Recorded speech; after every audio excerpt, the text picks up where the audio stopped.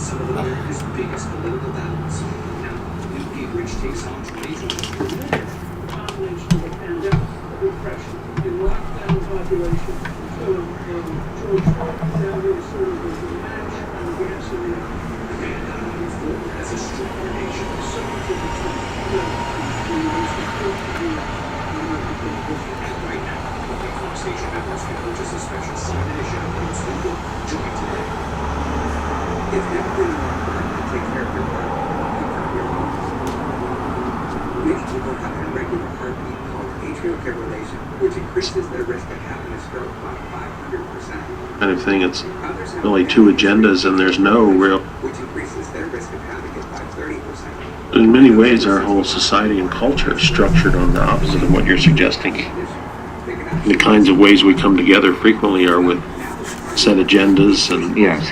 I mean, even the places where we're supposed to have real dialogue, and I think of the arms negotiations and that kind of thing, it's really two agendas, and there's no real discussion of or openness to ideas and putting aside one's own position in many ways. No, that's true. You see that we can't see it in the dialogue. We can't have these fixed agendas. It's part of our cultural tradition that there's no point in meeting unless you have some fixed purpose, and then two sides have two different purposes that can't meet, right? It's almost like irrational to do that, Yeah, what? to get together without an agenda. No, that's the only rational way. You see that if you have an agenda, then you can never explore anything new. You see that that's only within the limits of your agenda, which come from your fixed assumptions, right? Now the two sides start from different assumptions, and therefore they really have different agendas, though they claim to have the same one that they can't meet, right? Now, you see, in these, the basic assumptions, say, behind the Russian and the Western positions cannot be discussed, right? They can only discuss some minor points about how many bombs they're going to make or not make. But see, if they could settle the basic issues between them, we wouldn't need these bombs, right? No, but they never consider that, right? No. You see, they're defending the basic issues, right? Would never occur to them that we should really seriously discuss or dialogue about the basic issues and really see if we could get somewhere. Now, that would require, see, if you did that, there would be a kind of explosion, you see.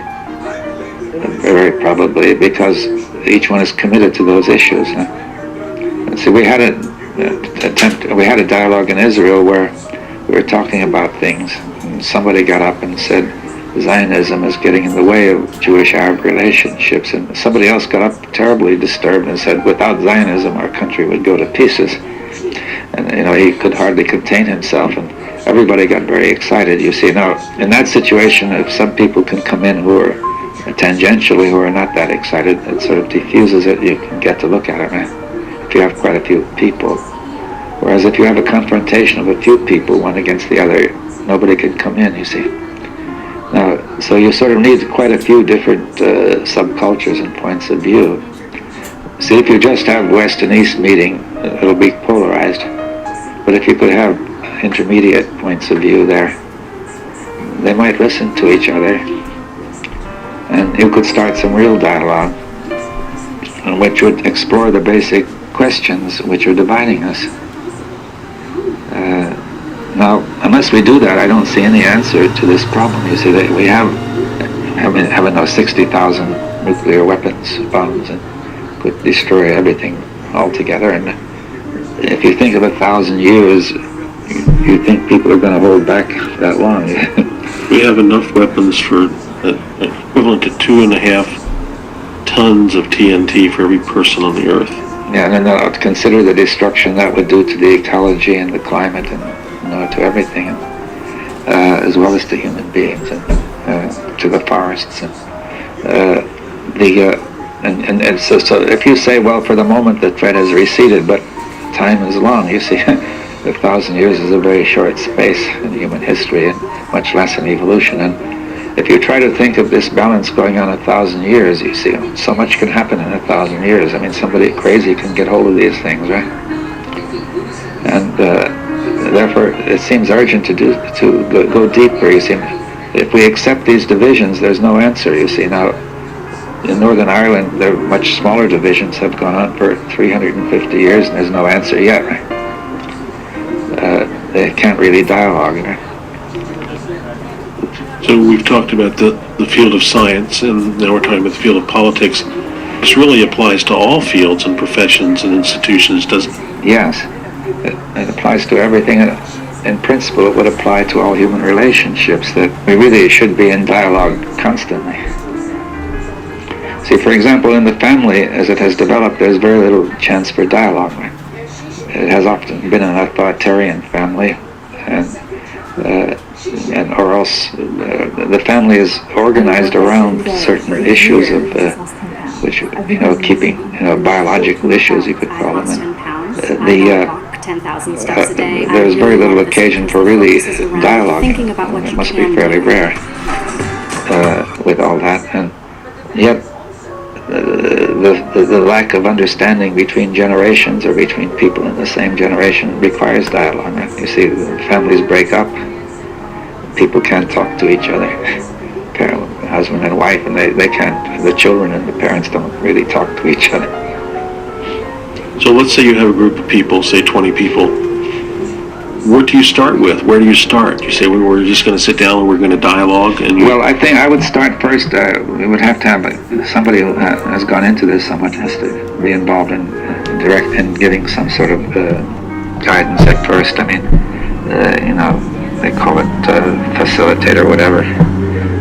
That I would start with some sort of seminar and dialogue, to just discuss dialogue for a while, to give people a chance to see what would be involved in it. And then we would start talking. You see, one of the advice I gave, people asked, said, we had this seminar and dialogue, say in a certain meeting, and at a certain stage people said, well, what shall we talk about? So I said, just forget what we said and talk normally, you see. And they did, you see. It built up. At first people were hesitant, but it began to build up, you see. And at first it seemed impossible. And you see, whatever is important to you, you talk about, you see, because that's just the issue, that's just where the problem is. So that's what you mean by people expressing meaning. Yes, because importance is meaning, right? You see, significance, value, and purpose, and you see, people are not expressing what is their real values or what is significant to them or their real purposes. They're afraid what's going to happen. You see, that other people won't agree and they'll fight. And they keep away from it. Now that means people are superficially related. So there's no depth and no hope for really going beyond the problem. Yeah, you see, they can discuss particular issues, but every issue has its roots in something bigger. You see, you can't. So let's just try to put it this way. We may have all sorts of groups for solving particular problems, but we need to have a group that has no particular problem, an empty space, you see. A group which, the word leisure in Greek originally meant empty space. But there's a kind of empty space where anything can go, and where all this can happen. When I was growing up, they used to talk about that we were going to have a lot more leisure time, and I think leisure time, and particularly in America, has become mostly filled with distractions. Yes, well, I think there really isn't any empty space. People are frightened of that empty space because they're worried about what might happen there. They would like it all organized, so be sure it'll be all right. But you see, but that's just the point. The dialogue it's not fixed like that. It's not secure. There's a certain sense of insecurity in it, right? But if you don't have that, there's no room for creativity. It sounds similar, it almost sounds similar to the Buddhist concept of emptiness, coming at a problem with empty mind.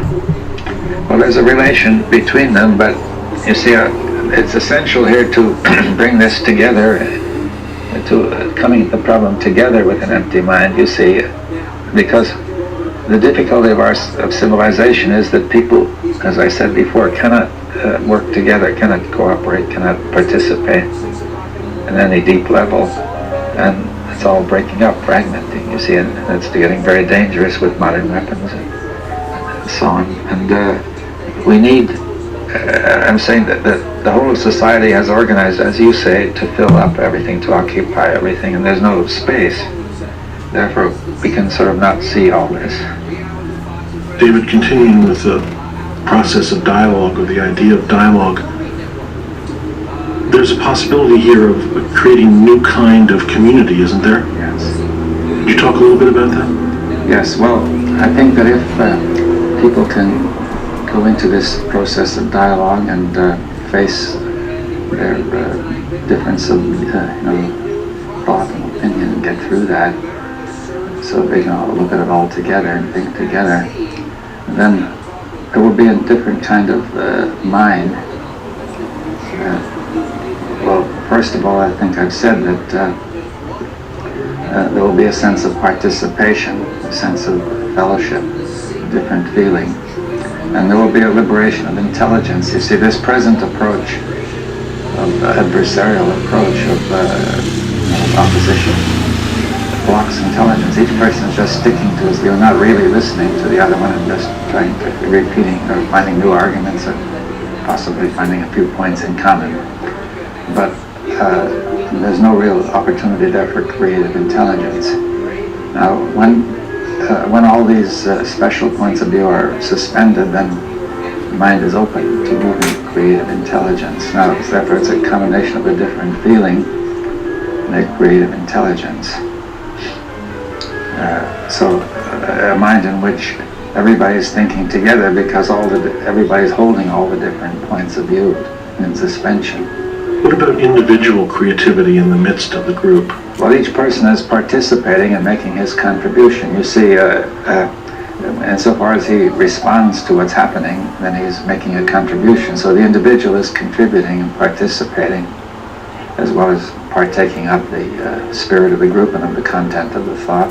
So there isn't a subordination of the individual? No, there should be no leader. There may have to have somebody that gets it going and gives some advice in the beginning. But the ideal thing is that he should drop away and just participate. Now, the individual is not regimented or forced to conform to the group, but rather he makes his contribution freely. But at the same time, he's not trying to overwhelm the group or dominate it. You see, that is, it's not his purpose in making a contribution to assert himself. You see, It's vegan. primarily. So is there any goal for the group to achieve? Do you enter into the group dialogue with a goal? There's no specific goal. The only goal, you could say, a vague one, people must learn to talk together, right? As we've been discussing, learn to communicate and to share, right? Participate in meaning.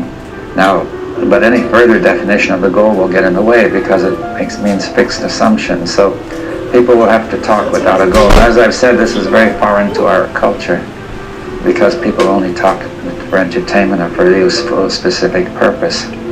I should say that apparently something similar to this occurs in earlier forms of society, the primitive hunter-gatherer types. I mean, I read a long time ago of an anthropologist who studied the American Indians. Some of them are hunter-gatherers, and they in groups of about 20 to 40, they gather in a circle frequently and constantly, and they talk apparently to no purpose and make no decisions, and they just talk. But by keeping this up, everybody seems to know what to do, you see. They may get together for certain purposes in smaller groups, but there seems to be no visible purpose to this talking other than just sharing meaning. Right? And often it's very egalitarian compared with our society, and there may be, the older person may be respected for wisdom and so on, but this anthropologist friend told me that he found that they had far more freedom than in our society because nobody cared exactly what you thought as long as you didn't make too much of a nuisance of yourself. And you see that the thought was far freer in that sense. How would you relate this, say, to an individual seeking therapy and being able to express themselves? Well, it could, you see, it's a kind of therapy of society, right, of the culture. Now, see, the major difficulties we have in our time, or for a long time, have been difficulties of society, which are very chaotic. You see, and in fact, most of our people who are ill mentally are probably primarily due to society, most neurosis finally, and therefore, if you really have therapy with the individual, you're really asking him, you're accepting the assumptions of society and trying to get him to fit in. But if the assumptions of the society are themselves not really sane, then that's a very limited sort of thing to do. Right? Now, you could say that we start out with people coming into the group with different subcultures and all sorts of conflicts and all the crazy assumptions of society which begin to come out. And insofar as people can face these in a friendly way, the spirit of friendship is strong enough to face the high temperature, then this begins to go, you see, in a way therefore healing in the sense of making whole this subculture, this microculture we have here. Right? So this microculture becomes a kind of new instrument of mind which is intelligent and friendly and perhaps compassionate. Where did you first start to get on to your interest in the dialogue process? Yes, well, to a certain extent, Krishnamurti was interested in having dialogue, but it was either one-on-one or in groups, but it was primarily directed toward him, right? That he would say, let's have a dialogue, meaning not that people should answer him back how they could, but he wasn't really inviting that, but rather that the other person would listen to Krishnamurti very openly and also listen to his own response, but suspending at both, not believing Krishnamurti or his own, and just looking at it. So we could, that's more accurately, I think, called thinking together with Krishnamurti and yourself, right? And now I think that's the sort of thing that would be possible in a program like this. If we have a dialogue, then people who are listening could do that, a kind of participation. But the notion of dialogue on a larger scale, and the greater objective was, greater meaning, rather, was I got from a man called Dr. Patrick Demari, who lives in London, England, and he is retired now, but he was practicing there as a psychiatrist. And during the last World War, he worked for the British Army, in hospitals, and he began to work out along with some other, what's his name? Well, I can't. His name's Fuchs. Yes, a man called Fuchs too. A way of therapy which involved large groups. In fact, they involved the whole hospital staff and doctors and patients. And after that, he began to apply it on a smaller scale, and he began to see that it had a wider significance than therapy, and he began to point in this. Karen,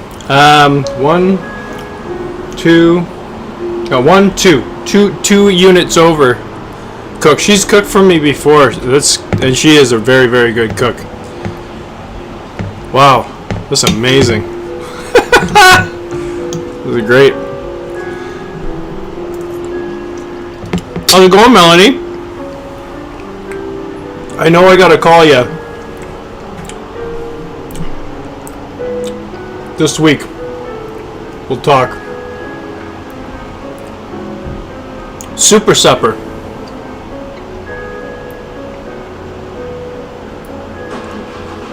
Tea.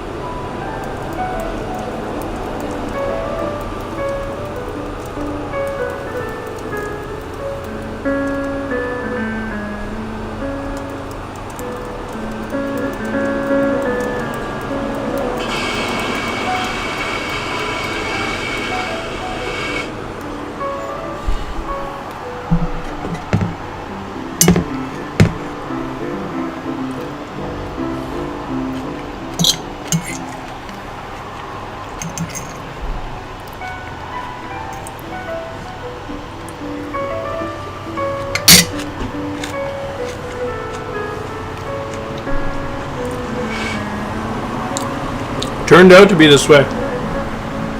Turned out this way.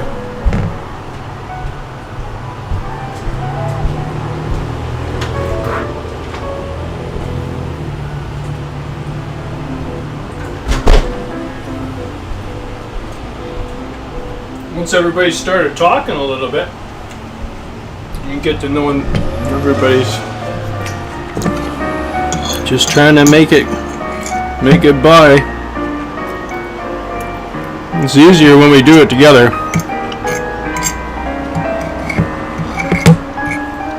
So then we're not doing everything.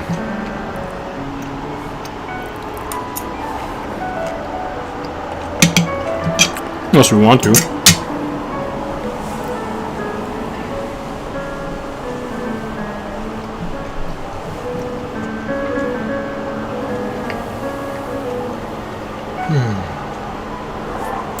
Yep. Agreed.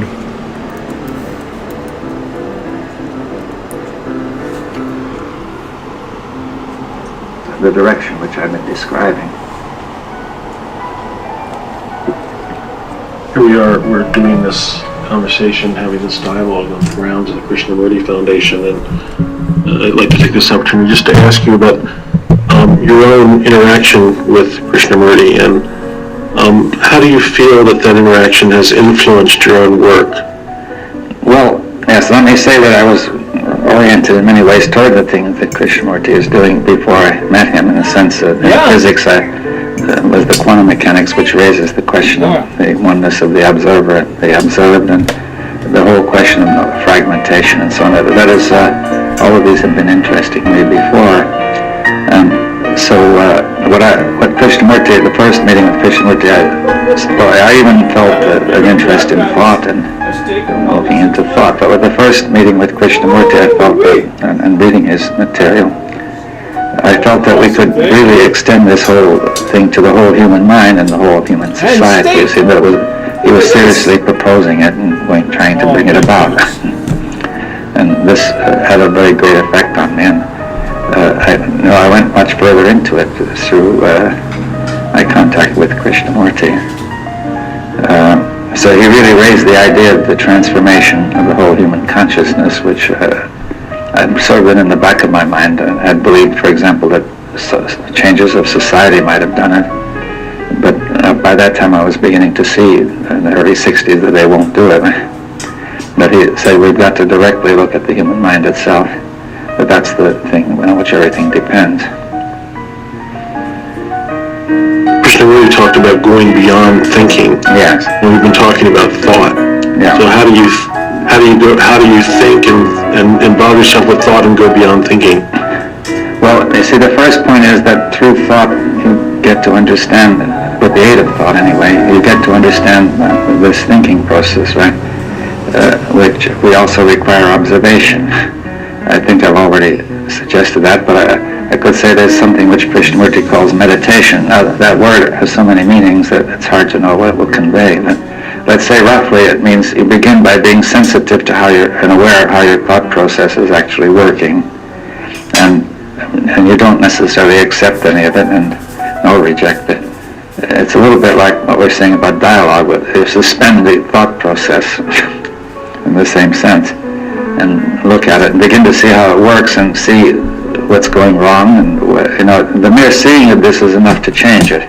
It doesn't require any further special action. To see that it makes no sense, it finishes it. And the same will happen in dialogue. You see, to see that certain ways of responding make no sense changes them. So whereas ordinarily in ordinary affairs we have to say time is required, we have the end and the means. We project an end and we try by means have some means to achieve it, right? Now the crucial point Krishnamurti is saying, the change of thought will not occur that way, not through time, in the sense of time as a goal, right? That time is not the essential point, but rather intensity of perception.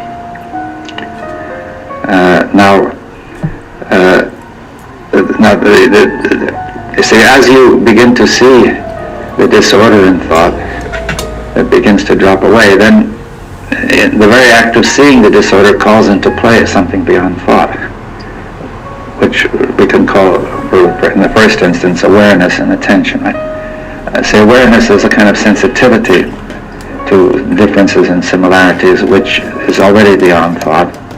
It means watchfulness, wary. And then attentiveness, the attention or attentive. It has to be unrestricted attentiveness. Our ordinary attention is restricted according to our thought.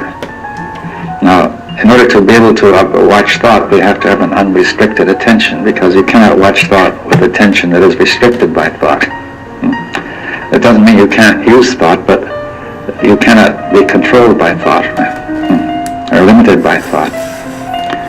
And so this attention will begin to feel out, the awareness and attention begin to feel out and bring out what is happening with thought, right? Now, as that dies away, then order begins to come. Because we'll say order is natural, but this disorder is due to this confused process of thought, which has to come to order, right?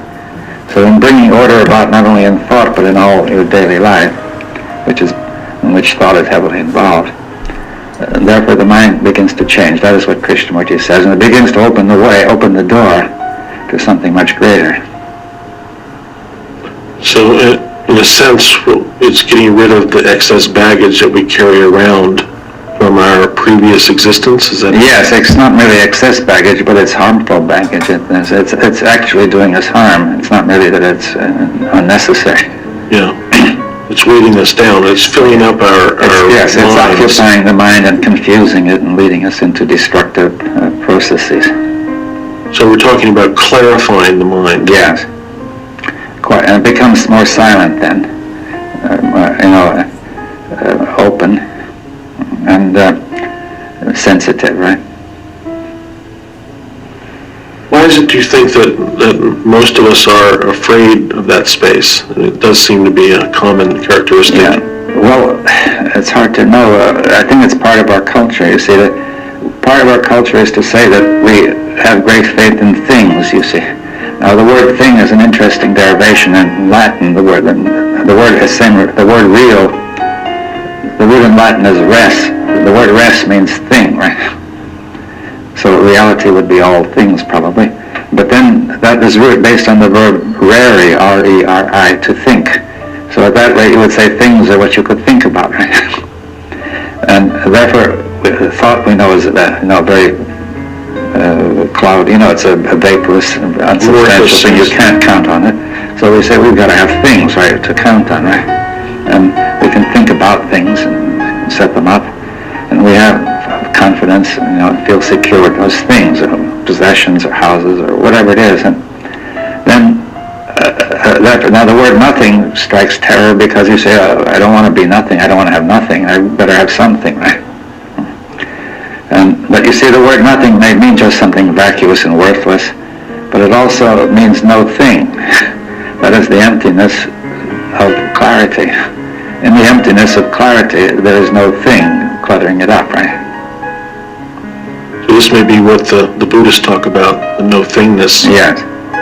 Now, but you see, the whole background creates terror around that, because it's the idea of privation, of loss of everything, and suffering, and that's all connected. See, we have had such a history of all that there's a terror of removing those things on which we depend. Now, they're not trying to say you shouldn't have things such as food and shelter and so on, but we're overdoing it. Now, we're using things to create a sense of psychological security when we're actually doing ourselves a lot of harm, right? And using far more things than we need and so on. Krishnamurti even suggested, and he himself claimed, that he didn't have a memory, he didn't remember things. Well, that's not quite so simple. I mean, he does remember it fairly well. There was a period when he lost his memory. I don't know too much about it, but he had a big change occurred at a certain phase of his life. And he doesn't remember too much of certain parts of his life. But when I was older, he could see that he was perfectly well remembering what had happened even a year ago. He had ordinary memory. But I think he wanted to emphasize not to give too much importance to memory. Mm-hmm. So again, being a pattern that we carry with us. Because it's the memory which is what clutters us up. It's not the things themselves, you can't take them into your mind, it's the memory of them and the thought which says you may not have them. Right? I'm speaking with David Bohm, physicist and author of Wholeness and the Implicated Order, and co-author of Science, Order, and Creativity. We'll be back in 1 minute.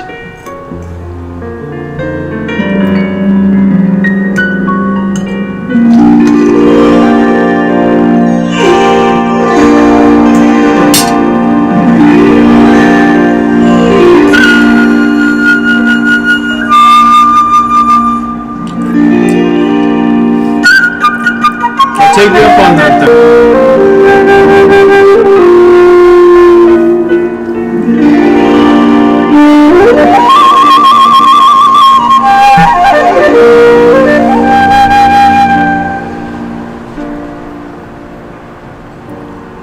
One of the aspects that permeates our conditioning and our culture is the idea that there's an objective reality.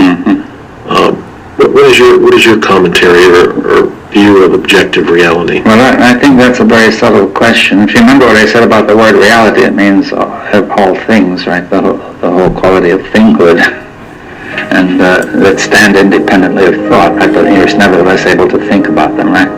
The reality is what you can grasp in thought and limit in thought, and find its limits in thought, right?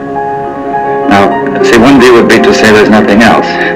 Now, I think there is a kind of objective reality because we could all agree on certain things, and we agree they don't depend on much on our way we think about them, and therefore we can't dismiss the category of objective reality altogether, you see, but we may perhaps carry it too far. Now, the object sort of stands independent of thought, independent of the subject. You see, the subject and object are correlative notions. Right? One implies the other. Now, the subject, the word I stands for the subject, right? And the word me stands for me as object, or you could be subject or object, right? Or that, see, this house is an object, right? They don't think it's a subject, though some primitive, earlier peoples may have thought the tree was a subject, or that the whole world was a subject, and in religions that's really implicit. The subject is supposed to be active, the one who determines everything, and who is in relation to everything, who is identical, and so on. Now, the subject seems far more vital in some sense than the object, and people really value the subject. The object is valued really because of its significance for the subject, and because of what it does for you. So now, and insofar as we try to devalue the subject, we will be taking away some of the value from life, right? So we need to consider both. Now, modern science tends to devalue the subject or even wants to eliminate it. I don't think that can be done. You see, I think that mind and spirit, or whatever you want to call it, goes beyond what could be grasped in thought, you see. I would call it the unlimited, because thought is anything that could be grasped in thought has got to have limits and boundaries, and so I'd say that there is the unlimited, and this unlimited must include the limited, or else it would be limited, you see. So everything is basically of that nature, but our thought makes abstractions, right? Like, you see what I mean? It takes out some irrelevant aspect, but our thought is never equal to the whole thing. It's both less and more. It's less, obviously you can't eat the thought of dinner, but it's more because you can do some other things with that thought, right? Like reason with it. Now, so you could say that thought forms a representation of whatever you want to call it, of reality. It is not reality itself. It represents it. It presents it again abstractly in the mind, and that's like a map. It will guide us in our action toward whatever that is. So, but I don't think we can form a representation of the subject in thought, and not one that's adequate. And that's where the trouble is. We try to do so. See, because people are led to, they say the world is made of nothing but objects, and in order to organize society, we've got to treat people as objects. You treat yourself as an object by the word me, but then the subject, which is supposed to be unlimited, is identified with the object, and that makes a contradiction, right? That they're constantly feeling the object is limited, it ought to be unlimited. And therefore you have egotism. People want to get more, right? Be bigger and stronger, be the greatest. So I think that this trend in modern society to eliminate the subject is wrong. I mean, it simply can't work, and it's not appropriate. But the objective side is that there's certain things, whatever they may be, which don't depend significantly, which we can agree on in common and don't depend significantly on how we think. Well, I'm thinking of relative to dualistic thinking, the idea of us and them, you and me. In some ways, that's part of the problem, isn't it? Yes, it's part of the problem. You see, because if I think of I as the subject and you are an object, right? I could then manipulate you use you as a means to my ends, right? Or I may even think of myself as I split myself in two. Say I am the subject who has will and desire, and I am also an object that must be manipulated to satisfy that will, right? Now that creates a conflict. But since we've said that we're all really participating together, even to say that about you creates a conflict, or even to say it about nature creates a conflict, right? So we must limit ourselves in how far we say nature is an object, right? That could be manipulated at will. Well, in some sense, as long as we think that way, we're not able to come to wholeness, are we? No, because we have every object is separate, and I'm another object who is separate. Besides that, I'm a subject who is different from myself as object. And you're both subject and object, and it all gets very fragmented. You see, so we can't, that will create tremendous conflict, and since the subject has unlimited value, it's going to give tremendous energy to the conflict, right? Now, we can't have harmony that way. Now, there's another way to think, which is that whatever we say anything is, it isn't, you see. It's an abstraction, maybe more than what we say or different. What we say is a representation of whatever is, but it is not what is, right? All right. Now, therefore, we could say have any number of representations, some better than others. For example, science had a certain representation of nature in the 19th century. It's got another one in the 20th century, but in the 21st it may get another one, right? See, representations have no special character. They're not sacred, or they don't grasp reality exactly as it is, right?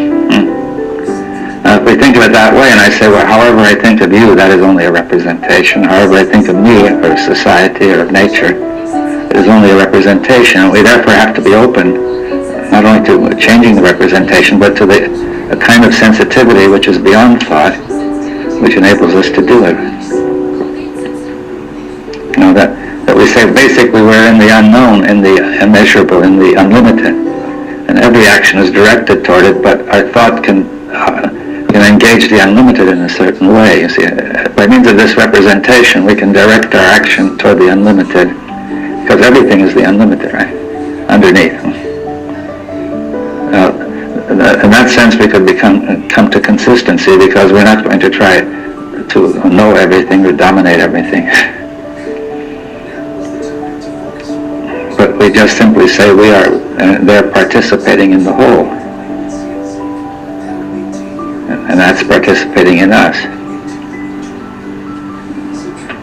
So how do you think that's going to come about? What do you think do you have any views on how to bring this idea of going beyond dualistic thinking into reality? There are several steps. You see, one thing is you can go into the dualistic thinking and see its incoherence, see it to show rationally that it's not very coherent. But I think that the two ways I can think of it are really one way. One way is by being observant as an individual of your own thought. You see, the trouble arises from your thought, which is, as you say, dualistic. It sets up the object and the subject, you see, the observer and the observer. Now, these are all one, really, but we don't experience them as one, because thought affects how we see things and experience things. And once we think that way, we're going to see it that way. Especially after it happened it's gone on so many centuries, you see. So to start to notice that, how we see things. Yes, and how we see ourselves, and how we see our thought, how we see society. So that we begin to be familiar with that and suspend our thought, our dualistic thought, as an individual. And then the other side is to do it together in a group, right? back to the dialogue. Back to the dialogue, where we will establish that sort of mind on a higher level of the whole group, right? Which will be more powerful, I think, once it's done. I see that to be able to do that, we might call it not just communication, but communion. In some ways, this whole idea implies some kind of sense of outside of time and space. Yes. Is that what we're going for, to really move ourselves beyond the concept of time and space? Yes, time and space are representations. You see, and time is very clear because, you see, let's think of time. The past is gone, right? The future is not yet, right? We often represent time as on a line, you see. So we say, here's a point on that line, this point in time now. But that point separates what has already gone from what does not yet exist. So how can it be? You see, that shows that this notion of time is very abstract. It is not really directly what is, but it is a representation like a map, right? In fact, we are representing time by space, right? That line is space, really, and not time. Now, because there's a certain similarity between the order of space and the order... Time is the order of succession, and space the order of coexistence, as Leibniz has said. Time is the order of successive existence, right? So we represent that order by means of the concept of time, right? And space we represent by means of concepts of distance and angle and so on. See that these are all represented, and that representation fuses with our perception so that we don't realize we're using it, which has been developed by the human race over thousands of years and tens of thousands, and we're just using it, you see. We're just happening, you see. It's unconscious, right? So time and space are representations which are very necessary, and we're not discarding them or anything, but we want to see what do they really mean. They do not mean the way it is, but they're a way of representing it so we can order it and organize it and know what we're doing, right? Now, what is the mind in time and space, you see? It seems hard to see what space, not certainly ordinary space. Our thoughts don't seem to be in ordinary space, and are they? But they seem to be in time, right? But are they? See, if the past is gone, the future is not yet. This moment is all there is, right? And then there'll be another moment which succeeds it, and another one. But the time in between, what about it? You see, psychologically, there may be no time in the sense that we represent it for a material object. It may not be a good representation. So, and you can see that because to change a psychological problem, it cannot happen in time, you see. If you are committed to doing something stupid, you can't change it by saying, I'm going to struggle to stop myself from being stupid, you see. I mean, you have to drop it right then and there, right? Now, it's tied up with this question of object. You see, to treat yourself as an object implies that you exist in objects have continuity through time, right? So you're then assuming that that the subject, since the subject's identified with the object, you're assuming the subject has a continuous existence in time. Now that may be a mistake, you see. Maybe it sort of comes in and out. It's like the television image. The object which crosses the screen does not exist in time because it's constantly being created, you see, from the electron beam. Very fast so you don't see it. So the subject may not be the sort of thing that exists continuously in time, but our thought represents it as existing that way, and therefore we're satisfied it does. But if you try to find it, you can't, right? So what are the implications of that? Implications of moving beyond the current conception we have of time? Well, you see, of space and of existence continuously. You see, if there is a space, it's of another kind, right? And it means that time is. You see, that we cannot give time as the highest value, right? That you cannot find meaning in time. Now there was in the Mikado, there was the Lord High Executioner. Remember his phrase, "My object all sublime I shall achieve in time, to let the punishment fit the crime." Right? And you see, the object seems very small compared with what he's aiming for. That see, but you can see that the very fact that he made that rhyme shows that he was reflecting a common view. He's making fun of it, wasn't he? That you're going to achieve the sublime in time. Now, the suggestion is it cannot be, that's not the way, right? So what you're implying is that there is literally an immortality. Well, it's really that what we call, it has often been said that the real meaning of eternity is not the totality of time, but now, right? See, every moment now is essentially eternity, right? If you go deeply into the moment, all the differences, abstracting from all the differences, and then essentially they're all one, right? You see, it's only the differences which make this moment different from another one, but if you lost your memory, you couldn't know them, and then you wouldn't know about time at all, right? So what do you think? The words become strange to use after this conversation, but what do you think the individual consciousness represents in the context of what we've been talking about? Well, I think it's affected by the collective representation. I see the way in which we experience individual consciousness is affected by a collective representation of what an individual is supposed to be, right? Which we pick up from the society unconsciously. That we are such and such a person with such interest and such goal and such permanence. You're suggesting we'd have to unlearn that. We have to see it, not only unlearn it, but actually see how it works so that we can see that it has no ground. See, if we once see that it has no ground, then it has no power over you. It's all this thought. Now, thought has no ground finally, it's just memory, you see. The only ground we can give it is reason, saying that it fits together or else it fits a fact, right?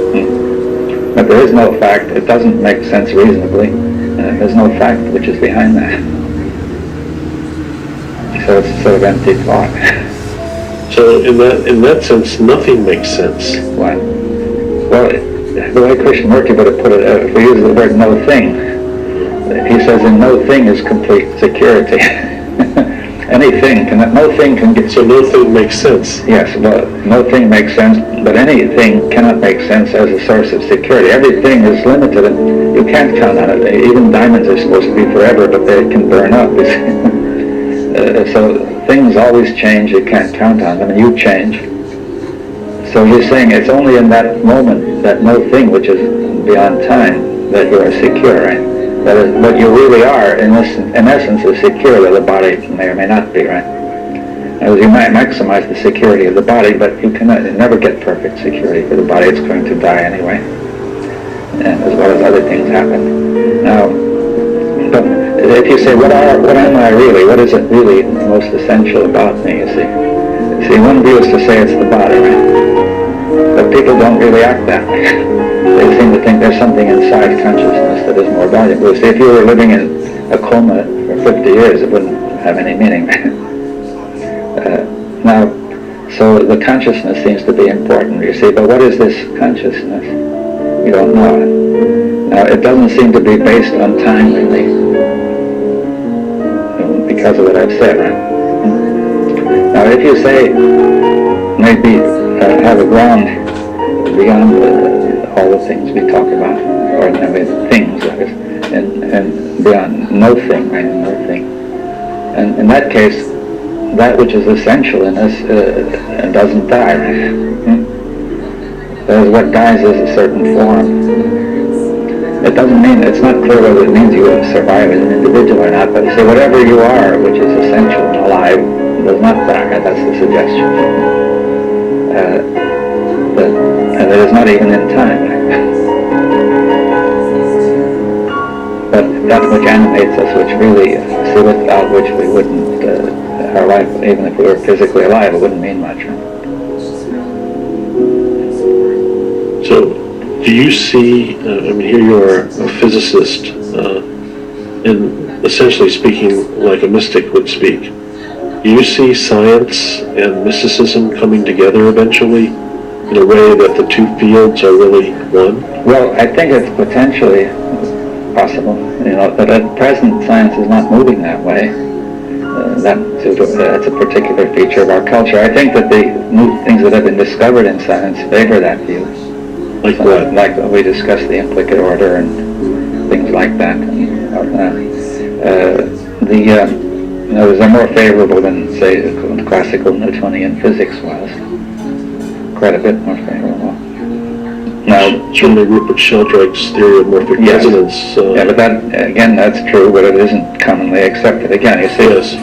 and saying that there are possibilities for this to happen, that you call mysticism, you see, but what does the word mean? It means hidden, literally, but see, they would say it's not a question of anything being hidden except what the consciousness is hiding from itself by all this chaotic movement, right? So I would rather call it clarity rather than hiddenness, right? They're saying that ordinary consciousness is the state in which most things are hidden from that view. And therefore, we could say that there could be a state of clarity. Well, in some sense, we're really talking about metaphysics in some way, are we? Well, yes, Beyond the current conception of physics. yes, that's one possible meaning of metaphysics. You see, metaphysics and philosophy is the discussion of the nature of reality, but it can be given this other meaning. What we're talking is beyond what can be grasped in thought, you see. It's not only beyond science, but it's beyond thought as a whole, right? But thought may take part in it, it participates in it, but it does not grasp it. Do you see the difference? It does not mean that we discard thought or devalue thought, or say we should never think, but rather thought is not dominant, it is merely participating in something more.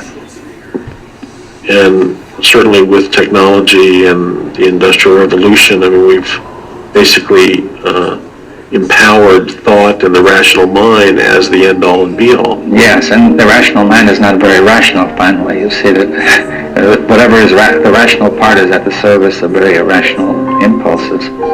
So we put everything in the power of thought, and thought has made the assumption it can grasp everything and order it and so on, but it can't. You see, not only we see that it's not leading anywhere. You see, if you take all this technological progress of the past 50 years, who would say that people are happier now than then? People are more worried about the future than ever. And the fact that more technological progress could worry us still more because destruction could be still greater. Unless we bring to order this human mind, which is behind it all, this technology can't help us and may even make it worse. But in some ways, in your suggestion of going beyond thought and thinking as we know it, but being able to use it in a new way, implies also, in some sense, a dissolution of one's ego identity and one's identification with a personal self. Well, yes, it may, at least in some measure. You see, I think that the present ego identity, it doesn't mean you don't have a self. It's not clear whether you would have an individuality. You would still be an individual, but the present ego identity is based, I think, on a wrong mode of thought, you see, in which a person identifies with his thoughts and with his body and with things, do you see, and which means that he's creating an illusion, right? That this self which people feel they have is only a show. It is not really there, but it is such a convincing show that everybody acts as if it were there, and that gives it an apparent reality. You see what I'm driving at? Therefore, it's not a matter of... We're supported for what we believe ourselves to be. Yes. We believe it so intensely that we create a phenomena as if it were there, right? And that seems to prove it. Now, but it's so full of contradiction, I think. I don't know if I wouldn't have time to go into all that, but if you go into it, you can see it's a mess of contradiction, and that this self that we commonly call the self is really, we could call it the thought of the self, really, or the I thought. And that creates this manifestation, this set of phenomena. Now, that is not that has no ground, right? The Buddhists say that too, I think. And what really is there, we would have to discover. But as long as that's filling the field, we can never find out. But it might not. We might have some sort of genuine being of some kind, which is rather being confused by this thing. Right? Well, the mind is a very tricky instrument.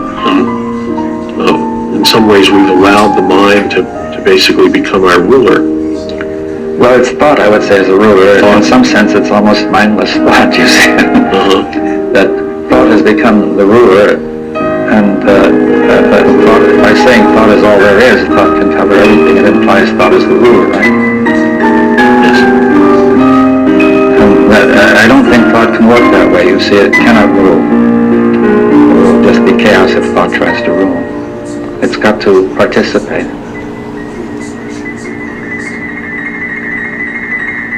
In many ways, we have chaos as we look around us. Yes.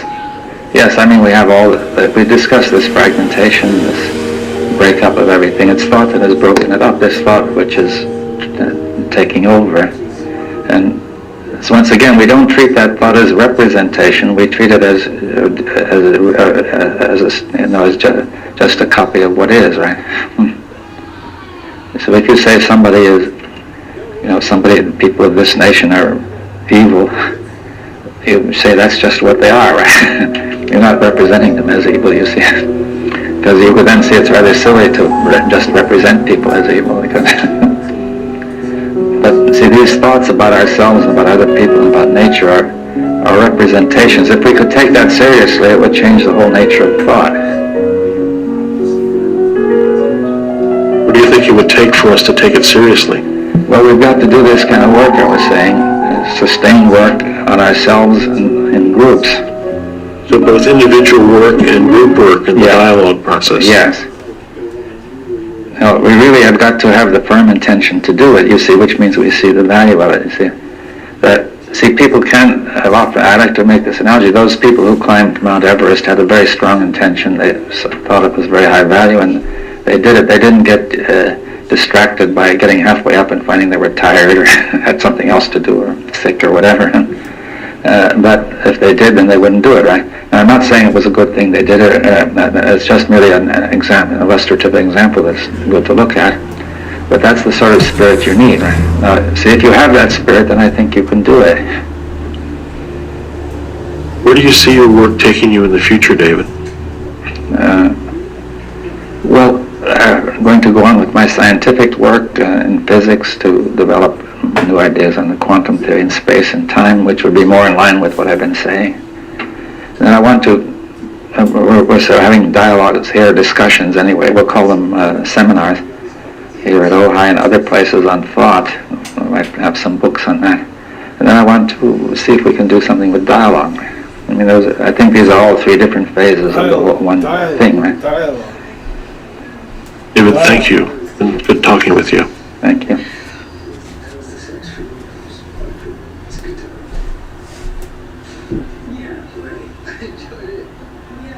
This is why I don't drink. Hey, how you doing? Fine. I mean, I'm not listening to you guys fornicate all night long, thrusting. Okay. I'm just saying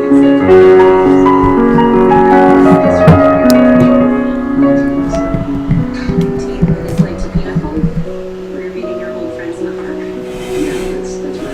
Oh my gosh, Maya, look at him. He's still so sharp. That's so inspiring. Tell us about one more. Anyone. You're like the loudest climber.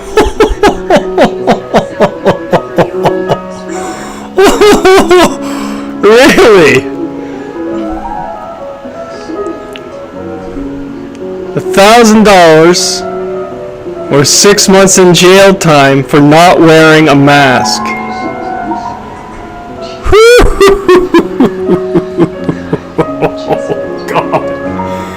Oh. What if the stupid people come up with this time?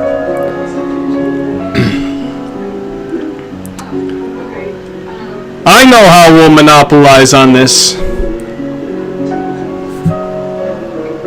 I got an idea. Alright, so we've convinced the general population who have become extremely ignorant, we're taking advantage of them, that COVID-19 is something that should be feared and we are the only ones to control it. So,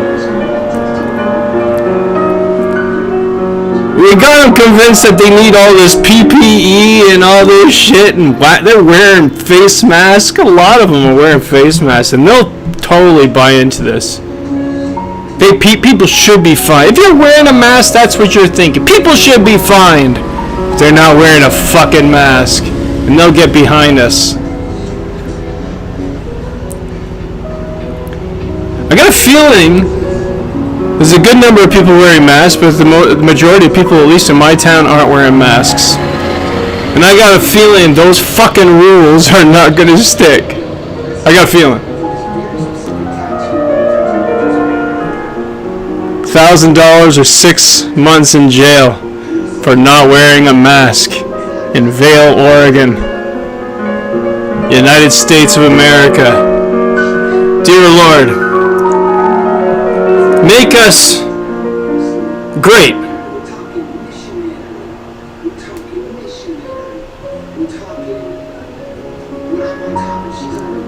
Again? I already made you great one time. What'd you... Now who are we talking to now?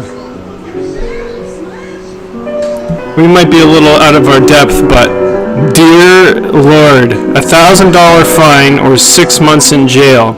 Okay, you can't afford $1,000 or you going to jail for 6 months. That does not fit. That doesn't fit. The monetary value does not fit the amount of time that you were going to spend in jail. A day in jail? Okay. That's crazy. 6 months in jail. Or $1,000 fine. Oh, just pay the fine. No, I will not pay the fine, nor will I go to jail for this. You shithole. You know what we're gonna do? Any fucking business who's demanding us wearing a fucking mask, we're not gonna go to. How's that? Fantastic. Especially the first ones to do it are gonna be Walmarts. Put them all out of fucking business. Because they're stupid.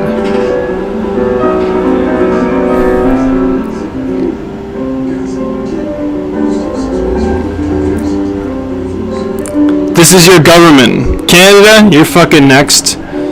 It's probably already here, these stupid laws. That's insanity. It doesn't make any sense. You'd think, okay, let's say you're making... Fuck. Let's say you're making $200 a day. No, let's say you're making $400 a day. 300 average.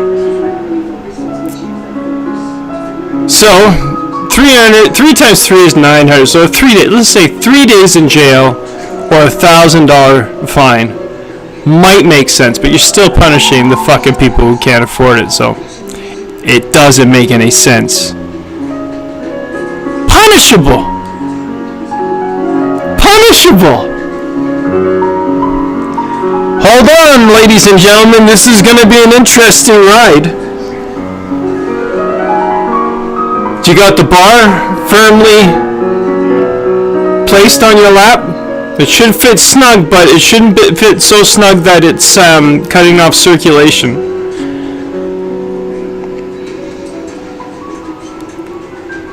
Face masks. Let's talk about face masks. I heard, on good account, and test me if I'm wrong, because it's very rare I'm wrong, but if you can catch me when I'm wrong, oh my god, you would have made my day. But apparently, the virus is so small, it's the equivalent of a flea. No, not a flea. I said a mosquito last time, but I think it was a fly. Either way, a fly going through a chain link fence. Do you think it's going to stop a fly from going through a chain link fence? No. Do you think it's, even if it did, do you think those gaps, where, at the sides and around the nose and the chin, do you think it's going to... Have you figured it out yet? Propaganda. These fuckers are using propaganda. It's government. The people who own governments are doing this.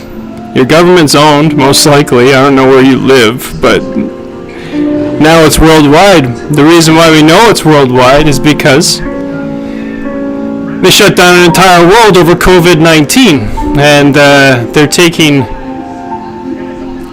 measures to make sure that those who disagree are taken care of. Well, that's not going to happen. We got the interweb. You know what? If we didn't talk, if we didn't communicate all these ideas, the weak would die unless you like enslavement, because at one point you're going to find out, oh God, I am a slave now. Now, I was always a slave, and the guy was right. All those people, that girl was right when she talked to me about, fuck! Should've listened.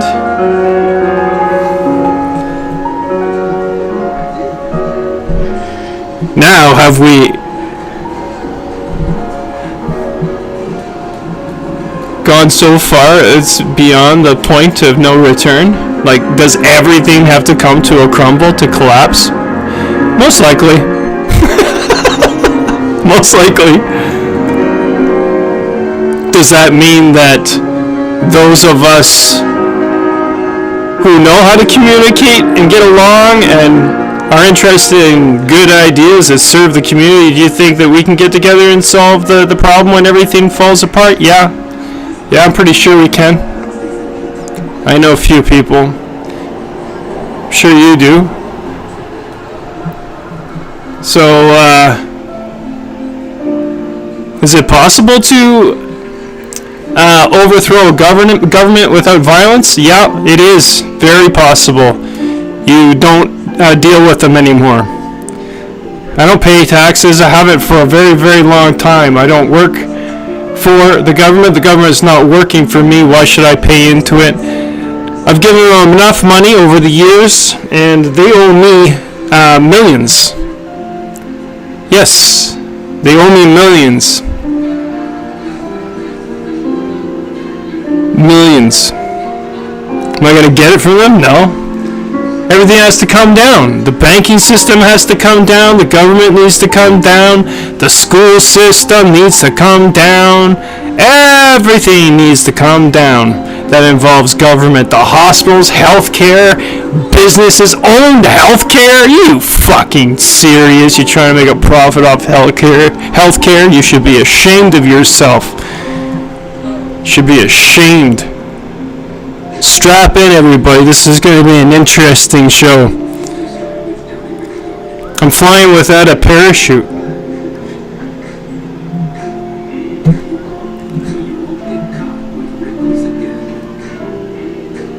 Punishment should fit the crime. $1,000 fine, ladies and gentlemen, in Vail, Oregon, for not wearing a mask that your government is telling you that you need to wear. How many fucking times does this have to happen in history for you to understand this, ignorant people? I'm talking to the people that are on the fence right now, because you can't deal with real stupid right now, because they won't understand language. The only thing they're going to understand is losing it. All of it. That includes the poor people. The poor people who are ignorant, as well as the rich people who are ignorant. They're all on both sides. There's not many of them. They gotta lose all of it. If you can't get to the fucking middle with the rest of us, then we're not gonna isolate the majority for the sake of the minority dickheads. Well, that's just my opinion, but I don't know, I shouldn't be listened to or trusted at this point. No, you're right, I wouldn't know about it. would you know about that, Tom? What would you know about the wheels falling off and things not being as they should be? Absolutely nothing. I know no thing. But neither do you. Am I right? High five. Oh, that was great talk. Oh. Welcome, Melanie Escamilla, Tom Cowles at the Escamilla Cowles show. Camellia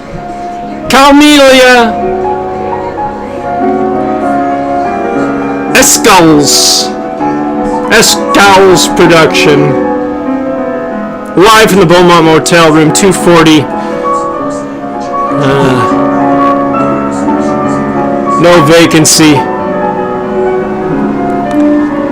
Yearly rates available through till 2021.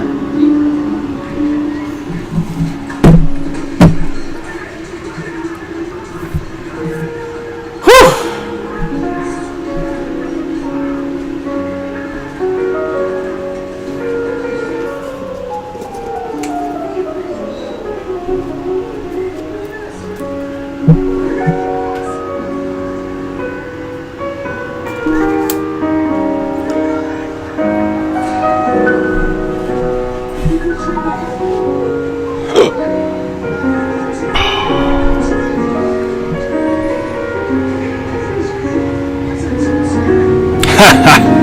$1,000 fine.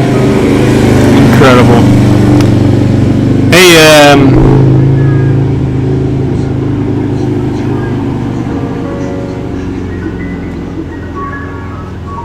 you want to know why I'd rather be a 10 of spades than a jack of diamonds? Because the jack of diamonds is usually the owner's dickhead son who feels he's entitled. Normally. And they don't usually have a very long lifespan. It was not a threat at all. Because I do not subscribe to violence. Nice hat! Violence never solved anything. Violence only begets violence. But if you're a violent person to begin with, you attract violence to you. So, that's what I know.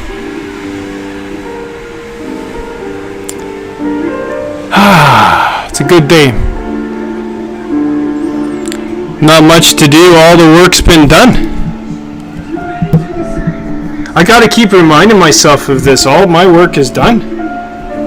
Yeah, what do I gotta do now? I'm gonna maybe follow Gordon across Canada on a bike, that sounds fun. What else am I gonna do next? Who knows? It's gonna be fun though.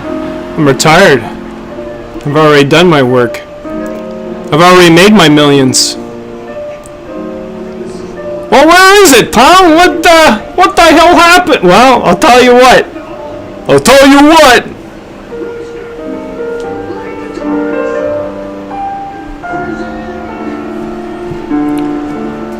Not too far around the corner,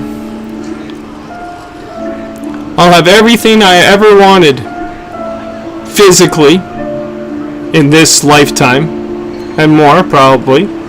Don't want it. But give the rest away, which is most of it.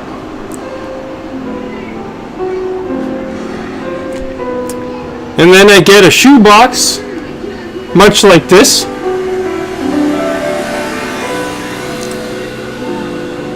And I live out the rest of my days on the porch.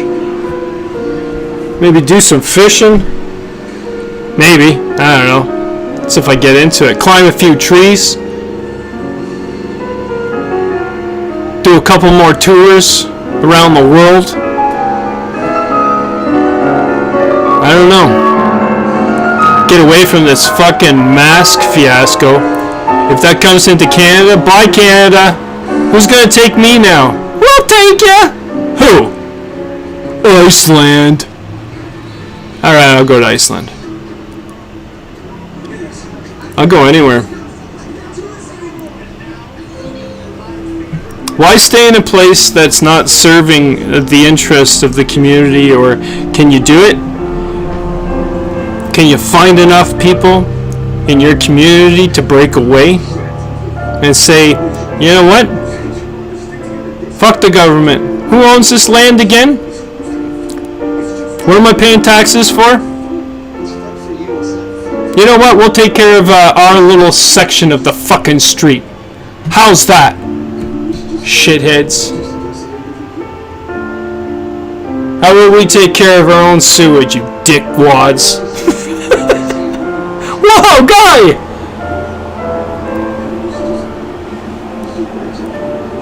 Ada County, Boise, Idaho. Fucking close enough anyways. And did you hear? Apparently we're running out of coins due to a lack of circulation. So my government is totally on it. They're gonna make some more loose change. Some more loose change.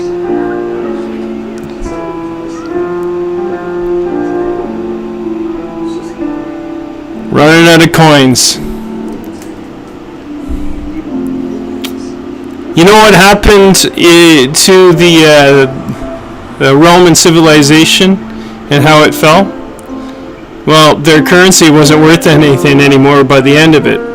Started out with this whatever, I think it was gold, obviously. It was a gold coin. And then they started clipping the corners, melting it down, making other coins. Then they melted all the fucking coin down, whatever it was.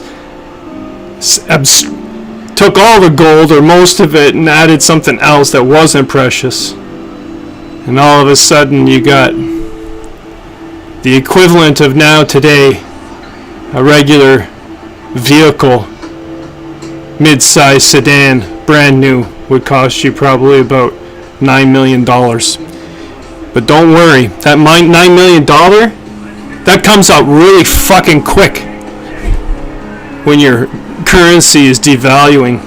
When you don't have any more coin and you're left with fucking paper. What is that? It's not even cotton anymore. What is what's that all about? It's a piece of shit. Should be wiping. You know what? People wipe their asses, then they wipe their fingers on that, and then you value this. Idiots. Idiots. Oh, come on, Tyler, you're being subtle. No, you're a fucking idiot. If you value that more than your family, more than your friends, more than doing what's right in life, then fuck you, you're an idiot. Because that's a stupid piece of shit. It's literally, there's shit on, there's fecal matter all over it. And you're worried about a fucking virus? We got fucking, we got businesses in town, they're not accepting cash. Because they're fearful that someone might get COVID from the exchange and handling of cash. You're gonna get a lot more than that, fucker. Do you know what's on that? You've been accepting it this whole time. And you know what?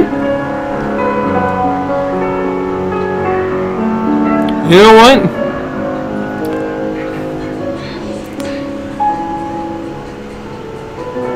Maybe that's our best defense. Everybody touches the cash from now on, and then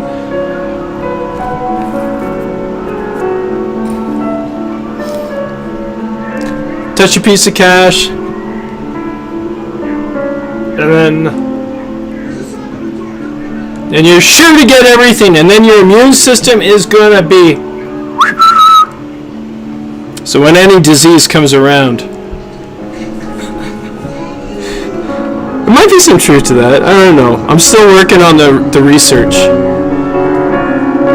I haven't licked enough bills lately.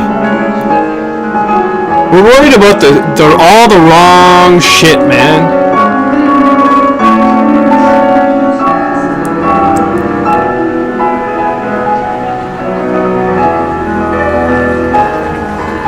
Cherry pits in my bowl might be a nice retirement.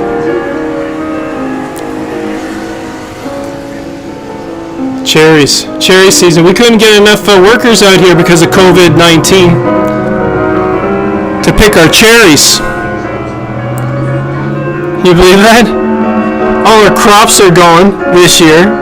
People are losing their shirts based on the government's decision to close down the country. We have no COVID-19 cases, or, well, we don't have it. We didn't for like months. Closed the entire hospital down, whole city down. Made people crazy, as if we don't know how to handle a fucking flu.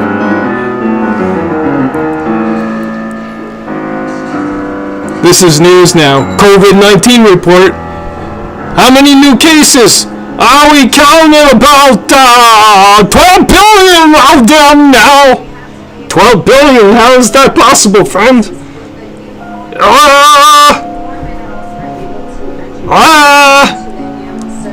Yeah, because there's only like 7.5 billion, 7.7 billion people on the planet. How did you come up with those numbers?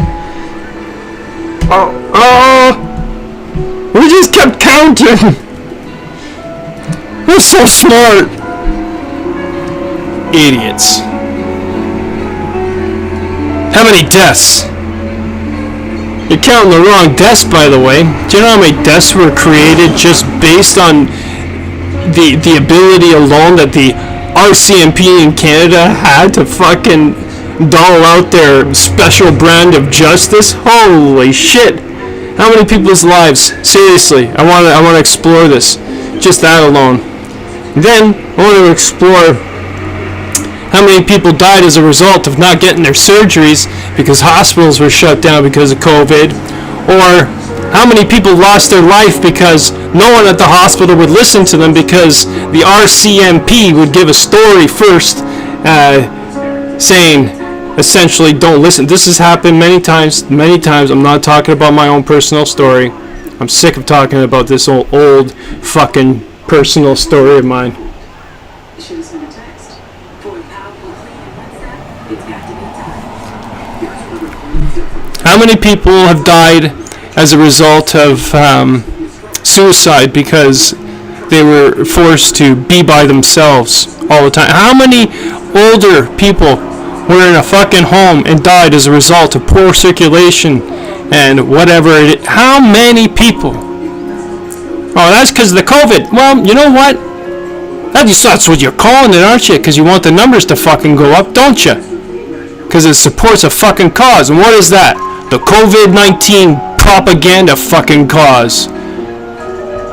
Make sure everybody's wearing a mask. If you're wearing a mask, it's like wearing a brown shirt and a swastika on your fucking left arm. Is it left or right? I'm wondering what arm I should wear my swastika on when I go out tonight.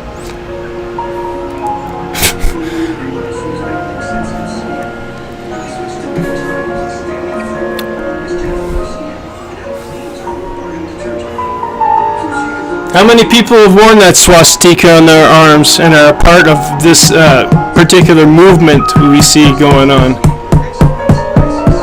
What's that movement, Tom? Well, the movement of it makes sure that the few do well and the other ones are slaves to the few. Stupid.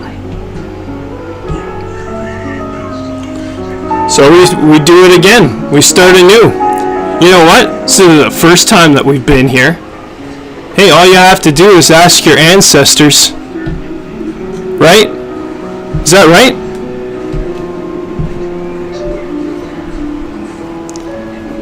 How many times have we been here before? Do we know what to do? Yeah, we know what to do.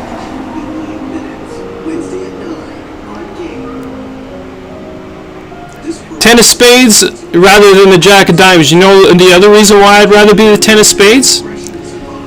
Is because it's worth just as fucking more as the jack of diamonds in most card games. It's worth 10. Yeah, the value is 10. For both.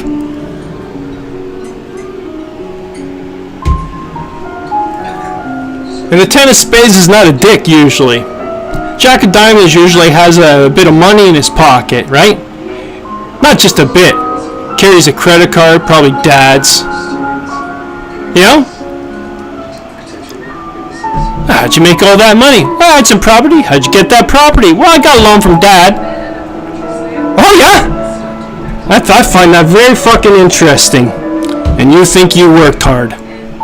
I've worked 10 lifetimes. I figured it out today. That was the math that I was doing when I was sitting there on Facebook by myself thinking. I worked it out. 10 lifetimes in one 3/4 of a lifetime. Nah, half a lifetime, because I'm going on 100. So I don't have to do anything from now on. This is a great thing. So what do? I'm gonna just do whatever I fucking well please. Cause why? Let me tell you. I have been beaten down. I've been pushed aside. I've been told to stop talking. I've been told to stop doing. I've been told to do a lot of things. Expected to do a lot of things. I'm not fucking doing it anymore. You wanna know why?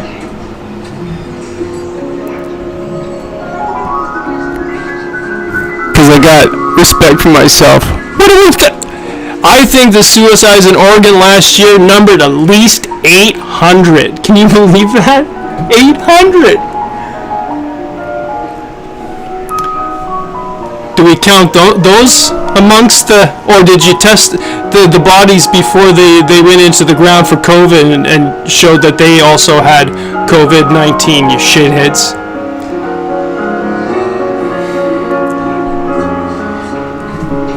Anybody who gets into data collection or like selling face masks or testing or tracing or shit like that, you got yourself a shitty fucking job. And don't show up at my door,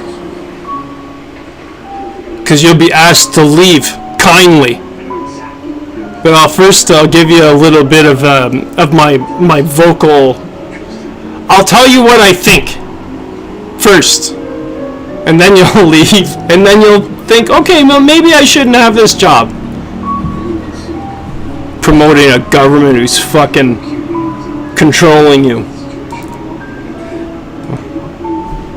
Don't do this.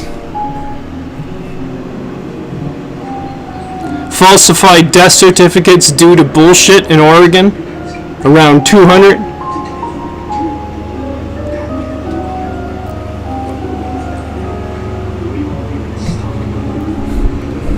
The people who we don't deal with dead bodies anymore. We don't see them. I think our community should start dealing with our own dead bodies. How's that? As a community. How about we start celebrating death a little bit more? How about we celebrate life, celebrate death, celebrate the whole experience, and stop being such a dickhead? How about we stop with the fines and the long prison sentences for no fucking good reason, except that you have an agenda to control the world's population. Fuck you, Bill Gates. Yeah? Okay, good. Nice conversation. I'm glad that went well. No, but seriously, fuck you. If you're listening right now, I know he is. I know he is. How many people are getting fucking sick by all these vaccinations, these new vaccinations that are coming out? They're testing on you. Did you know that? They're testing shit on you. Do you know why? Do you know why? You should know why. Stop being ignorant. Stop trusting these particular shitheads. Don't trust any shithead. You know how you know a shithead? You know how you know you can't trust somebody? Well, if they lie to you constantly. That's how. But I digress. Oh, that makes a lot of sense.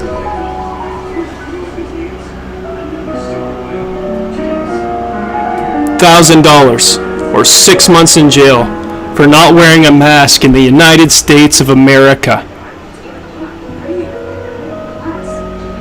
The land of the free and the brave.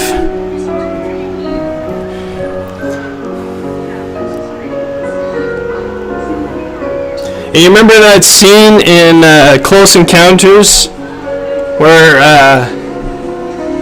the military is trying to get all these old people out because they were kind of left behind on some fucking bus or something, and they were all like, oh god, put these masks on, there's something in the air, and blah blah, got most of them out, and then one guy took his mask off, said, the air's good, we're breathing it, it's fine. And it was. But being young is a one. Who was right in that movie? Well, in the long run, one guy did get gassed up in the mountain, and I grant you that. If you're, it would be a nice thing to have a gas mask when planes or helicopters are raining down poisonous gas on you. That's a good time to have a face mask. But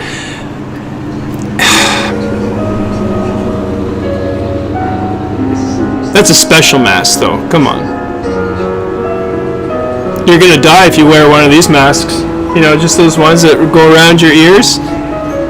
When the government puts that shit in the air, you know, if you don't have one of these masks on, you die. That's when you wear a mask. Anyways.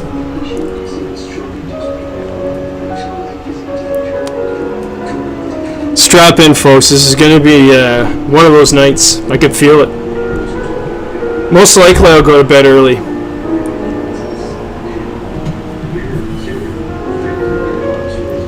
Strap in.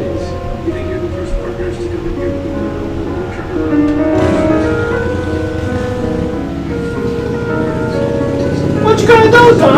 Well, I'm gonna try to clean my pipe out a little bit more and get some scrapings out of there. But, I don't know. Other than that, not much. Just gonna hang out. What do you want to do? Want to hang out with you, bud? Alright, let's hang out. I also want to hang out with you. Melanie Escamilla, everybody.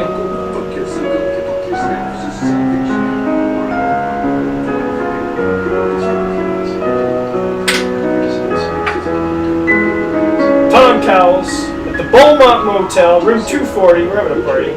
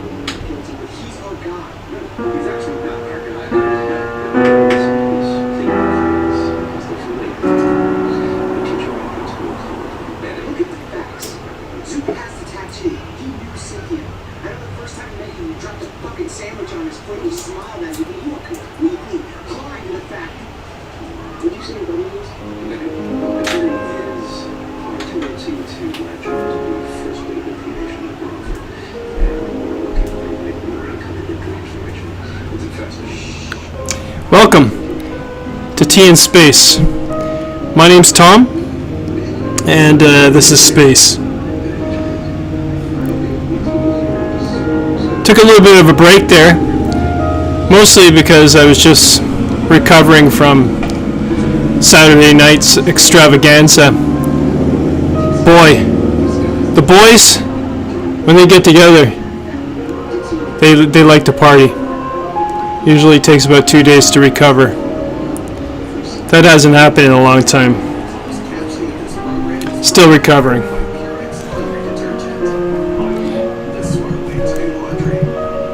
What's next?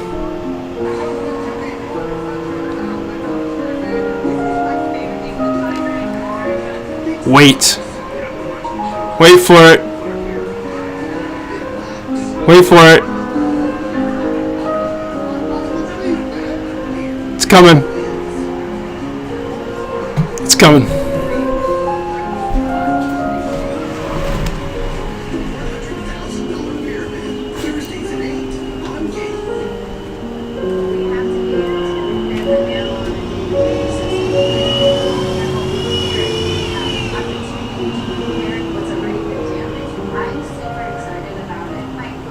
toothpaste is gonna be from animal repair. Let's go, ladies. Did you know that Febreze Airfix uses 100% Do well, natural thank you. repellents? Cheaper aerosols use artificial repellents. That's why Febreze works differently. Plus, it eliminates odors with a water-based formula and no ties. For freshness you'll enjoy. Stop struggling to clean tub messes with bleach sprays. Try Clean Freak. It has 3 times the cleaning power to dissolve grease on contact. It works great on bathtubs and even stainless steel. Try Clean Freak from Mr. Clean.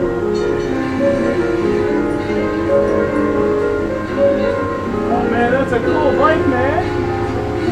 Cool bike. Nice bike, man. I love it. You don't have to say that. You don't have to say anything. Oh, I bet you've been riding all day. Eh? Yeah. Still going out. No free spirit on the street. Trustworthy. Love that helmet too. That's a good color, man. Looks great on that bike. What is that? What is that? Paw Patrol?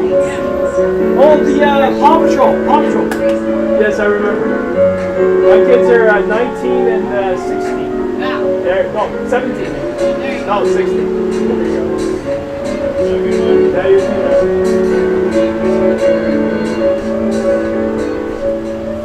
Beauty needs personal space.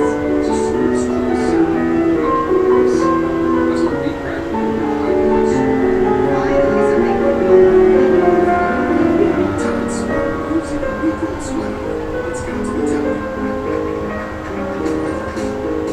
Those office rules will all make me hot. The tube is back. Electroshock. Realize dual action. It's pain and realizes diagnoses. Every time you touch a surface, bacteria is left behind.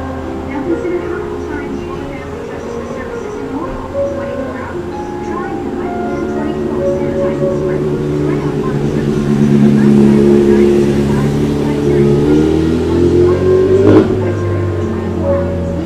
water surfaces. Try new Microban 24.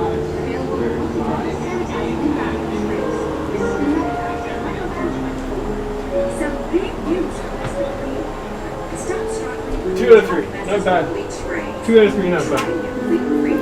It has Not bad. 3 times the cleaning power of the leading bleach spray. Dissolve grease on contact. And it's good for bathrooms. Just heat up the power concentrate as a continuous burst of mist and make quick work of big jobs. It even works on stainless steel.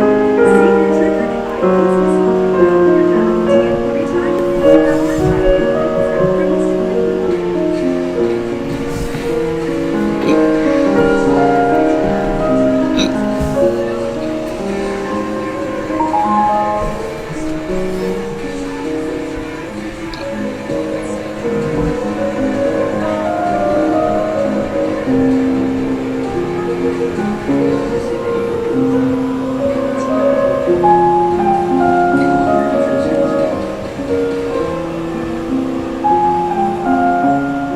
This program contains scenes of nudity, violence, coarse language, and mature subject matter. Yay! Discretion is advised. Your discretion is advised. We will be talking. I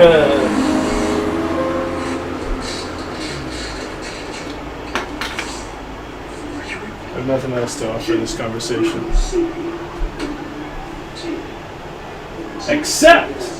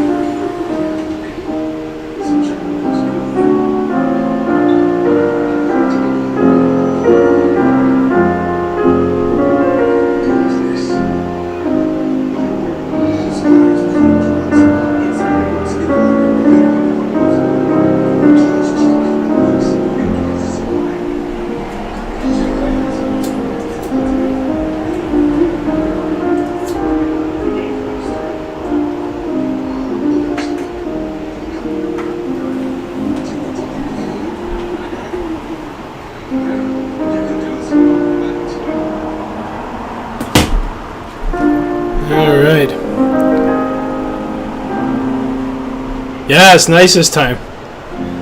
I agree. Favorite time of the day? Well, you're not supposed to have favorites. Well, yeah. All right. It is so.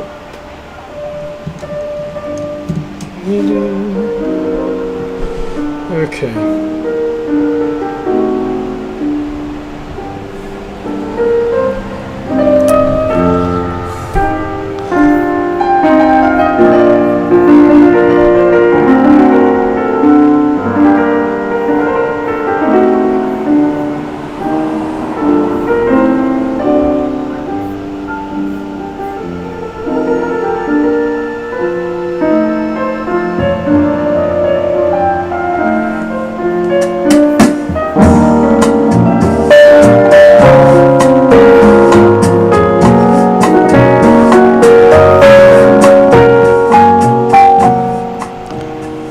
Welcome to Tea in Space. My name's Tom. This is Space.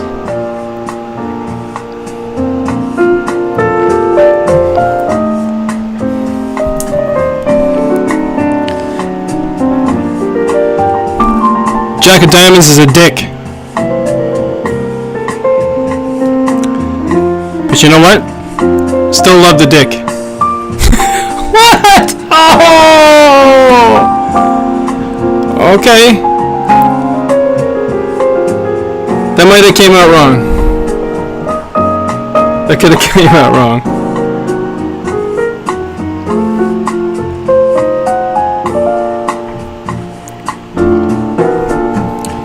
Sun's going down in the Arizona plain.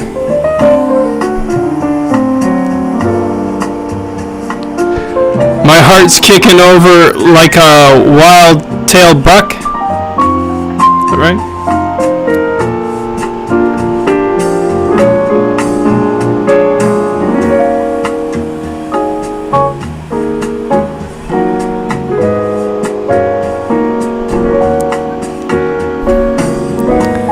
Didn't have to leave my apartment. I still met people.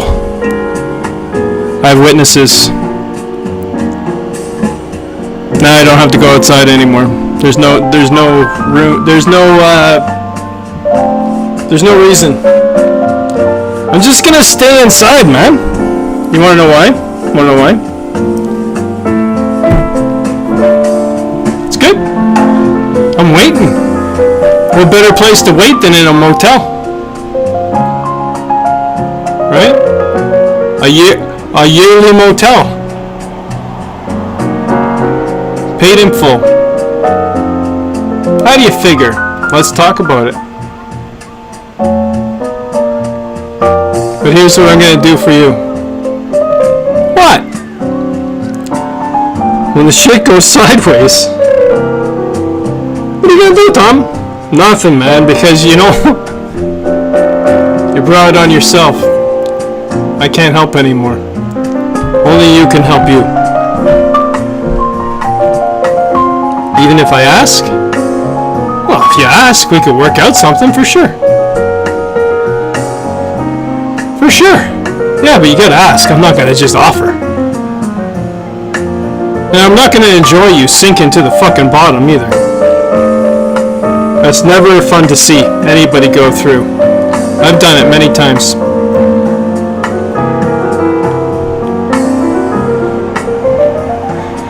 Necessary though. Right? Necessary? Yeah. Where were we?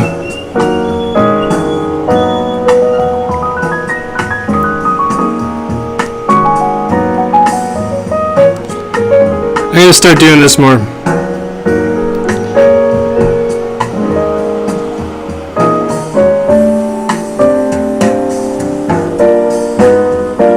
What? Talk? No, like nothing. Do nothing more. Do nothing more. Oh, I understand now. Thank you, Sensei. Yeah, that'll be $10. What I can do with $10 right now? I can't tell you. Tom, you should really monetize what you do for a living. How about you tell me what I do for a living, and then you tell me how I can monetize it. And then in the end, I come back at you and I say, well, why do I want money? Because if you think that's what I want, then you don't know what I do. So stop telling me what to do. And as for you,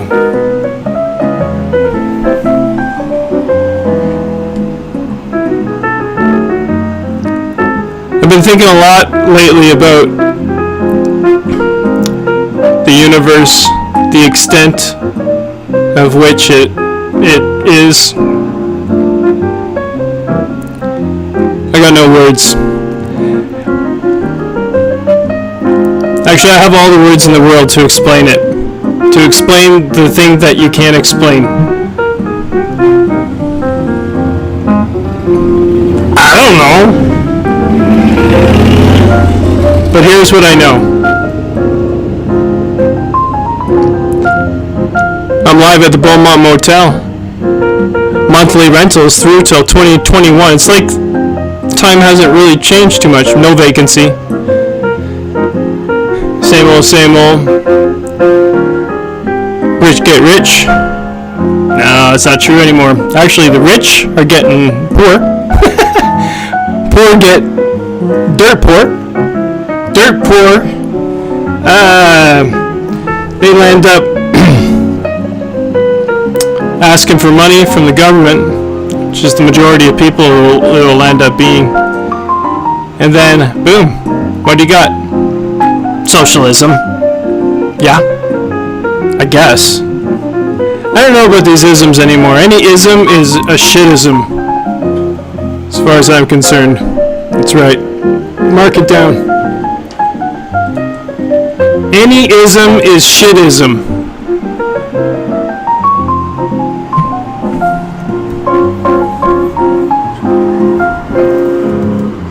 Any ism is shit-ism.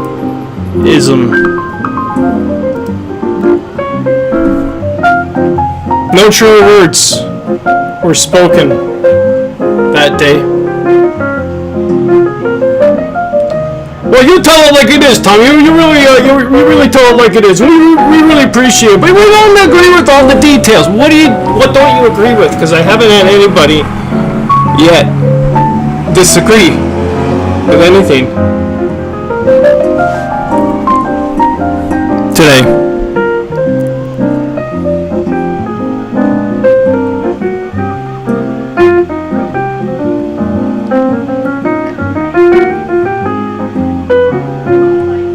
You know what I think we should do?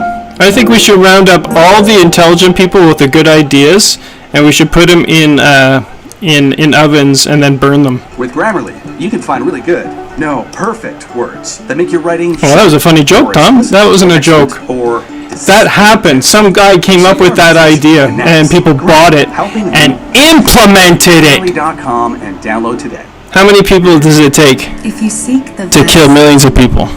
How many people does it take? the ancient, Ah, my neck. if you seek adventure, Prisms are the exception. beauty, flavor, connection, look no further than outside your door. You know, there was one time where I thought, okay, I'm never going to talk to anybody anymore unless it's like on stage in a group of people with a mic or on a mic on the internet. Our home is unlike I'm starting to any think, other you know place what? on earth. With the exception of a few people, why is there any need to? And now it's time to return to all its natural beauty. You talk to it, you tell one friend, Time to no, explore you tell two these friends, they tell two friends, and so on and so on and so on. Yes, this is true. You tell 9 of your friends on the internet. They tell 9 of their friends. How much power is in that? So let's say you have a group of people in your community, your Facebook or YouTube community, and you have about 10 people that would listen to you on a regular basis. Well, that's a small group, and there's power in this. There's power when people get together and they talk. And most of the time, if not all the time, it takes one person to get out there and facilitate that. I heard that somewhere today. Chris Hedges, everybody. So, what is it that you do? What is it that you do that you think you can bring people to? You figure that you're an artist? Get some pieces together and put an art show together. I'll be there, I promise.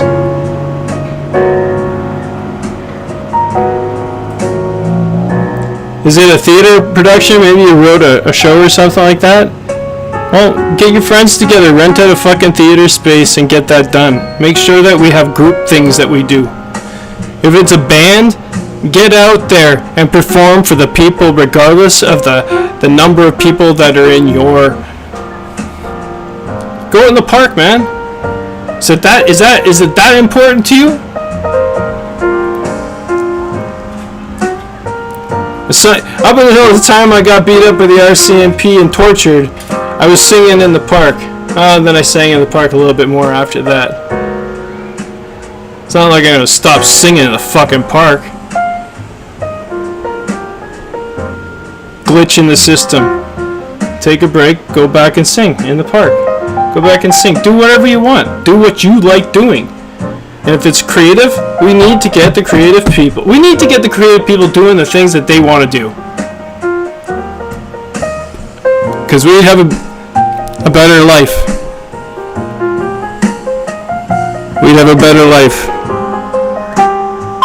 I love this little ditty. Hey, wait a minute!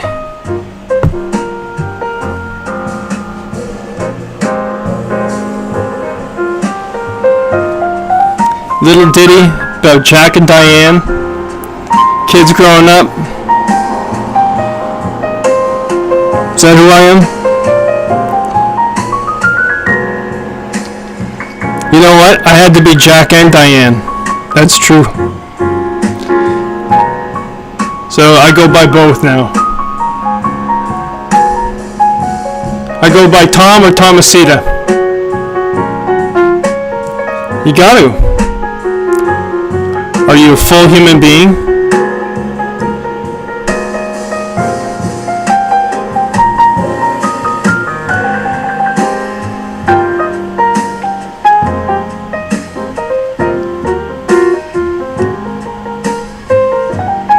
I'm coming out of the closet. I'm really a woman. I'm a woman in a man's body.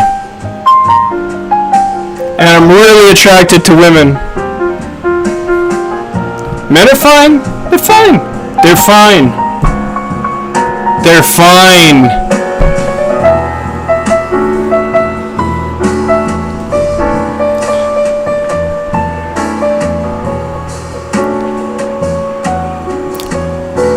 Do we want to go here? This is what we want to talk about? Good if you want, I don't care. I love this little ditty.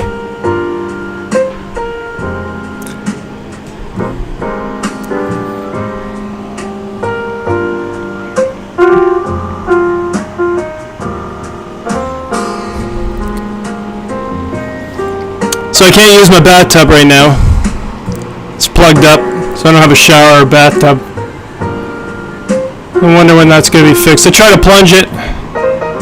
Didn't work. Tried to coat hanger it. I don't have the tools. I know they do. They have an auger that could be done lickety split. I know. I helped with the last building they owned. Maybe one day. Maybe one day that'll be important. I guess it would be important if they didn't have a shower.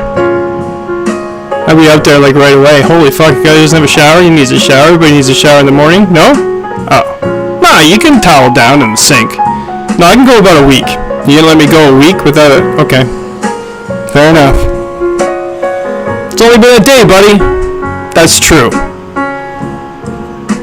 But it's still important, right? It's neither here nor there.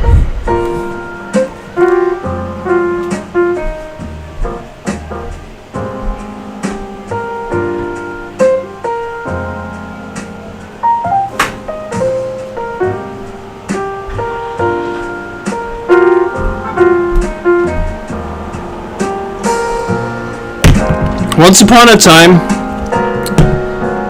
a kid from Hamilton, Ontario moved out to British Columbia, Canada, expecting that life was going to be better. And it was, for a time, until BC started looking an awful lot like Ontario. And then he knew, shit, got to get out of Canada.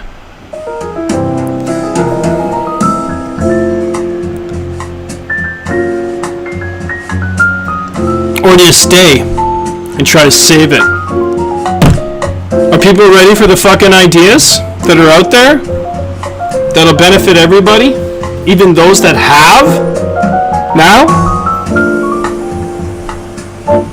You don't have to give up anything. All you have to do is participate or not participate. Do whatever the fuck you want. I don't care. Just don't stop me from doing what I want to do, or her from doing what she wants to do. Support goes a long way too. It's like, attaboy, you know? Way to go, girl! No? No? You don't got that in you?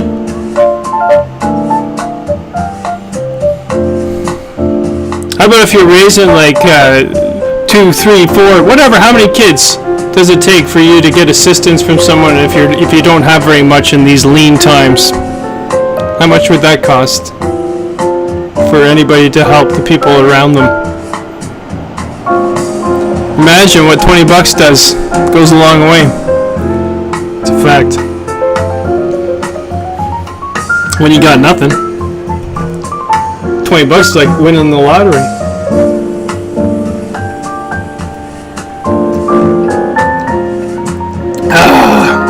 It's a good day.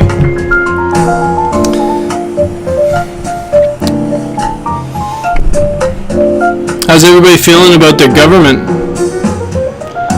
Does everybody feel like their government is working on their behalfs? Does everybody believe that their government wants what's best for them? Or what they want? Let's rephrase that.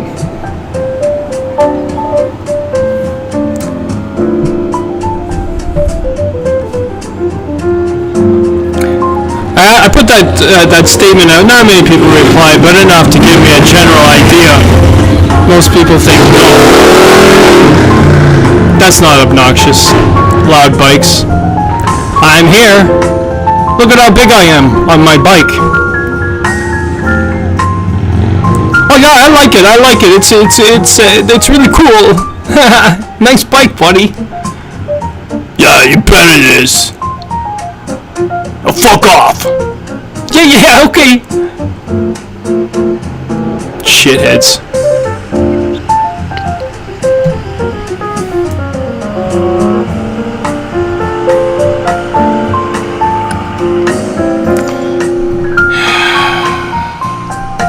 Noise pollution. You want to talk about this for a while?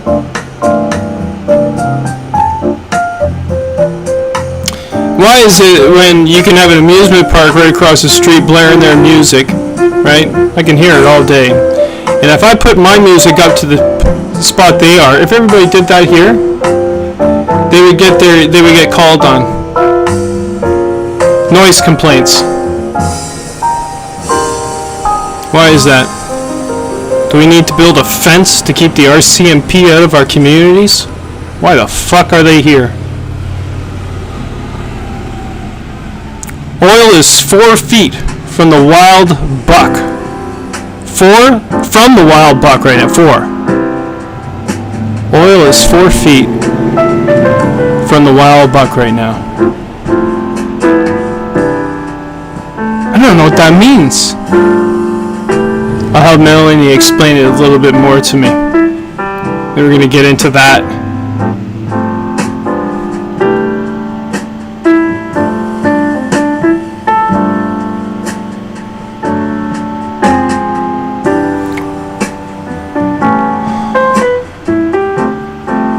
I see nothing except for Melanie here. I see nothing. Yeah, I was listening to another program and there's another guy doing a similar thing to me, but I think he does it a little smarter than me. He's got a weekly thing he submits. Anyways, he gets censored a lot, and I guess sometimes he does live too, but the thing is,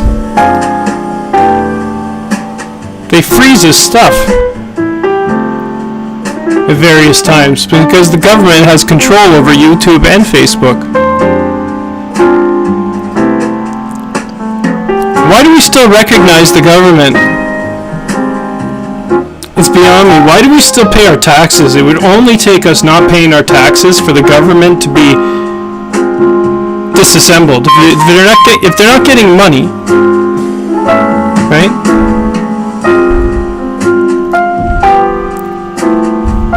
I mean, we don't recognize some people who work for some people. Like, let's say you're part of the royal family, and you think that because you've had it in your family for years, you're entitled to have all of it. The Vatican, let's say, you're entitled to have your job and still work with kids even though you assaulted them physically, sexually, mentally, spiritually. You've assaulted them, and you just get moved on to a different diocese. When are we going to stop recognizing these entities and recognize them for what they are? They're parasites, and they prey on the fear of other humans. These entities, these people who belong to these entities.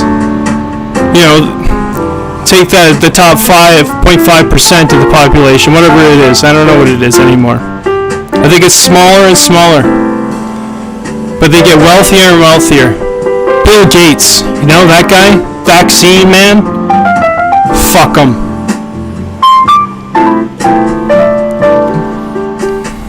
He thinks he can fix this world with vaccines? He's trying to convince you that he thinks this.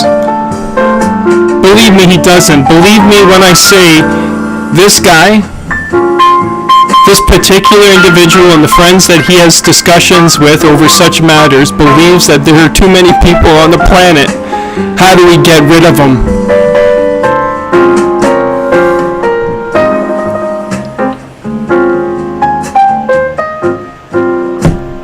Oh, Ollie is 4 feet from the wild buck right now. 4 feet! Sorry, man, I didn't get that until now. I thought you said oil. Ollie. As if oil's important. That's what I saw. Oil. Oh, let's talk about oil. Well, for a bucket of crude, what are you paying right now? Cool, man. Wild buck. Vale, Oregon, everybody. Ollie and his...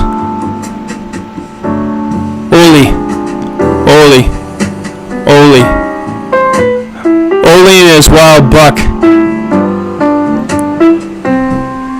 And the amazing rabbit.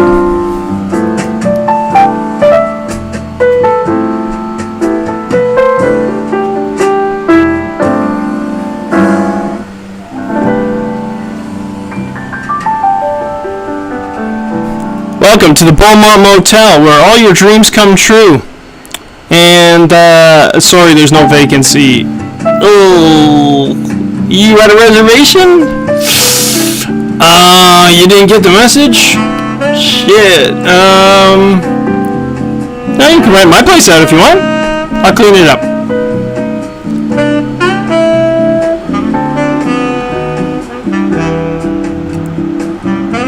Can I do that?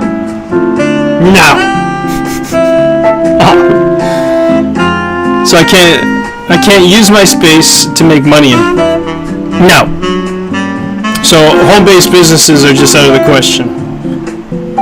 unless you can make it on the internet. Well, how about packages and stuff like that? You want to? No, we don't. We don't do that.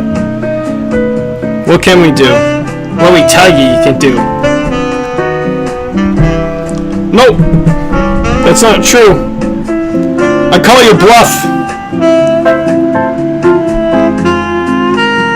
Yes, he is. Very amazing.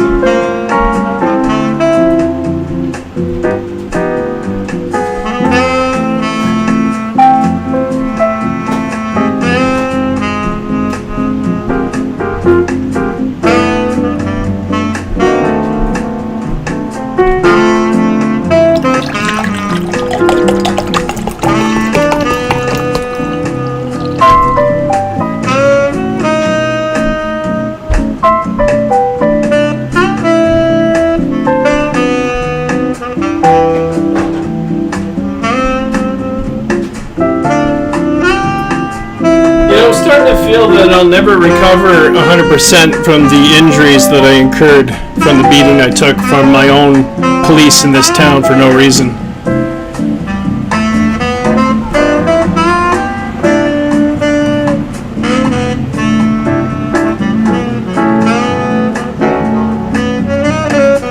I can tell you, I will no longer be paying rent anywhere in this town, but I will be living in this town.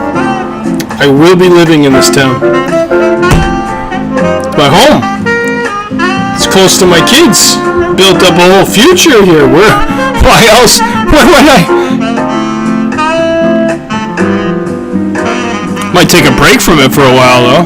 Come back. Yeah? Is that cool? Can I do that? Perfect.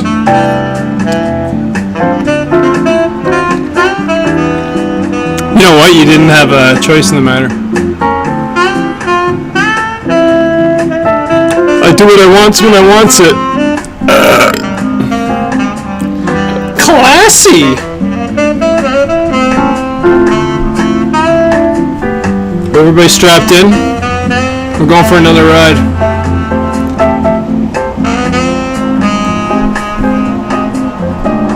Police! PIN number, what is it?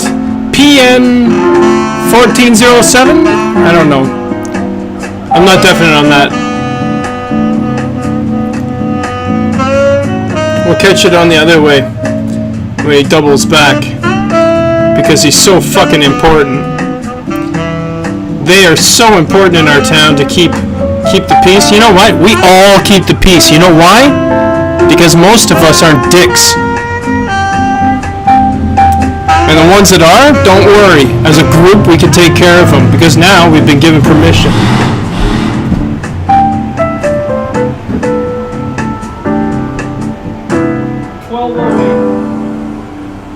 $14.01.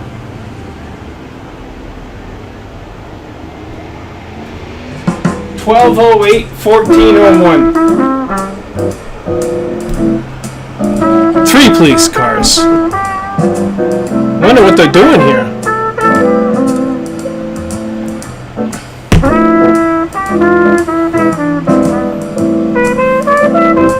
What they're doing.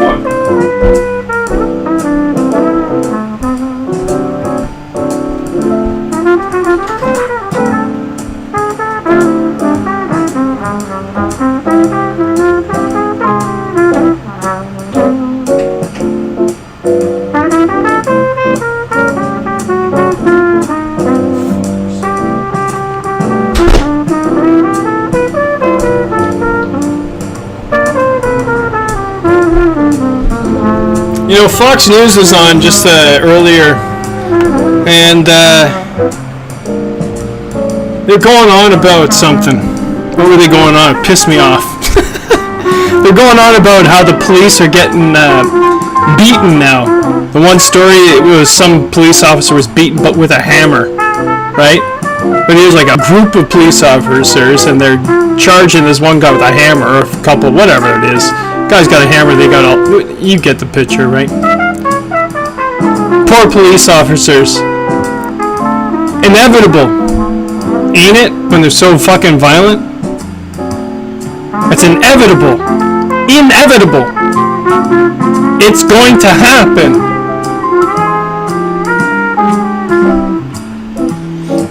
And now you got a police force worldwide, military worldwide, that can't be trusted.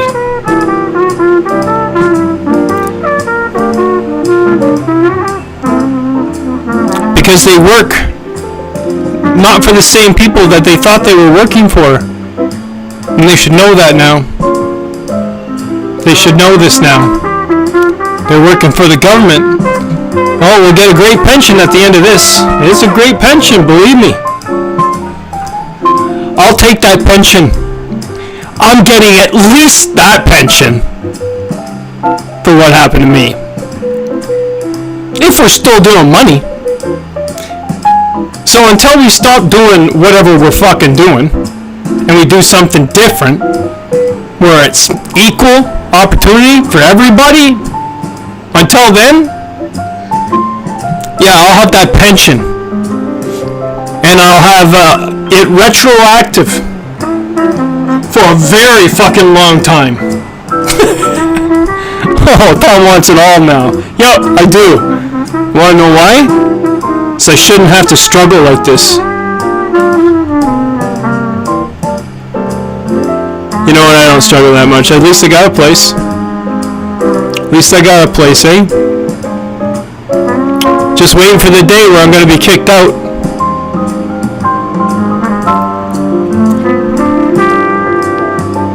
Of my home that was promised to me. Fuck. How many promises? Well, I'll cash in on a few of them. How about that? A lot of promises were made. I'll cash in on this one. I think that's fair.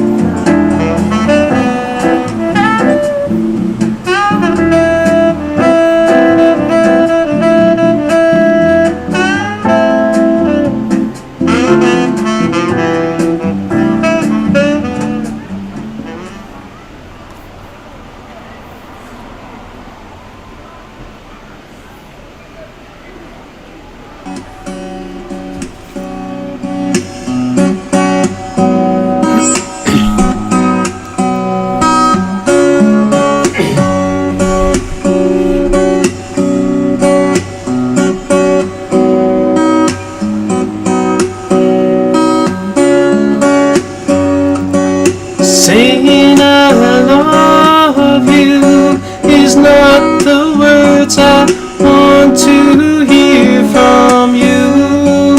It's not that I want you not to say, but if you only knew how easy it would be to show me how you feel. More than words is all you have to do to make you real. Then you wouldn't have to say that you love me, 'cause I already know. What would you do if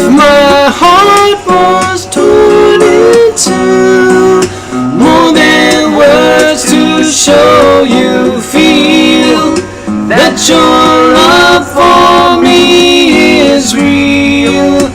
What would you say if I took those words away? Then you couldn't make things new just by saying I love you. La di da da di da di da da da. More than words. La di da da di da.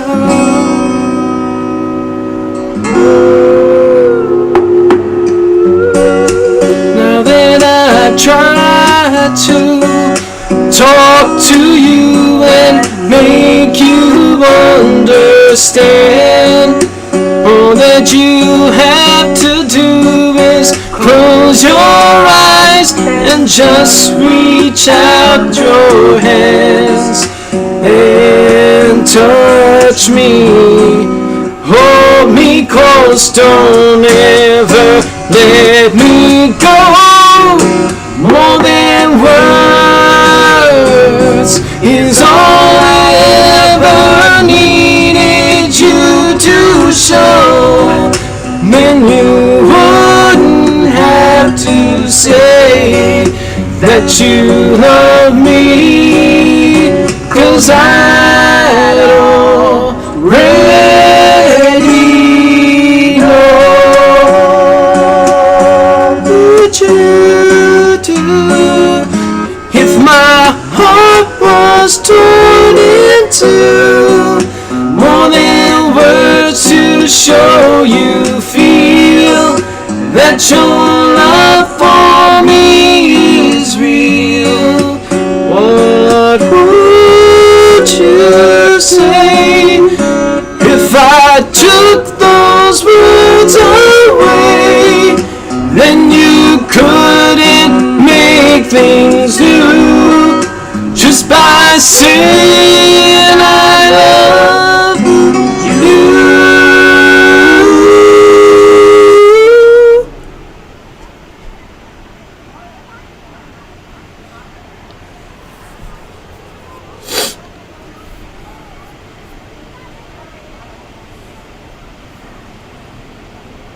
Next song is the Bee Gees. So I just downloaded I'm the in. extension Honey, and I'm gonna see how much And more they I can do. with it. They usually 24 work hours. themselves out. They always work themselves out. Sometimes it's not necessarily your decision, but they work out better than what you wanted. So no complaints, you know. So this is the question I have for you: how deep is your love? This is what I want to know right now.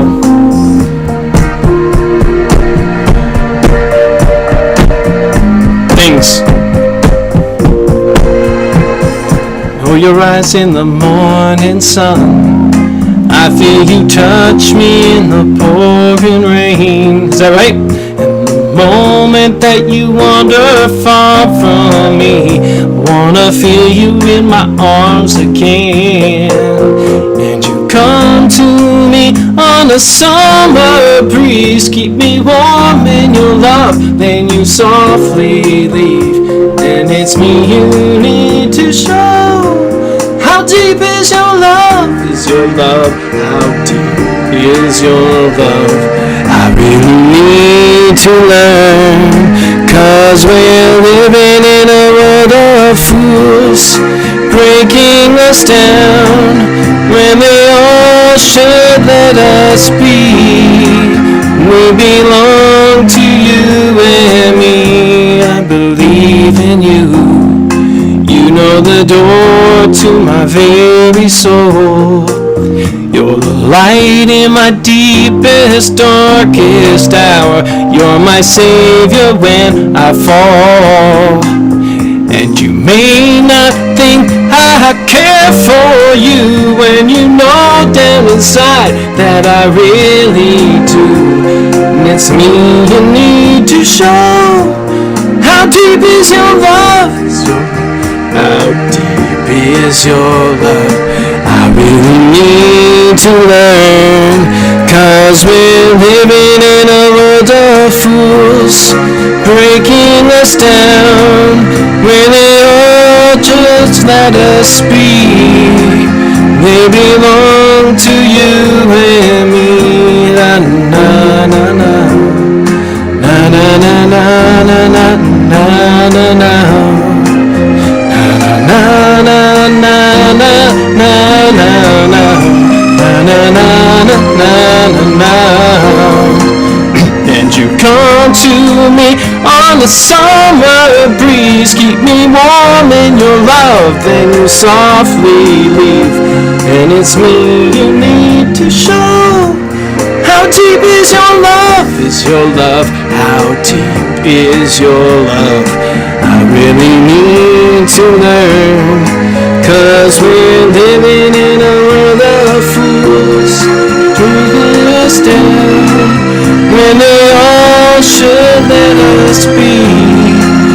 They belong to you and me.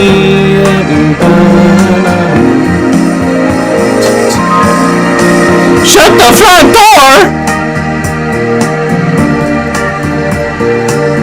It's Karaoke Tuesday. Brought to you by Windsor Salt and Kenley Tea.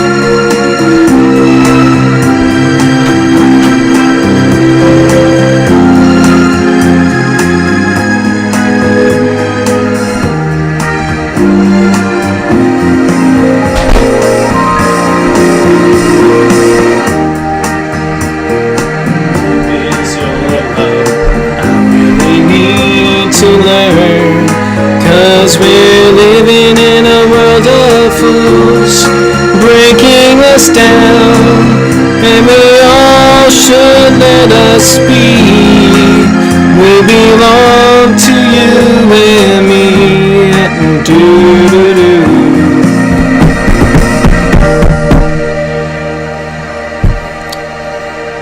Brought to you by Windsor Salt and Tetley Tea.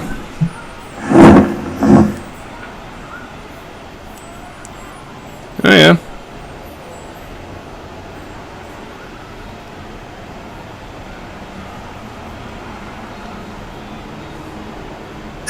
One SodaStream bottle can save thousands of bottles. SodaStream, make a difference. Honey could save you hundreds of dollars this year and thousands of dollars over your lifetime. But here's how Honey works. This is $3,000 worth of shoes. Apply coupon, give Honey...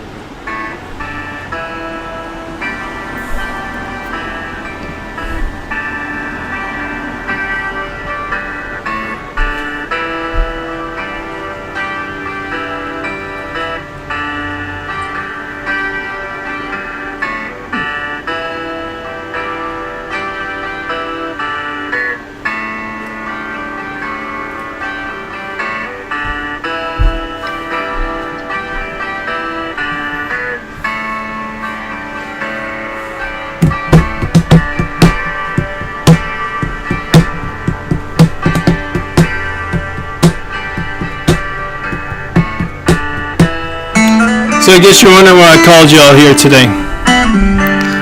Well, we got something important to talk about. Hey, there's a few things actually. But the solutions to all our problems are pretty simple, so... But until we recognize what the problems are, we're never going to fix them. So we're gathered here today, in part...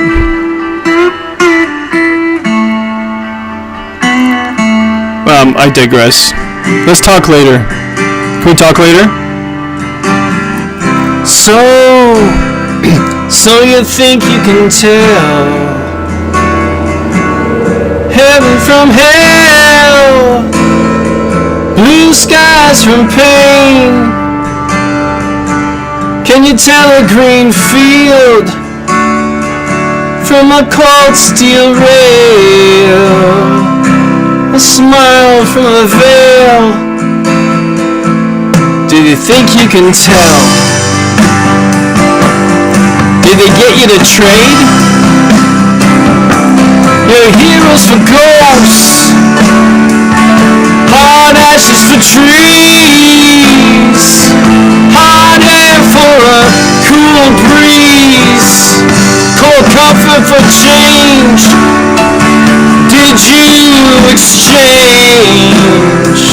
a walk-on part in the war for a lead role in the cage.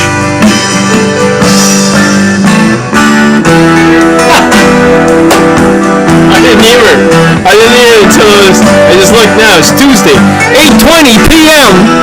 July 14th, 2020. Coming to you live from the Beaumont Motel Rentals through till 2021. No vacancy.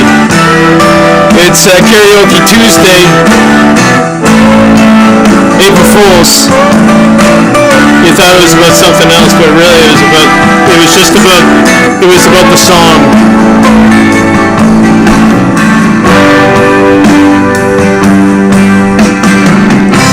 How I wish you were here. We're just two lost souls swimming in a fishbowl year after year, running over the same old ground, and how we found the same old fears. Wish you were here.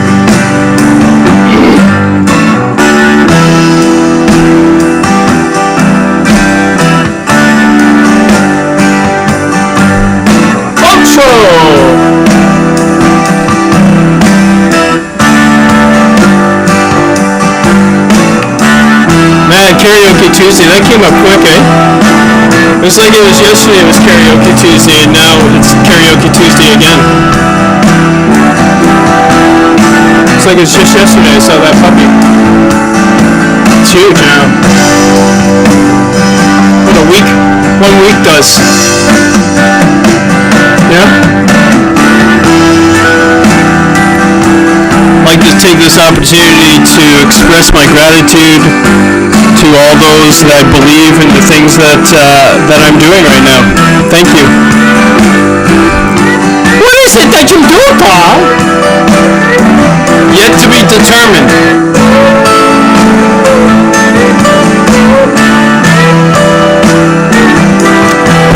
I like this setup. This is good.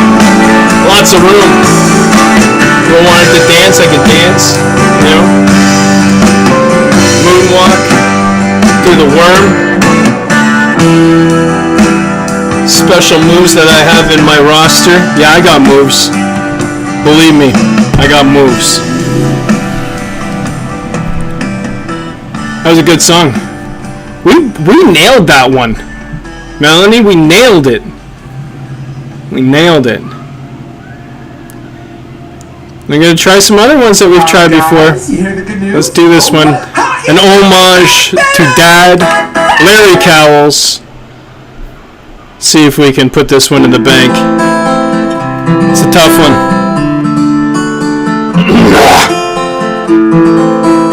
You ready?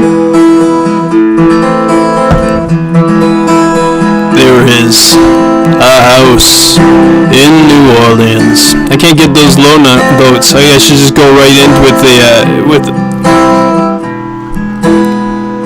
well, maybe if you can't do it, just don't do it. I think that's a good idea, actually. I'm gonna skip this song. I know some people might say, "No, you wanted to do it." Well, I didn't.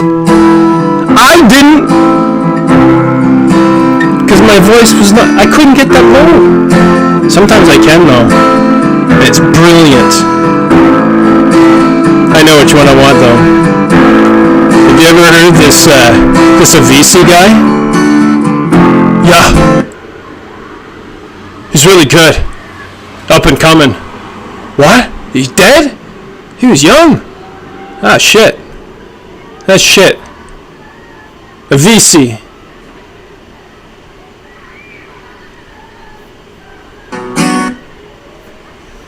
Hey, brother. Sing King.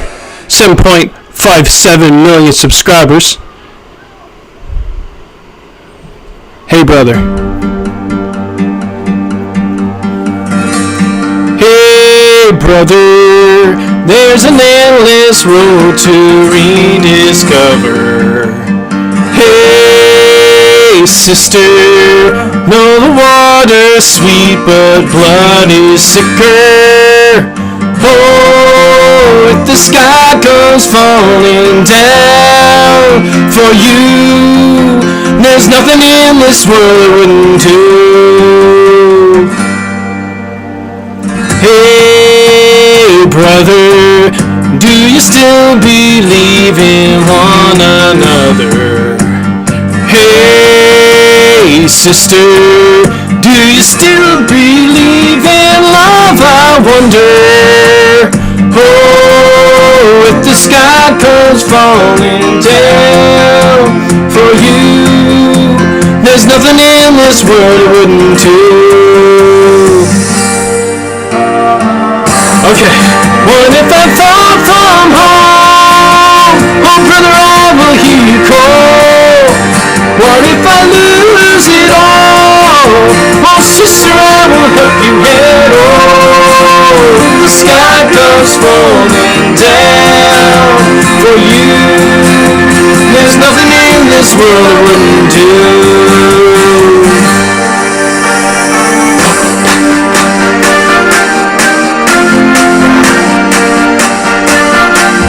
Strap in, folks. This is going to be quite a show. Special guest, Melanie Escamilla and Tom Cowles with Avicii live in Penticton, British Columbia and Vail, Oregon. The Beaumont Motel monthly rentals through 2021. No vacancies.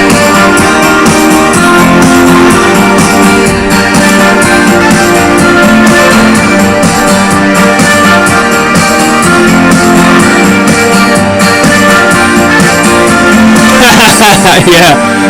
Well, you haven't seen anything. Hey, brother, there's an endless road to rediscover. Hey, sister, do you still believe in love? I wonder. Oh, if the sky comes falling down for you, there's nothing in this world I wouldn't do. What if I fall from home? Oh, brother, I will hear you call. What if I lose it all? Oh, sister, I will help you out. Oh, the sky comes falling down for you. There's nothing in this world I wouldn't do.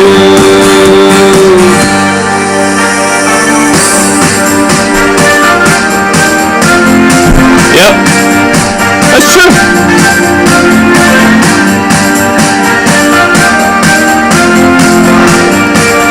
Sister, brother, mother, father,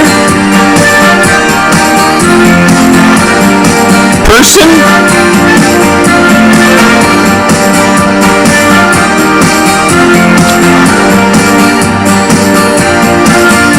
Unless you're the President of the United States right now, or people like him, nah. I don't think I'd do anything. I want to see them with nothing. In fact, them with nothing, everybody else with everything. Anything they ever wanted. It's silly we should be living this way, don't you think? I think so. Well, it must be true. You said it. What's next, Budapest? George Ezra.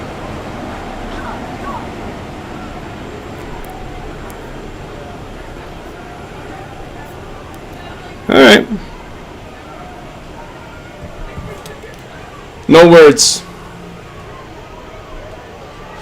Get closer.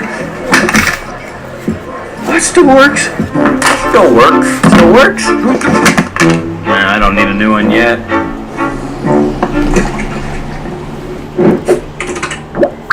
Okay, new phone. Just need a promo code. Shouldn't be too hard to find.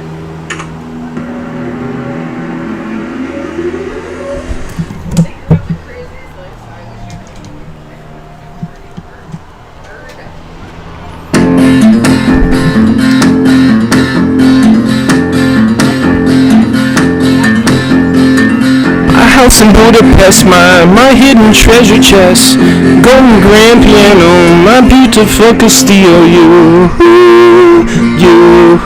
I leave it all. My acres of land I have achieved.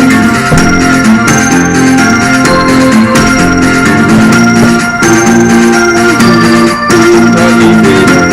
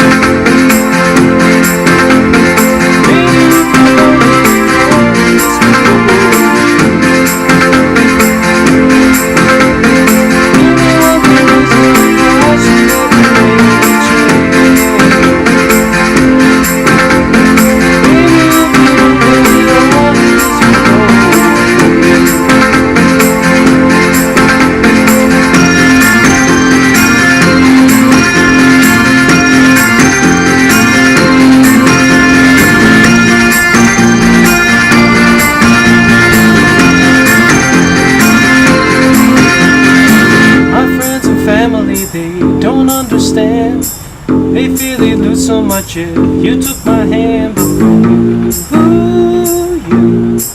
I lose it all.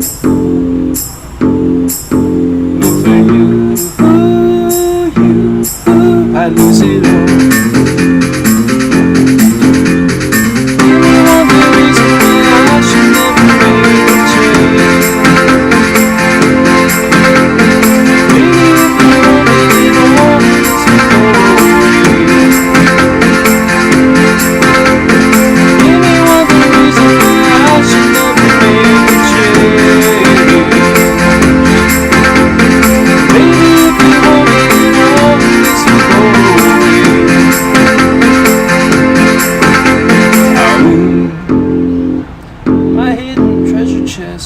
Golden grand piano, my beautiful Castillo. I leave it all.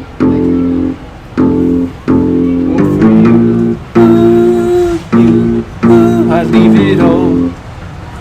Oh, well, that's nice. Well, you don't have to, but.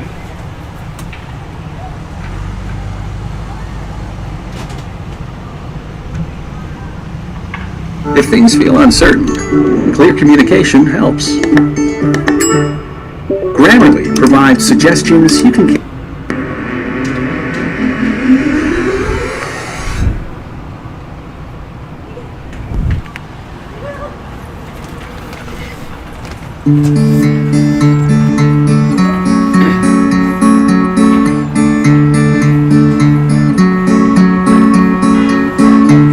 Delilah, what's it like in New York City? I'm 1,000 miles away, but girl, tonight you look so pretty, yes you do.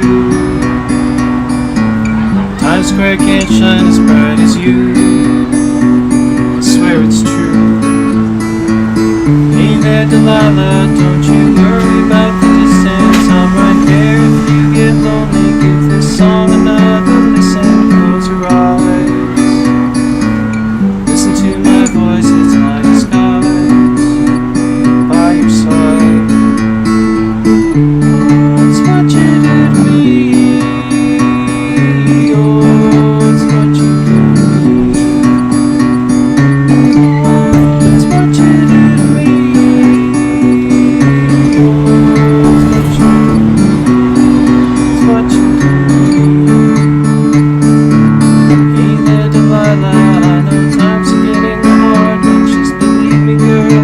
Sometime I'll pay the bills with this guitar. We'll have a good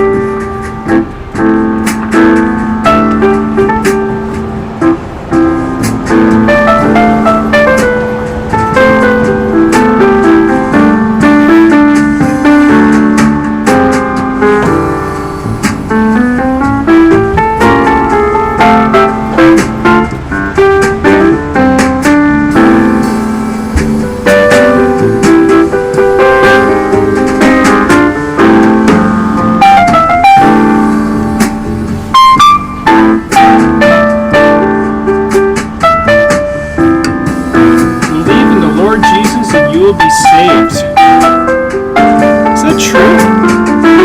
Is that true? Is that all it takes? Is to believe in something and then you're saved? How much fucking sense does that make? That's the silliest lie that the church has ever told.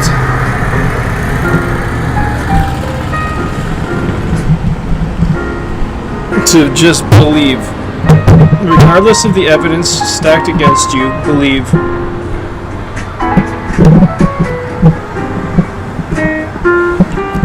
Crazy shit, man. Some crazy shit.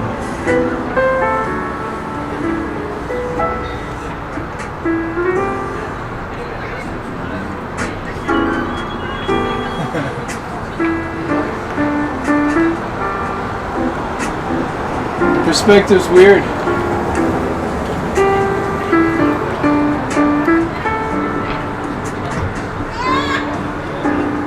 I agree.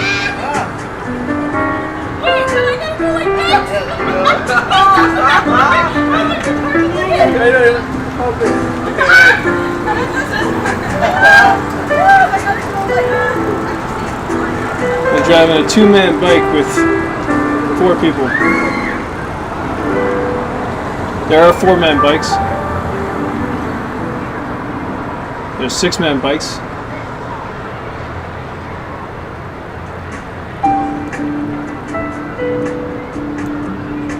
Our town.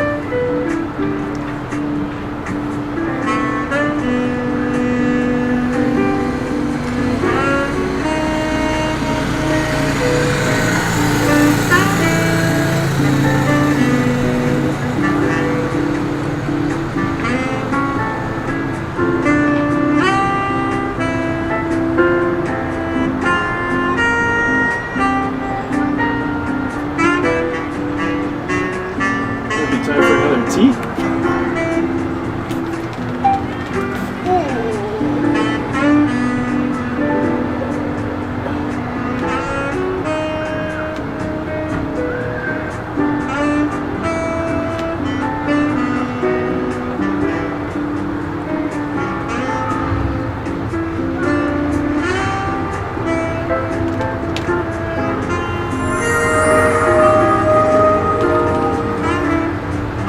Hello and welcome. I'm David Icke, and the subject today is the human program.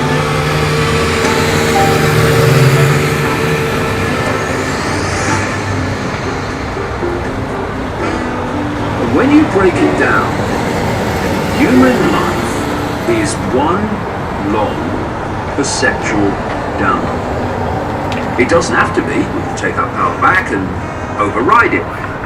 But overwhelmingly, that's what it is. Just break it down into the sequence that we call human life. You come into the world as a baby. Immediately, your perceptions of reality are influenced by your parents. Not because they are malevolent, but because they've been through the programming process you're about to go through. They bought it, they bought its version of normal, and they think the best thing they can do for you is to pass it on. So it starts early. And then, you've only just come into the world, right? You come into this reality, blinking and trying to get a fix on it. And as soon as you've arrived, what is it now? 3-4 years? You find yourself sitting at a desk with an authority figure representing the state, telling you what to believe. What's real, what's not real, what's right, what's not right, and so on. And so, you are then taken from your parents for the waking day, much of it, week after week after week, to receive the download. Starts with the smallest children, and then it gets more and more intense. And you go through school, and you go through college and university, and day after day after day, you are receiving the systems version of everything, of history, of medicine, of science, all of it. And if you succumb to the download and you accept it and you take your exams, what are exams really? They're an examination of whether you've taken the program or not. Because an exam is the system saying to you, tell me what I've told you to believe, and if you tell me well enough, we are going to reward you with an exam pass. If, however, you are in the system, in the school system, in the education system, and you're not buying the program, and you want to ask questions, well, then there's a problem often. Teachers on the phone to the mother or the father. Hello, Mrs. Smith, yeah? We've got a problem with Johnny. All right, what's happening? He's asking questions, they don't want to do it. And you're called a disruptive influence. You can't concentrate, she can't concentrate. And you get the stick as the people accepting the programming and repeating it get the carrot. And oh, by the way, there's some big changes. When you go from the school education, college, university system, and you go out into the world, everything changes. Because it's all about control, and accepting control, that's a fundamental part of the program. So, all the way through your school life, you've been in bed in the morning, like, and your mum comes in, or your dad, and says, quick, get out of bed, you'll be late for school. What will the teacher say? You get out, can't be late for school. Prison door's shutting, quick, let me in. And then it all changes when you leave school, because then you go out into the world of work, and you're in bed, and your partner comes in and says, quick, get out of bed, you'll be late for work. What will the boss say? In other words, nothing changes except the personnel and the type. Control. Do as you're told. And so, you go out into the institutions, and because everyone's been through the same program, and overwhelmingly accepted it, everyone's confirming to everyone else that this version of normal, what I call the postage stamp consensus, is how things are. And so anyone that steps off the postage stamp, people like me, sprint off it, heading for the horizon as fast as possible, you're mad, mate, you're crazy, or even you're dangerous. In my case, all of them, it seems. Anyway, this postage stamp consensus is what dominates the perception of reality of politicians that are making decisions about what happens in the world, at least on the surface they are. Shadow people really make them, but on the surface. And they perceive reality and thus make the decisions in relation to that reality only on the basis of the programming of reality that they've been spoon-fed downloading all their lives. And therefore, they make terrible decisions because they're making decisions about a reality based on information that's almost in total nonsensical and not true. Then they go out to be doctors. And they're making decisions and lawyers, how to treat people in terms and of politicians, health and illness on the basis of an understanding of the body that is nothing like the body really is. It's a postage stamp normal version of the body. It's a physical body and you can only treat it with physical things, like the scalpel and the drug.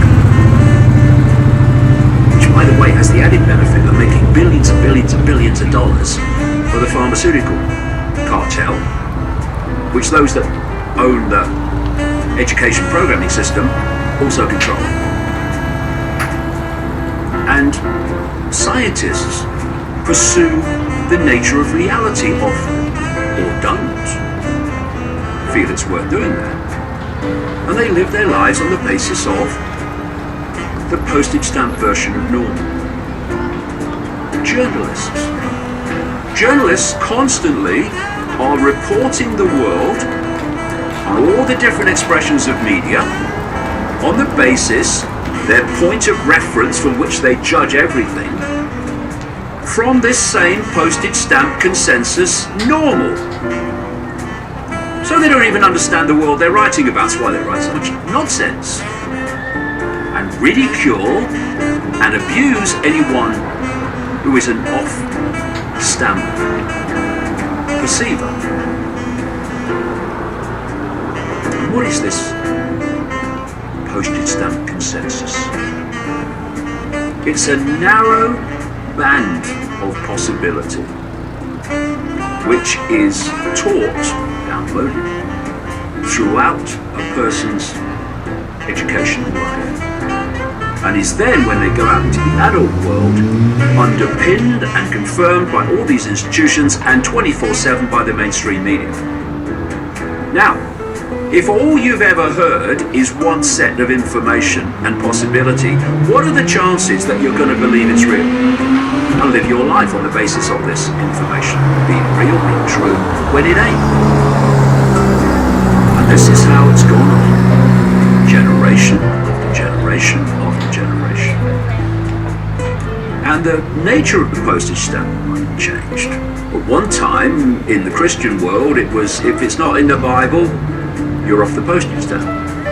Now it's a bit wider because it's encompassed things like mainstream science and all that stuff, but it's still of enormous limitation. And what it means is that throughout people's lives, from what we call cradle to grave, people are downloading a perception of normal, which is overwhelmingly nonsensical, simply not true, and at best a fraction of what there is to know. Now, if you are a network, the network I've been exposing for 30 years, that wishes to direct human society, to unfold an agenda for human society, which needs humanity to trot on behind it, then free-thinking, open-hearted, all possibility exploring humans, or do you want people programmed with a perception of reality of great limitation, especially in the perception of self-identity itself, which suits right down your agenda for humanity? Of course you want the latter. And that's why they've set up this system of perceptual programming, underpinned in the earliest period of someone's life by the education system, and then that constantly supported and confirmed through the rest of their life. So basically what they want is people walking from cradle to grave through a little tunnel of immense limitation of possibility, and then drop off the other end. So never exploring beyond it, because when you do, you start to find out things and understand things and perceive things, which is extremely bad for this agenda of human control.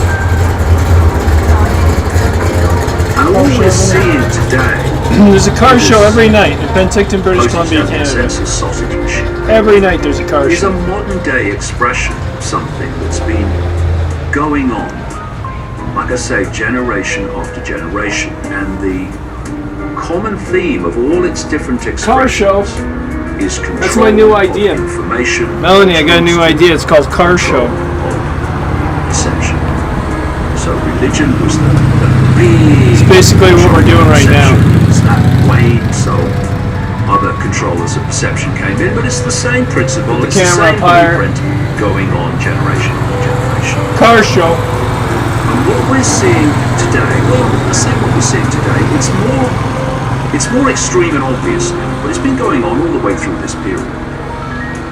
One of the great ways that they achieve their end of human perceptual control and keep them on the postage stamp is by getting the sheep who've accepted this to sheep the other sheep into line. Humans have been manipulated to keep each other in line. Because it's those that have accepted the postage stamp version of everything that then give a hard time to anyone who doesn't want to accept that. So, in the religious dominated days, still are, but I mean, in the way of the Christian world, for instance, that had enormous levels of control and domination, more than it has now. It was, you're a blasphemer, or you're this, you're that, you're the devil's child. If you wanted to step off the postage stamp, which in those days was to not accept every last word and syllable in the Bible, might naturally be literally true. Today, it's moved on. It's become much more multi-leveled, much more obvious. And you've only got to look at the policing of opinion. 12. What if you had 12 policing of be better than 9.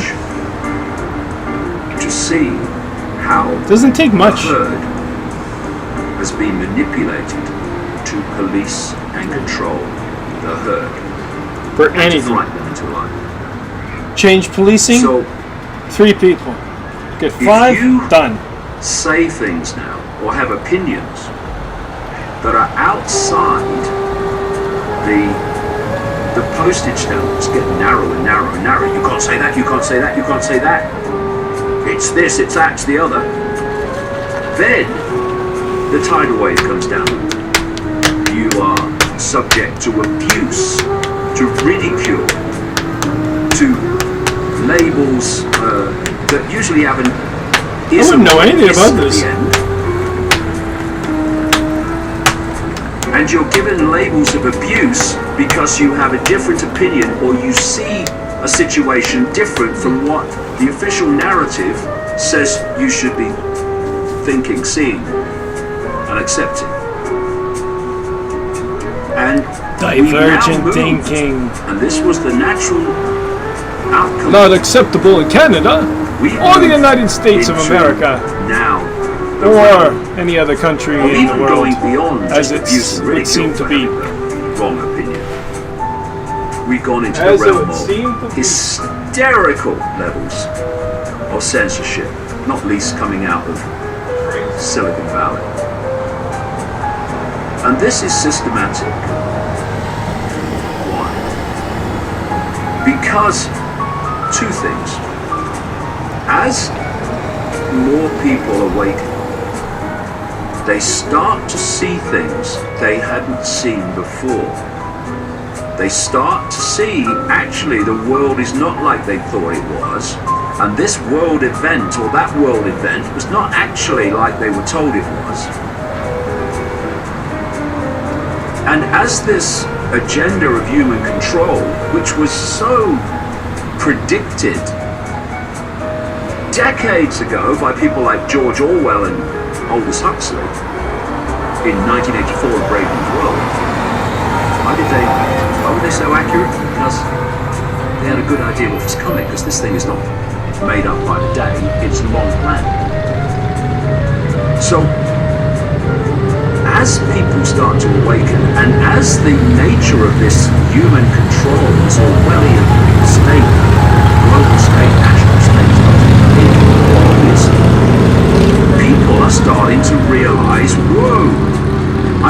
what's happening here? Now, perception is controlled by information. And if you want to control perception, you have to control information. And what's unfolded in the period of the internet is what's known as the alternative media, and different expressions of what's called the alternative media. And they have been putting out information which is challenging the official narrative of everything. Reality, some of it, and mostly of what is really happening in the world and why it's happening and where the world's being taken. So if you're going to control perception so people don't see what's going on and react to it in a way that doesn't suit you, you've got to stop people having access to that information. And so we've had this gathering censorship to just cut it out. And then we've had this phenomenon that has arisen in recent times called progressive. What is progressive? It's called liberal. Liberal and progressive are interchangeable. No, they're not. I come from a background in working class Leicester in England that you would call liberal. What does a liberal believe in? I'm not a political liberal, I'm not political anything, but the dictionary definition of the word liberal, what does it mean? It means a desire for maximum freedom of lifestyle, maximum freedom of choice, maximum freedom of expression, maximum freedom of opinion. And basically my philosophy on life is do what you like so long as you don't impose it on anyone else. That's liberal. Again, it's come out of this education system and this college university system overwhelmingly. First of all in the United States, well I tell you it's happening in Britain now and elsewhere, that's called progressive. And this progressive is the opposite of liberal. It's the inversion of liberal. It's not about freedom of all those things, it's about destroying them. It's about not saying freedom of speech, it's what's telling you what you can't say and what you must say if you don't want a tidal wave of abuse. It's about telling you how you must live your life and how if you don't agree with my opinion, you are by definition wrong, because I'm right. The only right is I am right. And because I'm right and you have a different opinion to me, therefore you must be wrong. And what this is doing is squeezing even the postage stamp. And destroying human discourse. And what is human discourse? It is the exchange of opinion and information which impacts upon perception. Do people want to form their perceptions from that much information and possibility and ways of looking at different situations? Or do they want to form their perceptions from that? That's freedom. That is tyranny. Those that want to control that discourse, control what people see and hear, and only limit that to what suits the agenda, because the perceptions that see and hear information generates are the perceptions the network of control wants humans to have.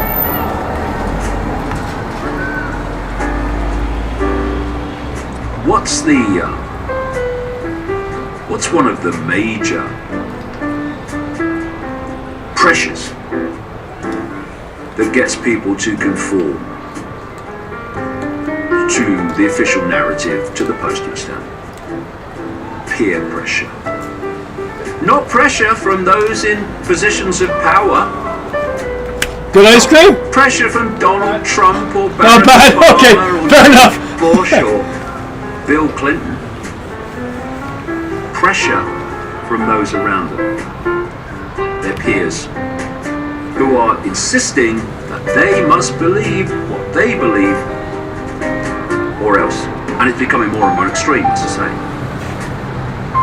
And so I observe the world and I see people who think they are anti-system, who think they are radical, and they are playing the game exactly as those they think they're opposing want them to play it.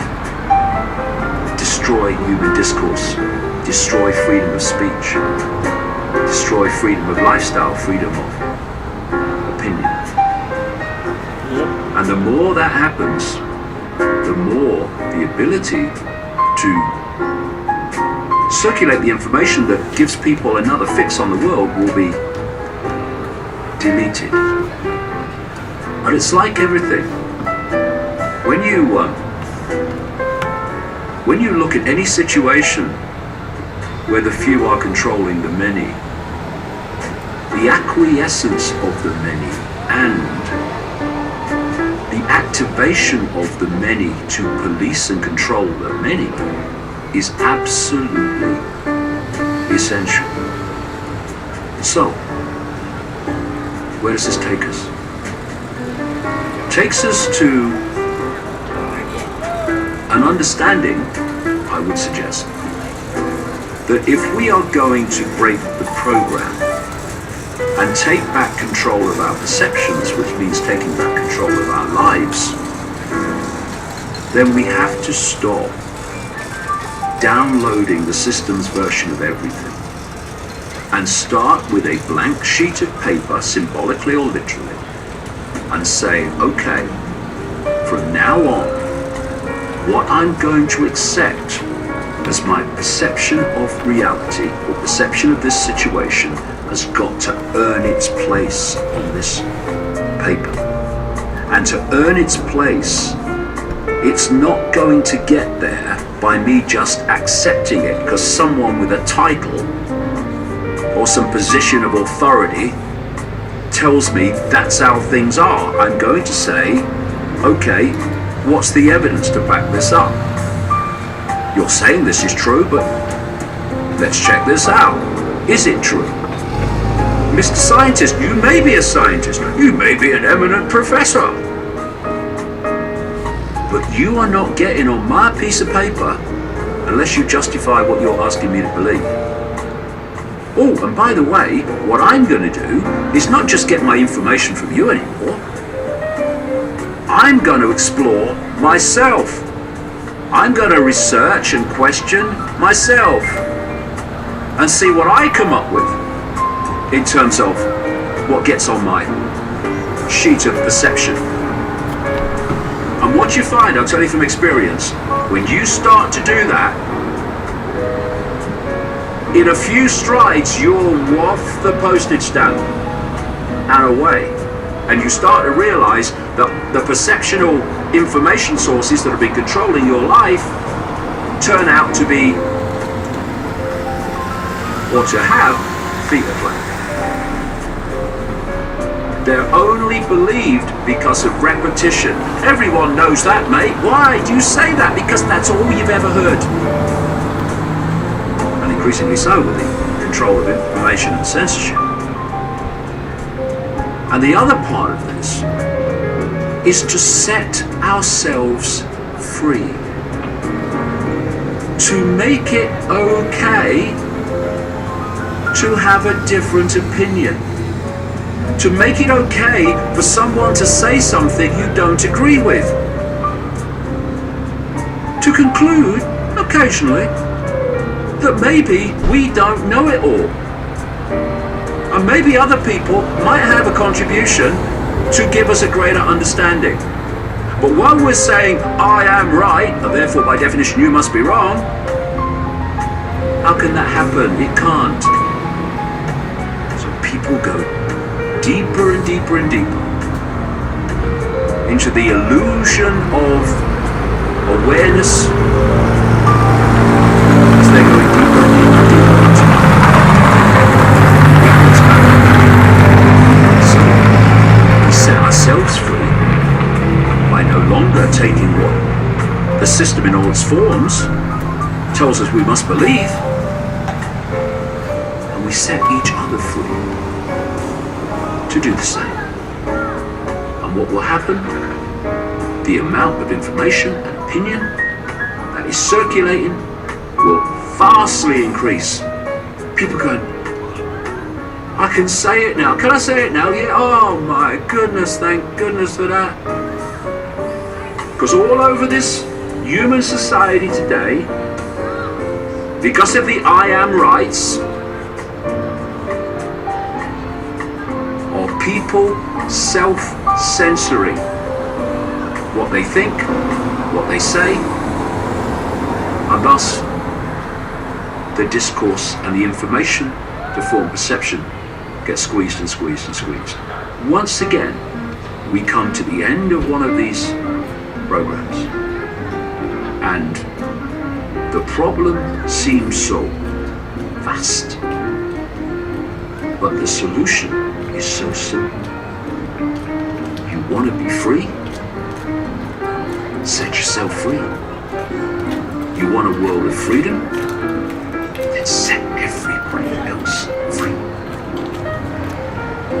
And what must that create? By definition, by cause and effect? Freedom. Freedom!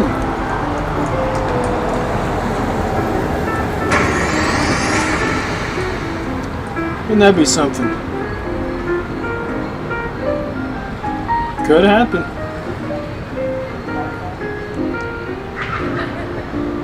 Question everything.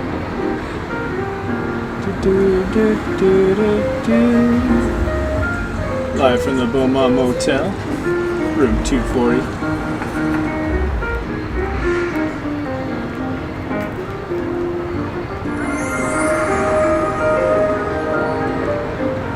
Hello and welcome. I'm David Icke, and today we'll answer the question, how do the few control the many? How is that possible? Is that possible? They do. I'll show you how. Ignorance, fear.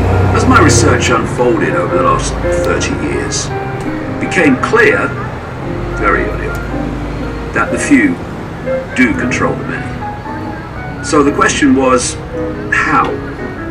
How do a relative handful of people control the direction of the world with a population currently of 7.7 billion? And there had to be a structure that allowed that to happen. And also that structure had to be such that the vast, overwhelming majority of people who were playing a part in that control had no idea that's what they were doing.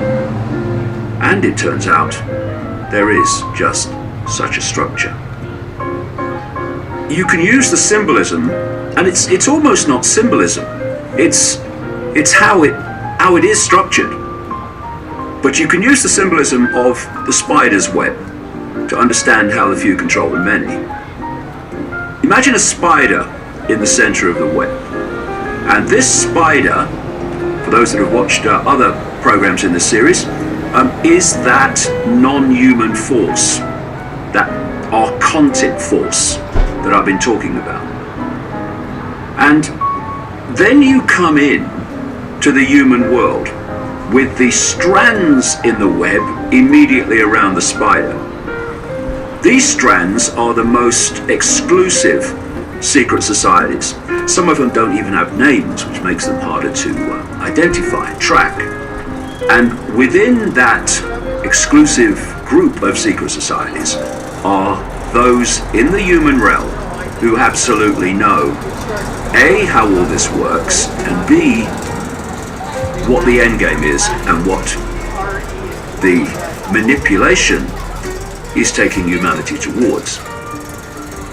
And then you come further out from the spider, and then you start to meet the secret societies we do know about. I mean, we know about their existence, we don't know about what their inner circle is deciding, but we know their names.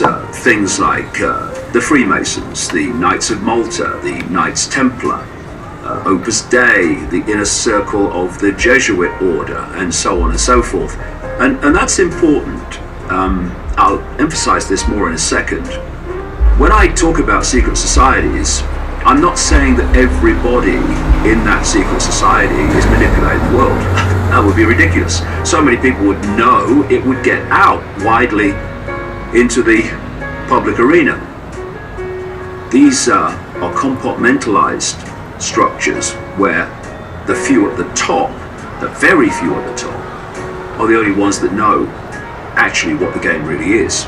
Everyone else only knows a part of it.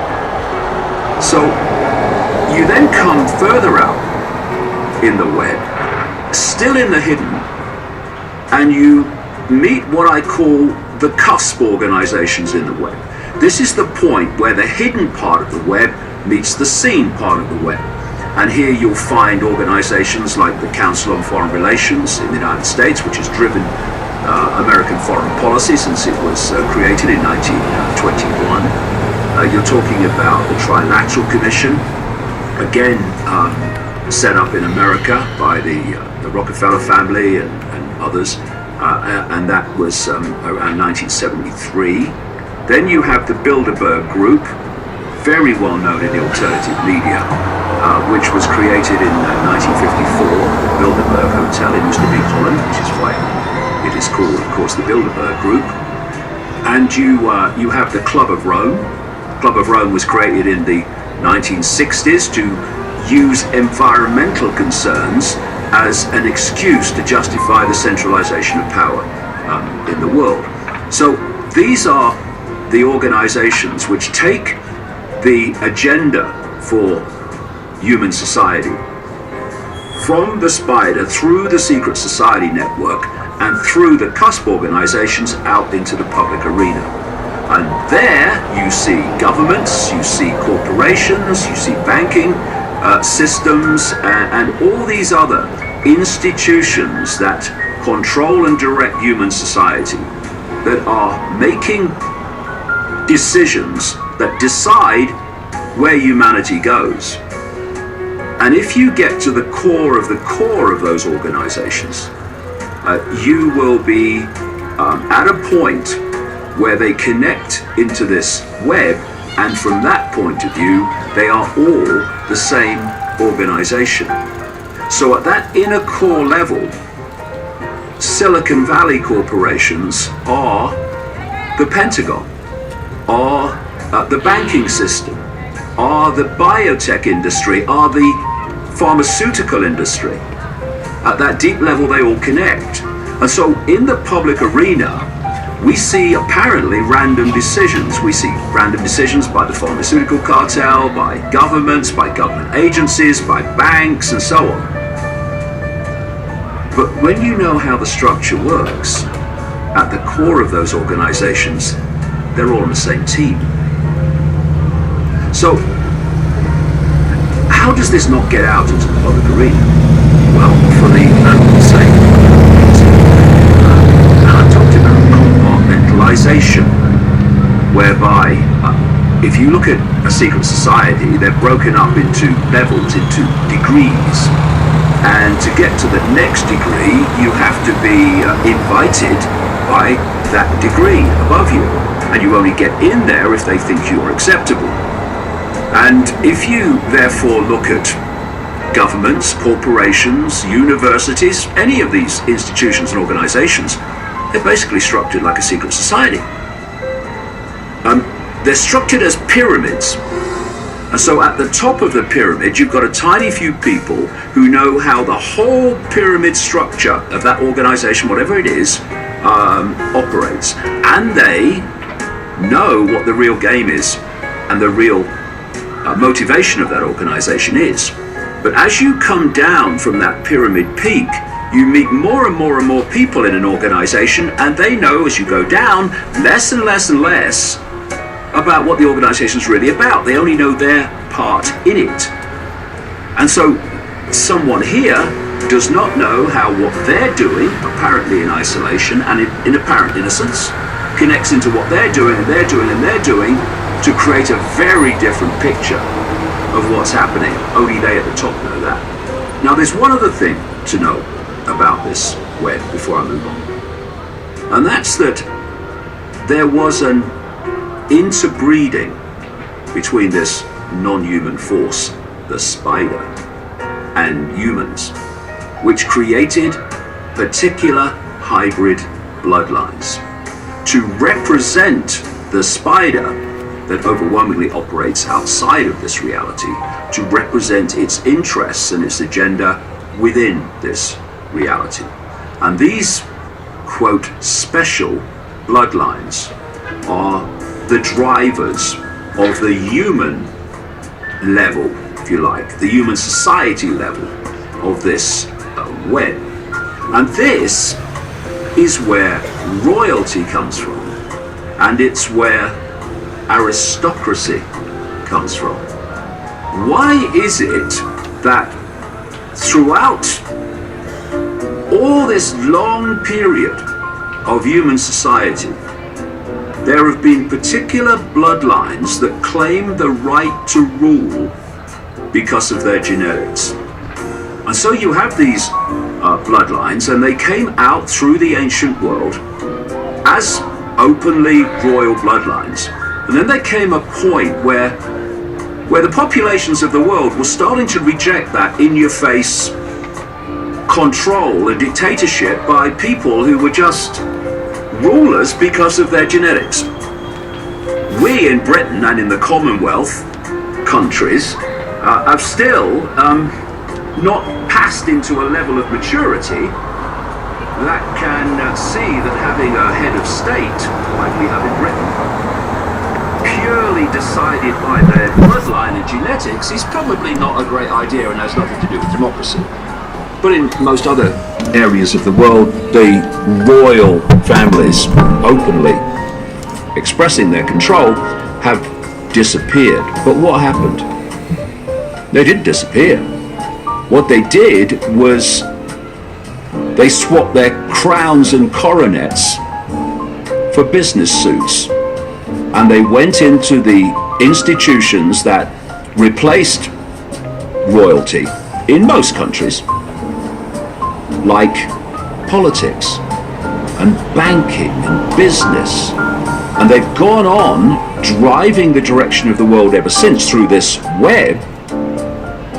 And although they are not overtly royal now, the vast majority, they consider themselves still special bloodlines. And that's why you get these ultra-rich, powerful families on the east coast of the United States, in Britain and Europe and elsewhere, interbreeding, because they're holding this hybrid genetic code, which is the whole foundation of why they say their bloodline is special and has the right to rule. So these bloodlines sit atop this global structure, this global web in the human realm, that is. And this web operates basically like a transnational corporation. You have a headquarters. These corporations, they have headquarters in a particular country, let's say America. And then in all the different countries, they have their branches. And their branches are dictated to, in terms of the way they operate, from the center, from the headquarters. And this web works the same way.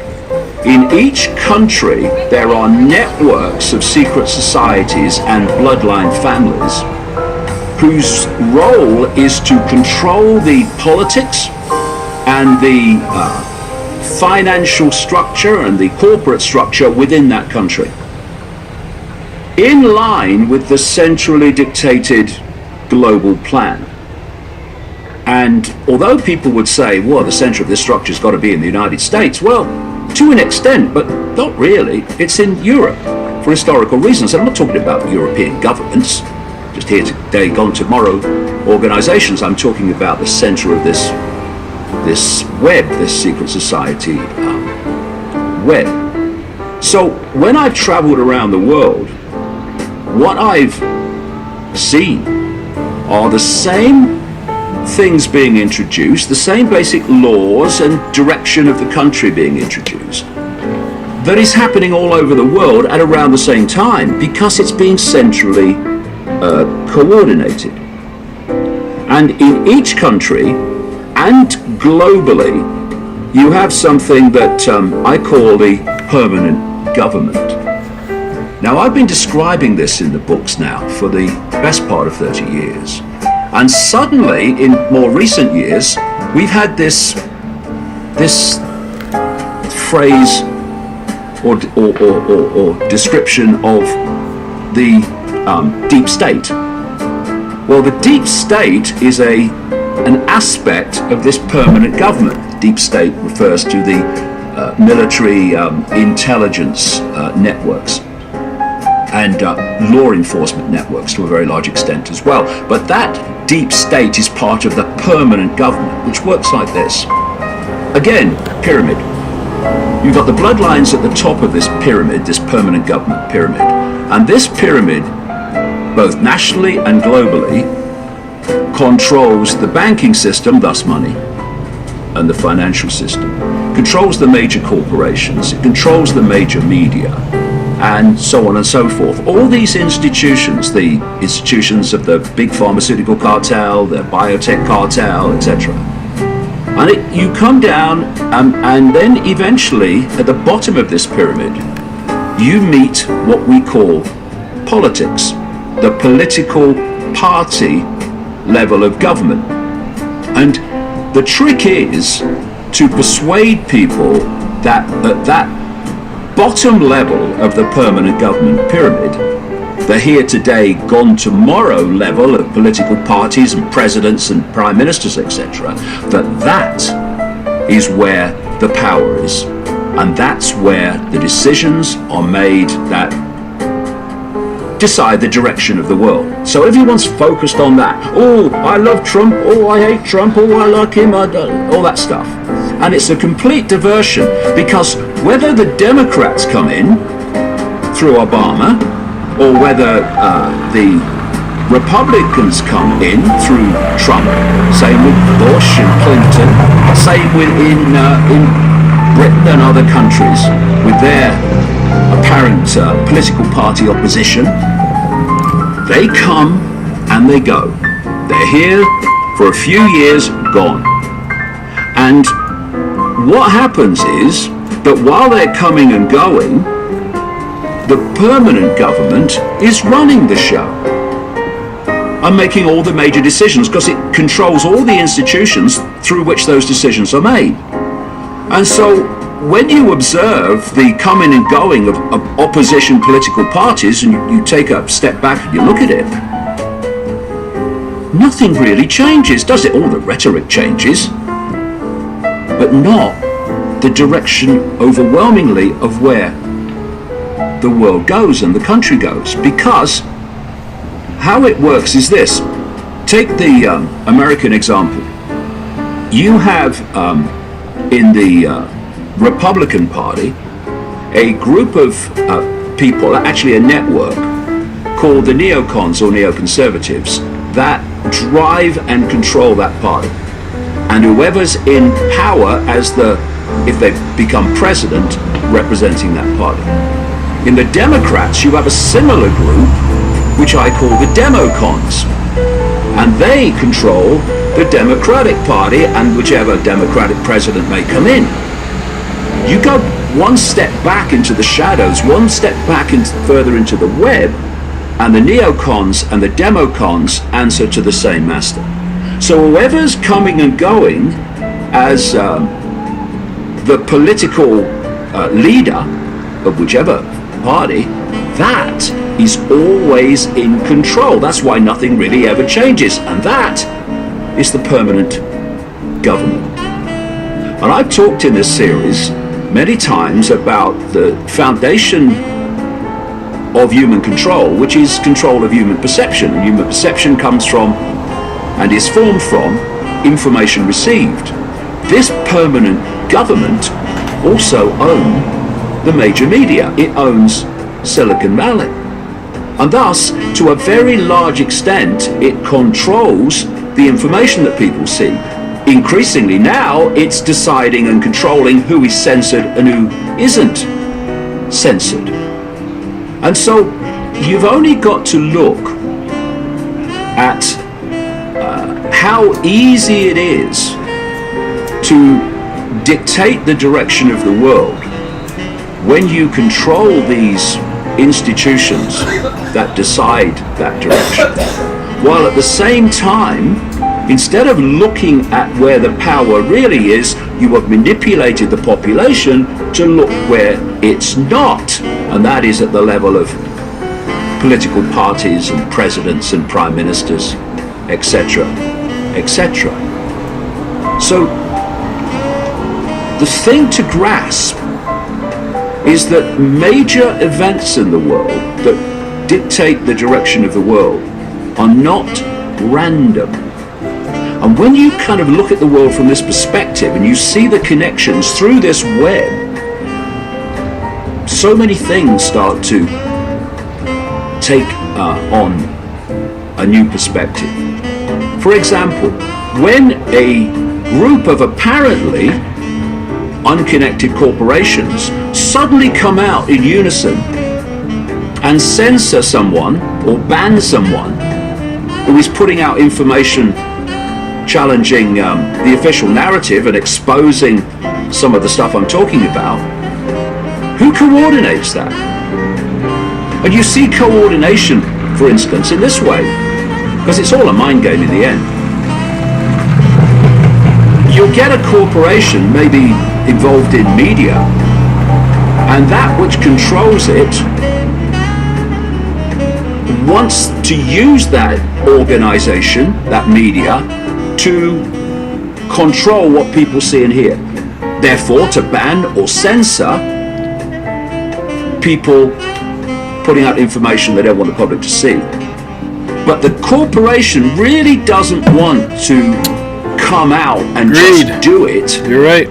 Because of their reputation for being anti-freedom, anti-freedom of speech.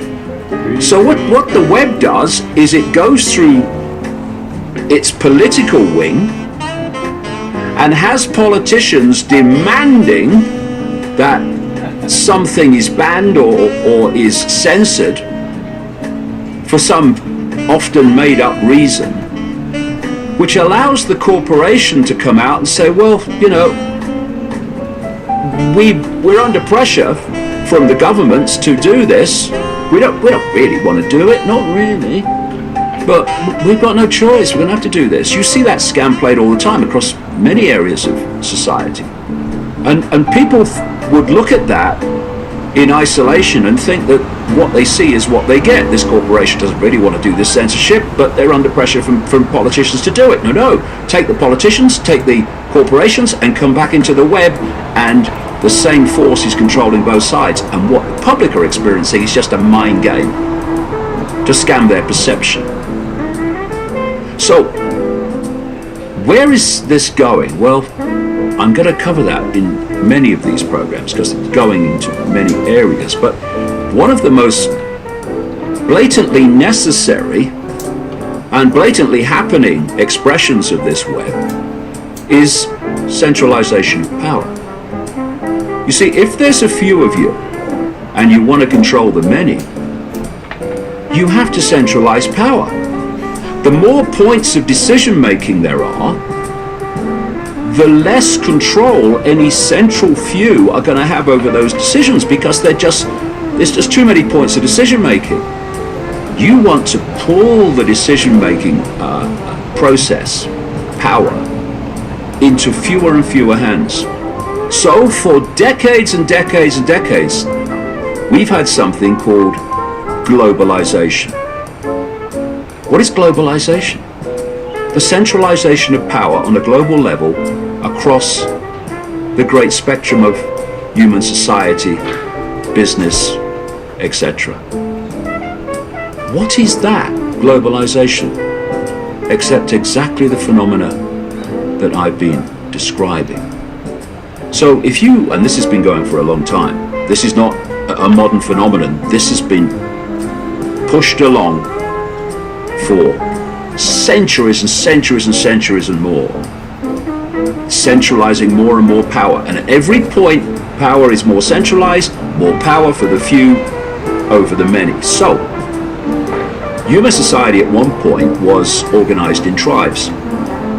And the people in the tribe made the decisions about what happened in the tribe. Then we reached a real pivotal point where many, many, many tribes were brought together into what are called nations. At that point, a few people at the center of the nation were now dictating to all the former tribes. And in Europe, and this is planned to happen globally, in Europe we have the European Union, which is the next stage. And that is to pull all the nations of Europe together. And from a central point, with unelected bureaucrats, dictate the fine detail of what happens in all the nations that were an amalgamation of all the former tribes. And the next stage, which we're already seeing talked about, it's been predicted in my books for 30 years, is a world government and a world structure. A world government dictating everything globally from a central point. A world central bank dictating all global finance. The European Central Bank is a stepping stone to that.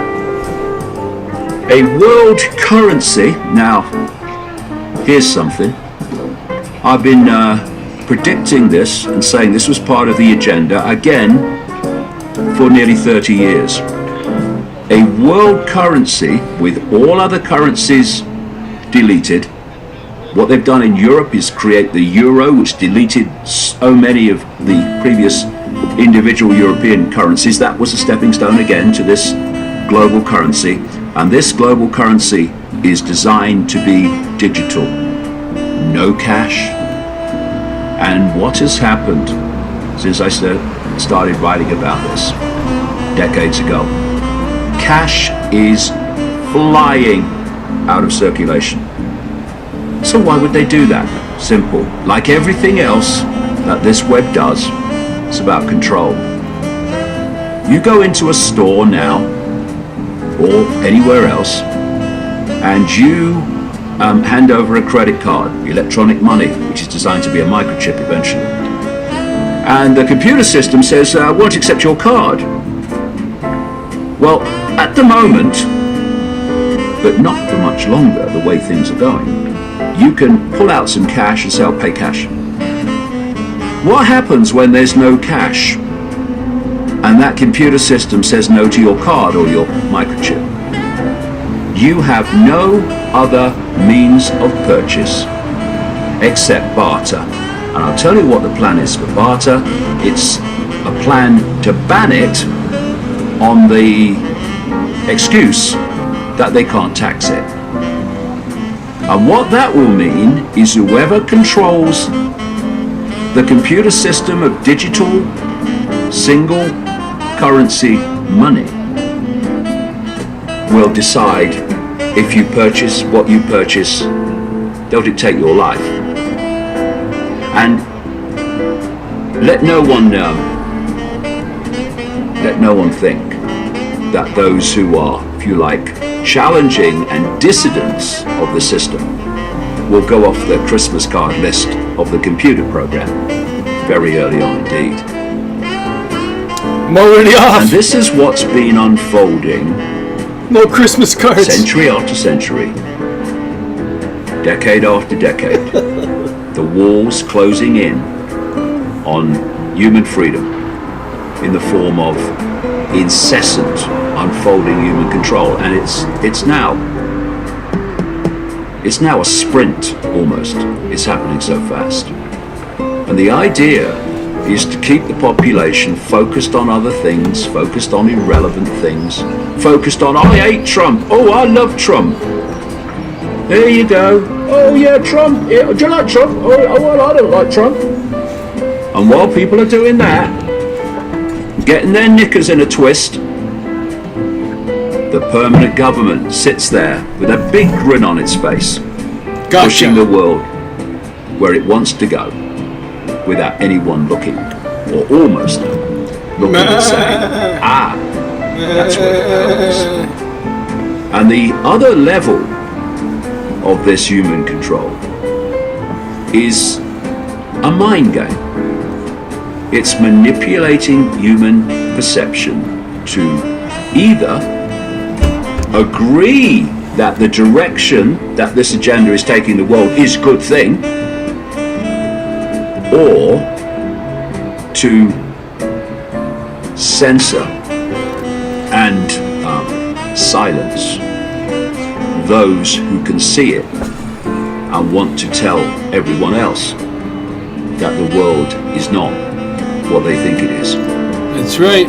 And to understand the mind game Take is currency, to understand take so anything much tangible about human control that you and could use therefore out, and then they so much gotcha. about how we take that They control can't tax back barter. from the They few in can't the tax shadows trade. and start to dictate our lives ourselves. Then they'll tell us you instead can't of do being that. pawns in a game that most people don't Then we're even know gonna is say, being played. no, I think we will. See you next time. I think we will. Because now you're being extremely irrational and it's in our fucking faces. So, even the stupidest among us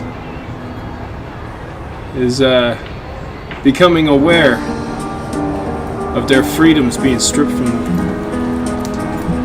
Right? Am I right? Am I right? Yeah.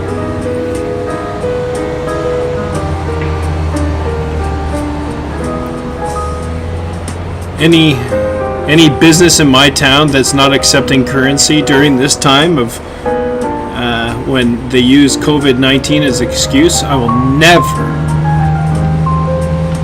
until they reconsider this, I will never go back to their store. Nope. Legal tender. You are obligated to receive this that I have in my hand. No, I do not have a bank account. The government has made sure that I don't. Will you accept cash? No? Oh, that's weird. Do you have a credit card? No, I do not have a credit card. I have cash. Legal tender. Don't let it happen. We need something. We need something.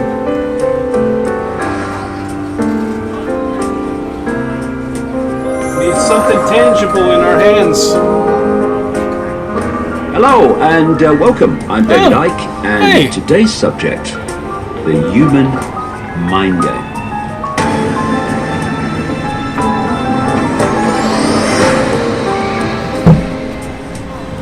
When people think about a few controlling the many, the obvious question is, how would they do it?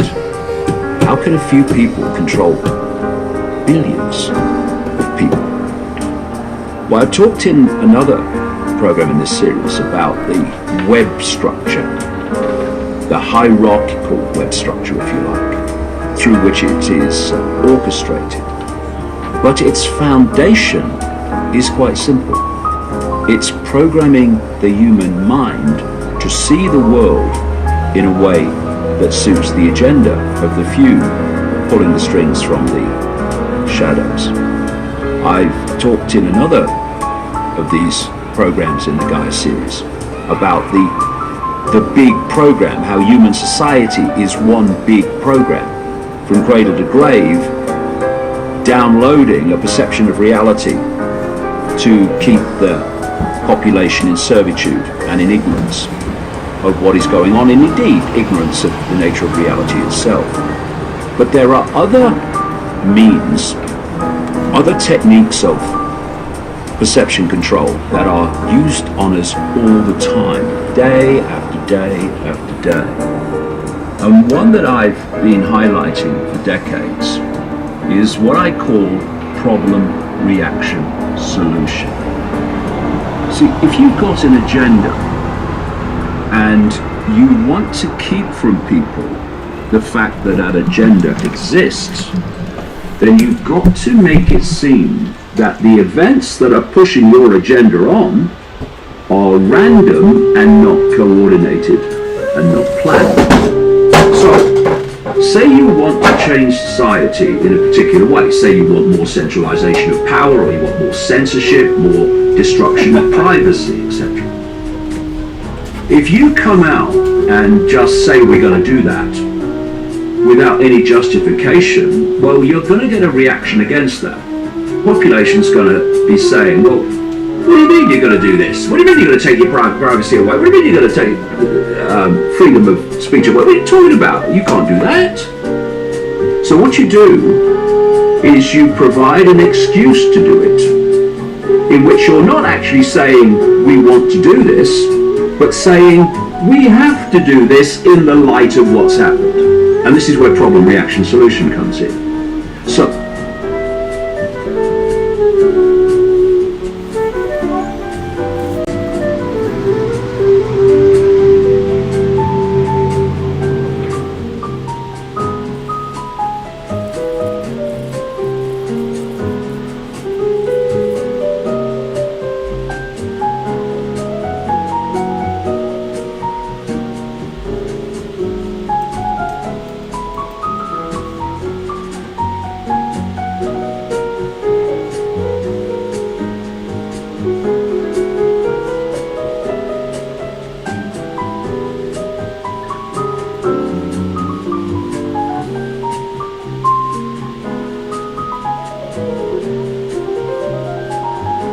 first and foremost, we have to conceive that we're dealing with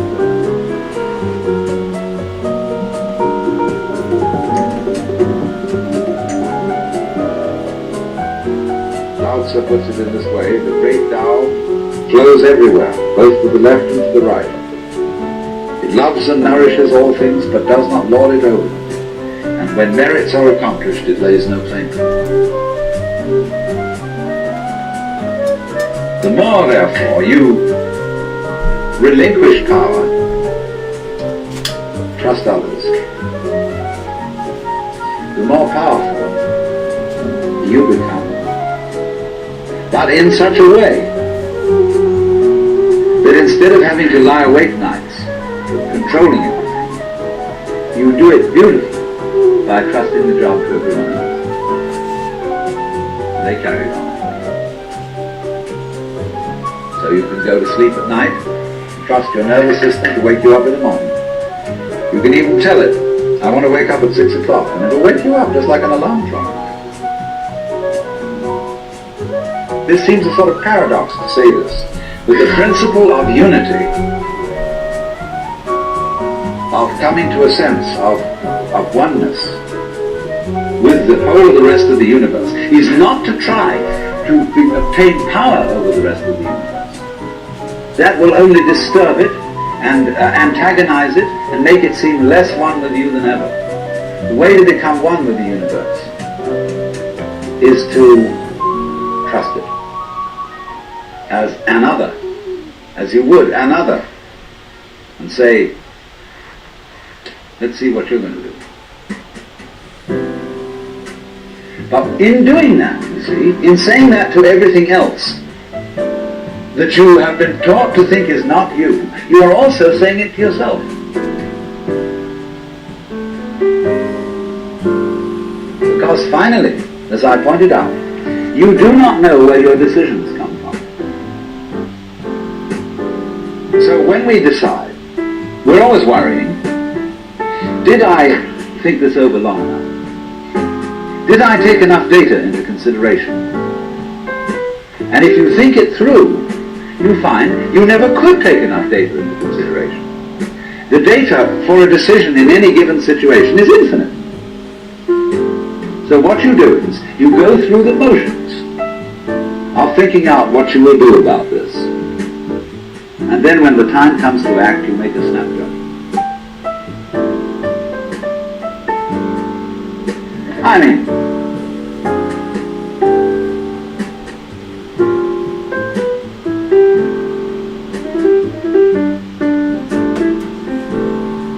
David Bohm, Seminar Series 1, November 8th, 1987, 5:15 session, Oak Grove School, Ojai, California. It's Tuesday, They call about the self-world image. It's not just a 9:54 p.m. picture sitting there, but it's full of value judgments. July It's full of 14th, tremendous 2020. dynamic power Boma Motel. inside your whole body, which helps to create the impression of this reality of whatever the image is about, right? That because there's so much power in this image, it helps, and it's sustained. It resists change and so on. Therefore, it passes the test for reality. It's not so easy to see that it is an image, right? And you see that because otherwise you would ask the question, why should a picture have such a powerful effect? You see? But this picture is not just a drawing or a photograph. It has much more in it. One of the points is, you see that it's defended. We said that it has supreme value. The word "I am" suggests that. That's what it really means. And you see, because it's tremendous and it covers all, that we give it tremendous value and very great power. And therefore it's defended. You see, as I said, when some thought comes in that might shake this or make it look not so good, there's an automatic defense to get rid of that thought, to deny it, and to put another thought in there that would support it. Right? That's the self-deception that we've been talking about. And one of the parts of the self-deception is just the observer-observed image. You see, the self-world image contains within it the possibility of splitting in two. And not only the self and the world, right? Saying that there is a self which is looking at the world, right? And you experience it that way. And which is an imitation of what we actually perceive with objects in the world, right? Now, so you have this self-world image, but then you may make the split further in. You see, this split can be made anywhere. At the skin is maybe include your country or your family. Or it may go inward and say, I'm looking at my hand. My hand is now what I'm looking at, right? And I, who I'm looking at, different from my hand, and I can move my hand, do various things about my hand. You go further and further inward and say, I have problems, I can look at my feelings, and so on. So the self-world image contains the split between the observer and the observed, right? Which is learned in the culture, and I know it's rather natural to make it anyway. And then that split is fatal because, you see, it means you can never get the thing straight in there. You will constantly try to correct the self-world image rather than correct the fact, right? And that's still more self-deception. Say I am in relationship with something. Yes, that's right. So it's only the self, it's only the whole that is, right? You see, that's what the statement in the Old Testament meant, that only I am actually is, right? I am being the name of God. You see, there was no word in Hebrew for is, actually. The present tense of the verb to be does not exist, right? So you would say this chair, right? And this is a chair, right? You have the future and the past, right? Now, but insofar as you imply I am, it implies eternal being, right? And therefore that had to be in the name of God, right? That's really what it means implicitly, right? If you have the notion of God, that's what God means, right? Eternal being, eternal universal being, right? That which is the source of all, right? Yeah. So that's a notion that was bound to occur to people. It's always implicit, and therefore it's bound to create this confusion that the word I am also represents the individual person. Right? That I imbue myself with the image. The first step is you already imbue yourself with that power, giving yourself the value of the totality, and the next step is to say it is this limited thing which has the value of the totality. Daniel says that it is the supreme. Yes, but if I say I am X, I am limited. I am here. I am a certain person. I am a carpenter or whatever. You see, I think at one of the seminars, I don't know what we said. You see, if you say I am an accountant, then you could equally well say God is an accountant. But then if you say God is not an accountant, it also is rather silly, right? In order to to relate those two concepts has no meaning, right? Because it's the totality. But you see, we have brought in two things together that can't go together, namely the unlimited being, total, and something limited. And it says it's separate. Well, it's different from other things, you know, it has boundaries. It's one thing and not another, right? But it gets to be that thing by saying I am. Well, I am gives it the general being, and then you connect that with the particular being, right? Oh, so. Yeah, you could say this chair is metal, you see. So we say chair is a general category, and metal gives it a particular meaning, right? You could say I am whatever, right? I am an accountant, right? And so I am connects it to the totally general, unrestricted being, the totality of all that is, was, and ever will be, right? And then you are an accountant. That this is an accountant, right? I mean that I am separates you from it. But the word I am by itself cannot separate. You see, only when you say what I am, when you get separate. In a way, you could say, if you were animistic, as people were in the earlier times, you could say everything, if it could talk, would say I am, right? If I say I am alive. I am alive, that's all right. But you see, then there's also death, right? Then you would have to say God is dead, right? As well as God is alive. I say I am. I don't see the connection between I am and God. Oh, just simply they mean the same thing. What does God mean? I don't know. Well, it means, it has come to mean, and probably at first it was some tremendous projection of the human being, but it came to mean the totality, you see, the whole, the source of everything, right? All right. Now, I am, by itself, has that sort of value, right? Say I am without saying whatever, anything else. It's unqualified. It's the generative source of being. Do you see what it means? I am what I qualify. You see, if you say the word water, you see this body of water, that example of water, right? But suppose we just use the word water. It means the general concept from which generates water, right? All experience, all notion of water. Whole understanding. Because I exist. You're saying I am, so what does it mean? It means you are, you exist, you see, you have being, right? It means it's that being. This being. It's the personal form of saying it. You see, you can say this is, but when you apply it as a subject to say, you say I am, right? You can also say this person is, meaning the same thing, but... What is? What? Is it the voice of what is?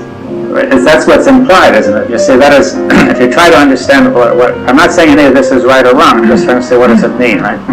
Let's say it didn't have any concept about God or believe it. It would still have that power if you just use the word I am. You see, that's what it means. But is that so? Oh yeah. I mean, I think you say, if you were to say I am, you see, for example, people might feel, except that they know better, that they live forever, and that they would, as an infant, might feel he would essentially encompass everything and have all power and so on. The first sense of being would be of that nature before you restrict it. You see, people do not understand death, right? There's no way within the structure of thought to understand it, right? Yeah, the limitation, right, of that kind. You see that the whole self-world image contains everything, right? Seem to have reached the edge of my understanding of that. Doesn't Jehovah mean I am? Yeah, it means I am, yeah. Jehovah means I am. You see, suppose somebody says I am, they say you're not the great I am, you see. I am the great king, you see. I am the king of kings. I am the greatest. You see that, who was it who said that? Muhammad Ali. You see, why should he bother to say I am the greatest, the best, the most wonderful, the highest? and then see, the king likes to be told, you're the greatest king, you're the exalted king of kings. You know, it creates a certain feeling, right? Of power, right? What it means, it has tremendous value. And you see, if I'm limited in any way, Can't own it. I would have to say I am this or this or this, right? That's what I know. You But can't as I own it. remove those limits, I get more and can't more own I am. extension and power in the concept. What? King. She was created by man, right? What? The I am definition throughout. It grew out of thought, you see, but I'm saying that this thought has that sort of meaning implicit in it. That, you see, why is it that there is so much egotism, you see, when it makes no sense at all? You see that there's some reason why everybody feels that I am is of supreme value, right? I thought you were saying it was a supreme. No, I'm saying this is the way the words work. You see, we have to be careful. But I mean, when the people first said it, they believed it and said that's the way it is, right? I'm neither saying it is or it isn't. I'm really saying that's the way it works. They believed it so much that they said God said it. Yes, they believed there was no that was God and so on. But that doesn't concern us at the moment, right? See, what concerns us is the power of the concept of this kind of the self, right? Ego, what makes us ask so many questions? Well, but this is the ego, you see. The point is that the power of the ego is this power in the concept of I am, which, however, we then find ourselves to be limited, and there's a tremendous contradiction, right? And what are we going to do? You see, we try to deny those limits, right? Deceiving ourselves. Soham. Yeah, it has, I think, the same meaning, yeah. It's an old concept which probably everybody has. And and I wanted to say there's tremendous power in this notion I am, though we don't notice it. It has a tremendous value, right? If you imagine somebody out in the desert sort of asserting his being, shouting I am, right? Against the elements, huh? Yeah, but he would feel that here I am, right? He is sort of asserting himself against the whole of infinity, right? And and that's what's implicit in this notion. You see, now and the self-world image takes that quality, right? Aren't we all sort of miniature or greater manic depressive? A manic will, have delusions. Yeah, well then he gets disappointed, but then you get, he says, I am the greatest and I am the lowest. It just flip-flops, right? You see, there's no fundamental change. You're saying, if I am, how can I have all these problems? Yeah, or how can I be so limited? You see, suppose you say, I am the great king of kings, but it turns out I've got problems. There's another king of kings over there who may defeat me, right? I've got problems, right? It's not merely that I may be defeated, but inside of me is something terrible that happened, right? Because I really believe it. Yeah, and I need it. And I act upon the world as if it's true and start. Or else I say it must be made to be true. When we talk about a person being crazy, you might say, I'm the king. If you look at him, no, he's not the king, you say he's crazy. Yeah. But he's still got that feeling, Yeah. which is really akin to the feeling we have. He's just taken it to the limits we can notice. Yeah, well, it takes beyond the limits that society accepts, right? Whereas you see, in the case of Hitler, society accepted it altogether, right? You see, so it's somewhat of a fortuitous accident how far society will go with that. But now. Isn't that the outward expression of taking it as far as society? Because inwardly, it seems that we take that even further than someone who thinks that they're the king of kings. It seems that if you think of someone who's fanatical in the belief in God, it seems that the analogy, that's what we do inside ourselves. And we think each one of us is God. That's implicitly and tacitly. We wouldn't dare to even say it to ourselves, well, for the most part, but still that's the thought, right? Yeah. Very fanaticism arises from this very strong feeling that I have that something is so. Yeah. So French philosopher says, I think, therefore I am. And it's still the particular.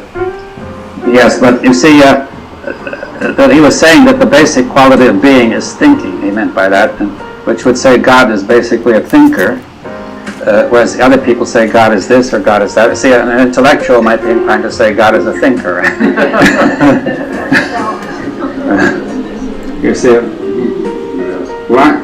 The Bible says in the beginning was the Word. Well, that could have many meanings, you see, but now, suppose now we say that, you see, it's all tied together, this whole question, you see, of self-deception of the observer, the values of the self-world image. It's all functioning in one whole, right, with society, the culture, and religion, and power, political power, and everything else, right? And see, but I think that aside from this rather peculiar problem of language and so on, there is something deeper in the sense that the human being has a genuine need for some contact with the cosmic or the unlimited, right? That it is not just purely invention or imagination or so on. So I would suggest that. Now, that there is a cosmic need or dimension within the human being, and that all these things have been sort of confusions around and perversions of it, you see. That people have tried to get it out of thought, right? One form or another, and imagination and so on. And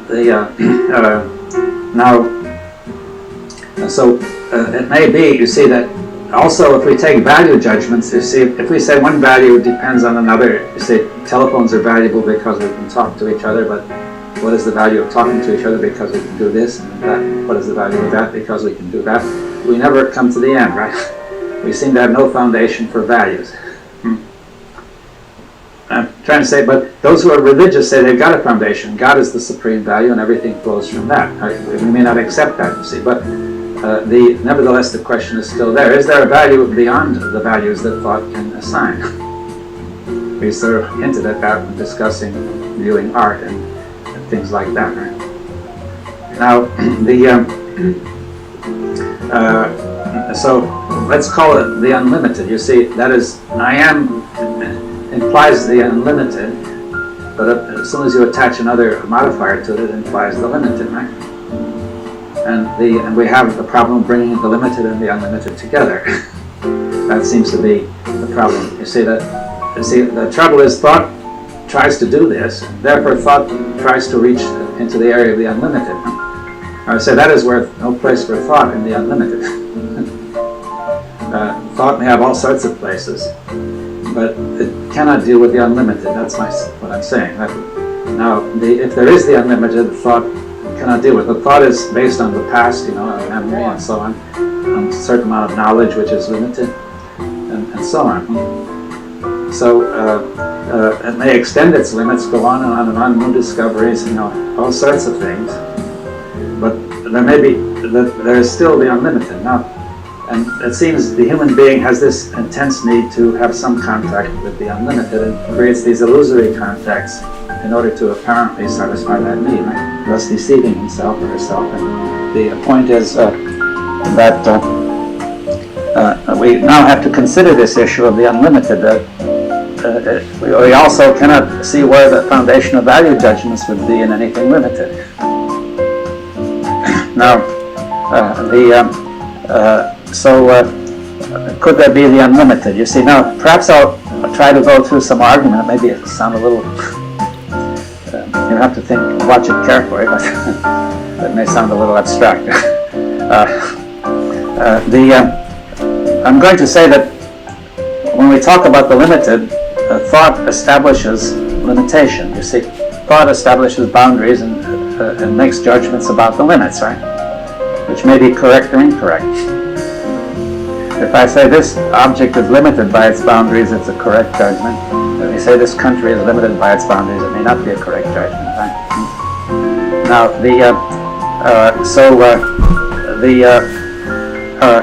therefore, one of the basic features, in fact, its most essential feature is that thought, anytime thought says anything, it establishes a limitation, right? It says it's this and not that. That's the very nature of a judgment. In German, the word for judgment is Urteil, meaning original division, or original limitation, right? So the point is that you have this limitation, you see. Now, and thought is its basic quality, its basic activity is limitation. You see. And then it tries to unite the limit, to go beyond the limit and unite things and so on. But it will still establish another limit when it does so. Now,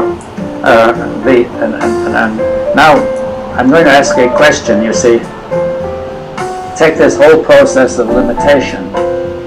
Suppose I say that there's nothing but the limited, right? That's one view. The unlimited is an illusion. We're good, hard-nosed, solid people. We assert that there's nothing but the limited, which we can grasp, right?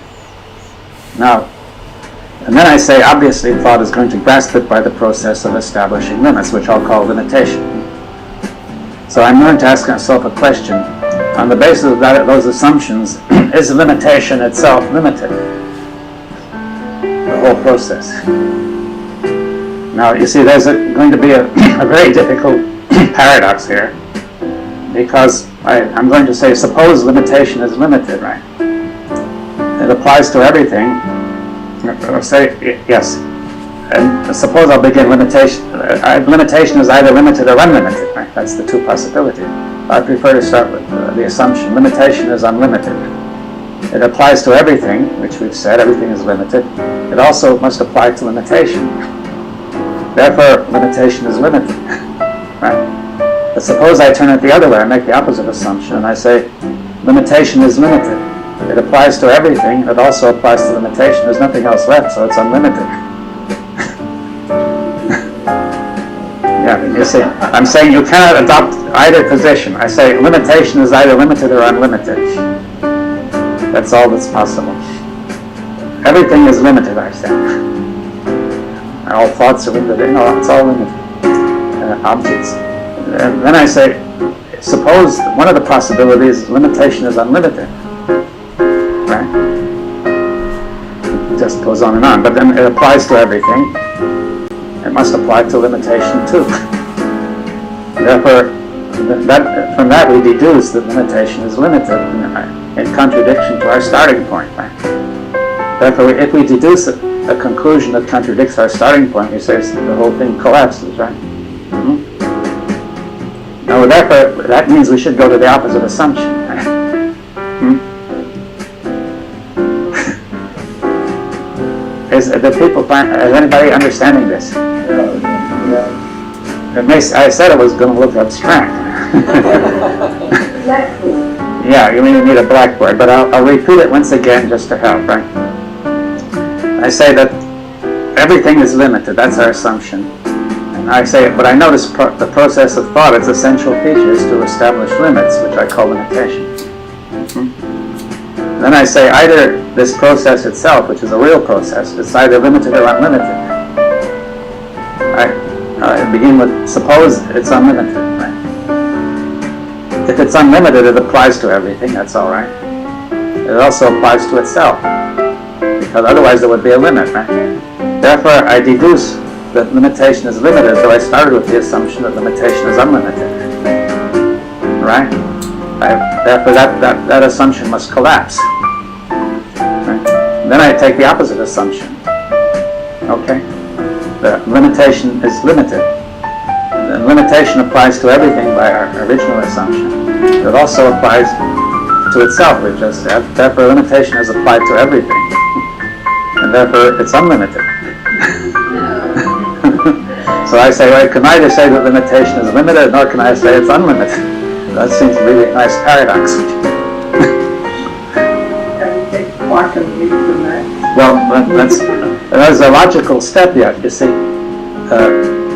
So first to appreciate the paradox, right? Now, if you have a paradox, it means some assumption in your reasoning may be false, right? Well, what is the assumption we've made? That everything is limited. What? Well, we said only limitation is unlimited, you see. we're trying to say that we get into trouble about saying everything is limited. We can't seem to say it. Woman, is everything is already unlimited. Yes, that's right, but we are in a paradox by trying to say it, but that's all I'm saying, but I've demonstrated the paradox, you see. That everything, you cannot make sense of the statement that everything is limited. The assumption that everything is limited has collapsed. Yeah. Yes, but the sum of everything, I assume, is the sum of all particular things. I mean, that's the way of reasoning, you see. The hard-headed way of reasoning is we've got all these particular things and they're all limited, there's nothing else. The world is nothing, existence and reality are nothing, and truth are nothing but this, you see. That's the good hard-headed approach, you see. But it collapses, right? By logic, right? Everything is limited. You also to apply that to ideas. Oh yes, thoughts are things in this view. They're part of reality, right? Otherwise you would have to say that only you're not covering all existence, right? Then you extend it to ideas. You say Yeah. all ideas are limited. Yeah. And I say the essence of thought is to establish limits, whether of material things or ideas or anything. We can think about ideas too.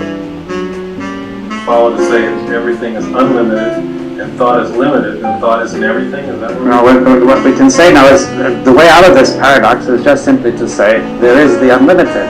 Now you will see there's no problem because I say limitation is limited by the fact that there is the unlimited. It still applies to itself. The limitation is limited, right? So It is unknown. yes, and also you can take one more step. You say, is the unlimited disconnected from the limited, right? That would be, but we'll say in that case it would be limited by not being the unlimited, by not being the limited. Right? And therefore we see that the unlimited must overlap and include the limited. The unknown includes the known, and the unlimited includes the limited, right? See, we're not trying to say there is this nice sphere of the known, and outside there somewhere else is God, and the unlimited, right? It's saying that the unlimited must include the limited. In contacting the limited, we are still in the unlimited. The real being of the limited is the unlimited.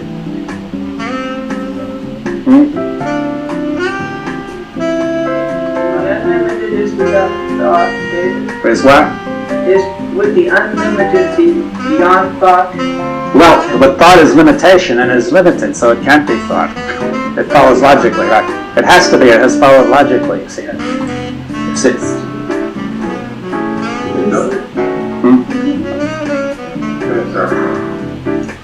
David, could the phrase I am be the unlimited? well, that's what it could mean. I am could mean the unlimited. You see you see that's a suggestion. You see what I'm trying to say? The true I am. That's that's one approach. You see, but we'll leave that out for the moment and just say that there is the unlimited. The unlimited is right, and the unlimited includes the limited. Therefore, in the limited, you contact the unlimited. James was asking this question: what is the relationship between? Yeah.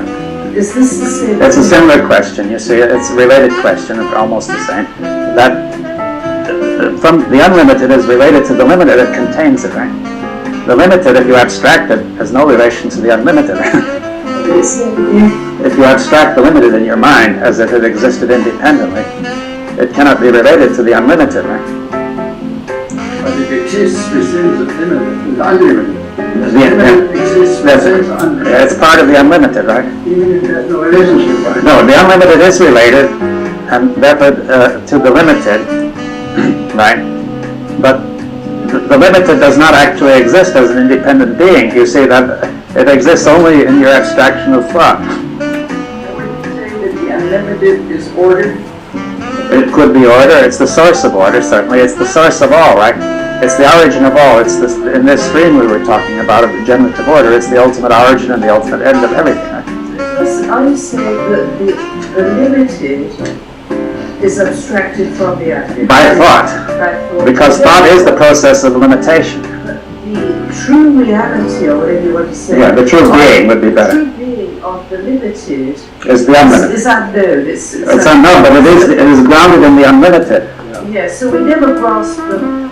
We think we've got the thing, the limited, Yeah. The thing in itself, We don't grasp it in thought, you see. We're not saying there may not be another way, but we're saying thought by its very operation cannot do it because it consists of establishing limits. You see, the only place limits exist are in thought.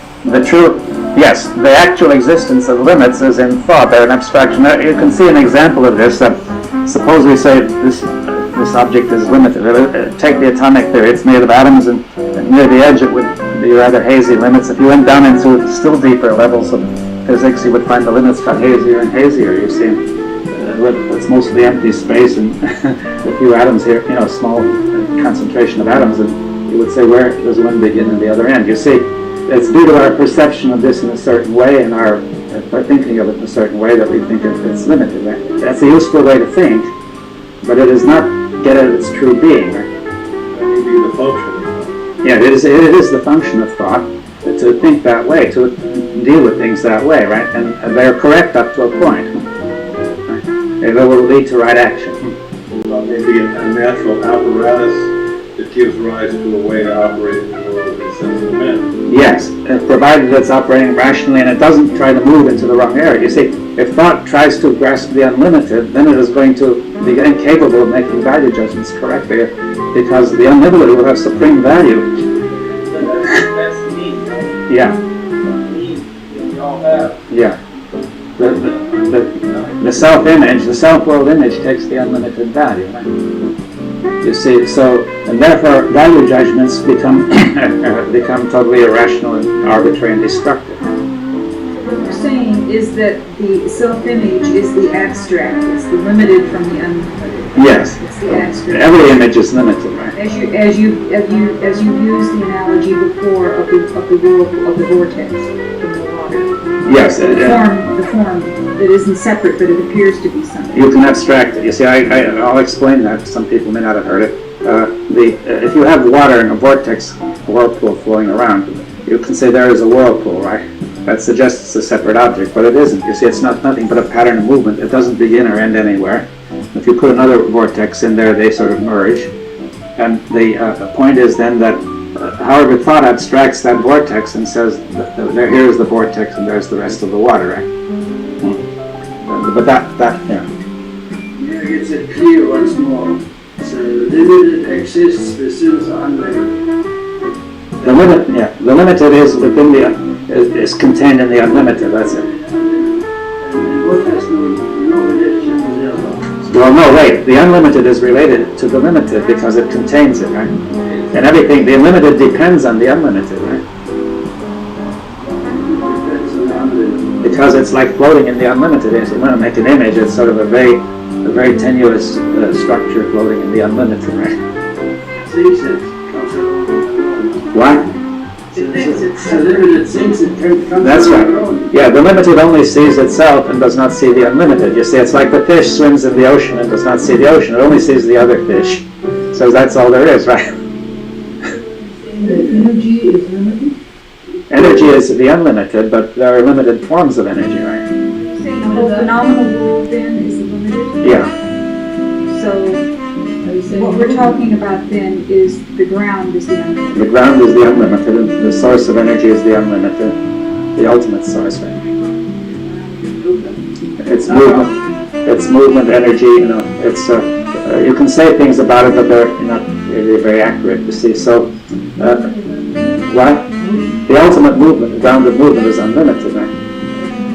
It's energy, right? And the energy, you see, the word energy is a Greek word. It really means work from within, right? That something from the ground is working in the phenomenal world, right? But, well, but we can take movement in a more general sense. You see, for example, you talk of the movement of a symphony, and say there's nothing moving. You could put the symphony orchestra in a train and say it's moving. But that's not what you mean by movement of a symphony, right?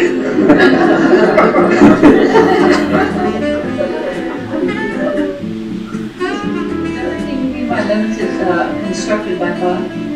Yes, thought establishes limitation. You see, that's its function. Whatever you say or think about the unlimited has to be limited. Yes, if you begin to give it qualities, it has to be limited, you see. But we say in order for thought to be consistent, it has to admit there is the unlimited, that's all. But from there on, it starts to get in trouble if it begins to say too much, right? The ego is just thought. Yes. Thinks that I am. Yes, the ego is thought, but it's thought which makes value judgments and has dynamic power and does, it has the observer and the observed, all those things in it, right? We don't know, you see, without thinking, you see, but let's say what is without thinking, we can't know in the sense, the ordinary sense of knowledge, right? But therefore we're saying there is the unlimited, and ultimately value must flow from the unlimited, right? Otherwise there's no ground for value, right? If thought comes up with this value, then it's limited and it's not. Well, thought will define the value and make a judgment of it, and then it's limited, right? Don't forget that is the Well, I'm saying we have this problem that if we have no ground to value at present, we say one value leads to another, which leads to another, and that's all arbitrary, right? And see, one of the modern trends is relativism of values, whereas in the past they used to say values are absolute, they come from God. But if you don't accept that, then you say values are relative. So we say, where are we? You see that if all values are relative, then ultimately there's no ground to them, and it might be as well be one as another. So that creates a problem. You can't function that way.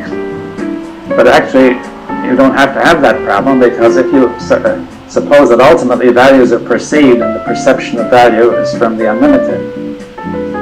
exactly because if you define that value in full, Well, yes, but we're saying before you define it, it's perceived and acts, right? In order to communicate it, we may define it, but then it's limited, right?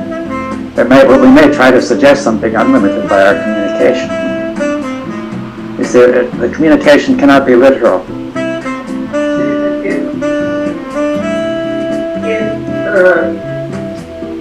let me just a minute. We said that there is movement in the unlimited. Well, a kind of movement, but not the kind which moves from here to there, right? If there's movement in the unlimited, we are all part of that movement, and we're all part of that unlimited. Well, that would suggest everything visible, phenomenally, and experienceable is in the unlimited in some sense. Yes, we are movement in a way. Without this movement, we would cease to be, right? And that would be life. Yes, it's life, but this movement, see, but time is a limitation too, isn't it?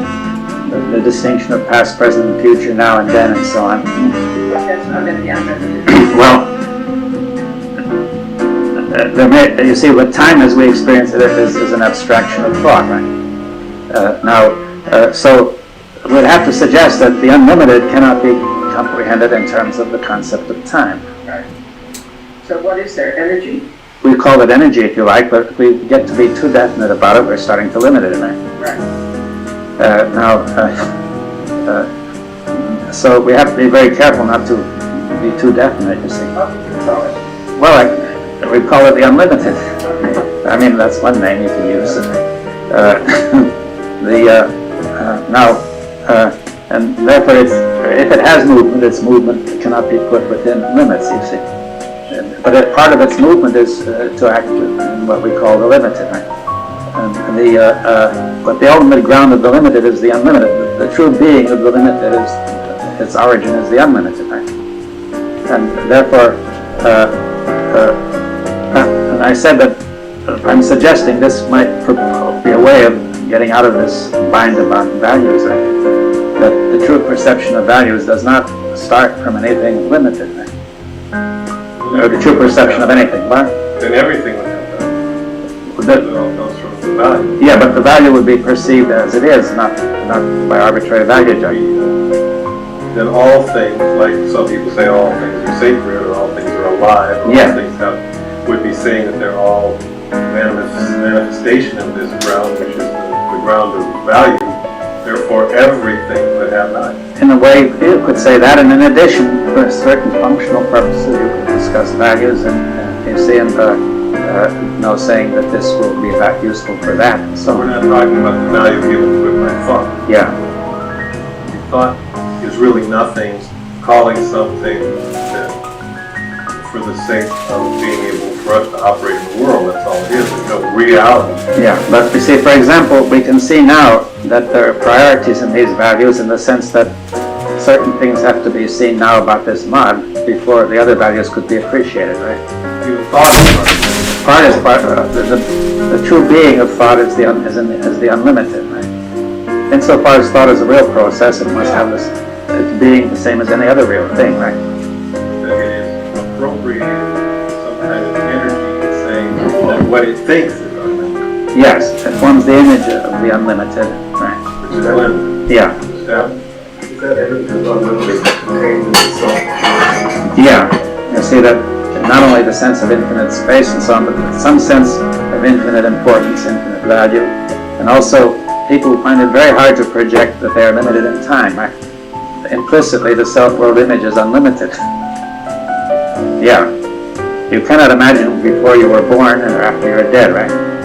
You can't form that image. Is it present unlimited? Yes. You see. That in this present moment. It's just Yeah.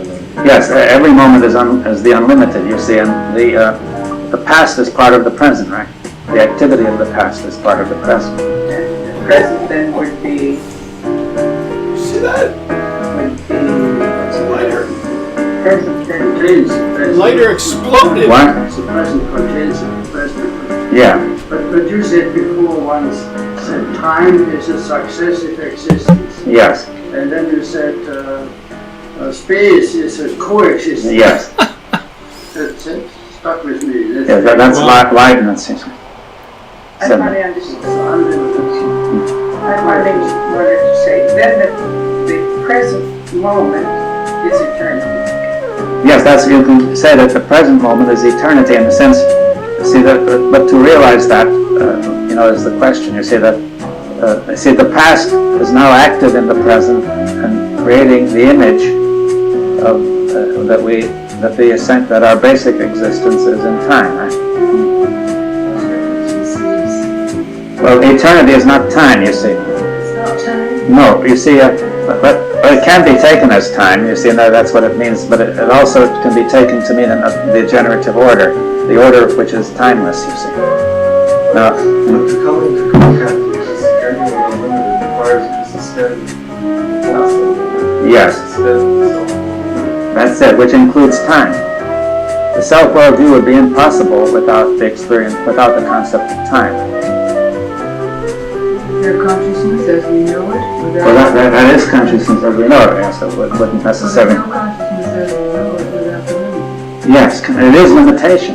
The consciousness as we know it is, its content is limitation, right? There may be, yeah. That's the suggestion, you see. We got to it. We're saying this is an exploration suggesting what may be, what's worth inquiring into, right? There was a consciousness besides this limited would be the consciousness of the unlimited. Yeah, there would be the unlimited being conscious of itself. Right? The unlimited might be conscious. Yeah. But what's going on now? Are we making this, aren't we starting to limit? Well, if we go too far in this direction, we will begin to introduce limitation. You see, you have to be careful.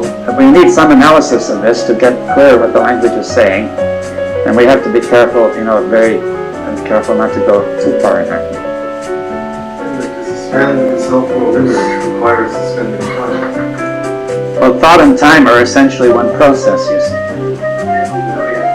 What? Yeah. You see, thought not only takes time, but its essential content is time, right? The whole process. And everything that you can think of as existing exists in this sequence of time.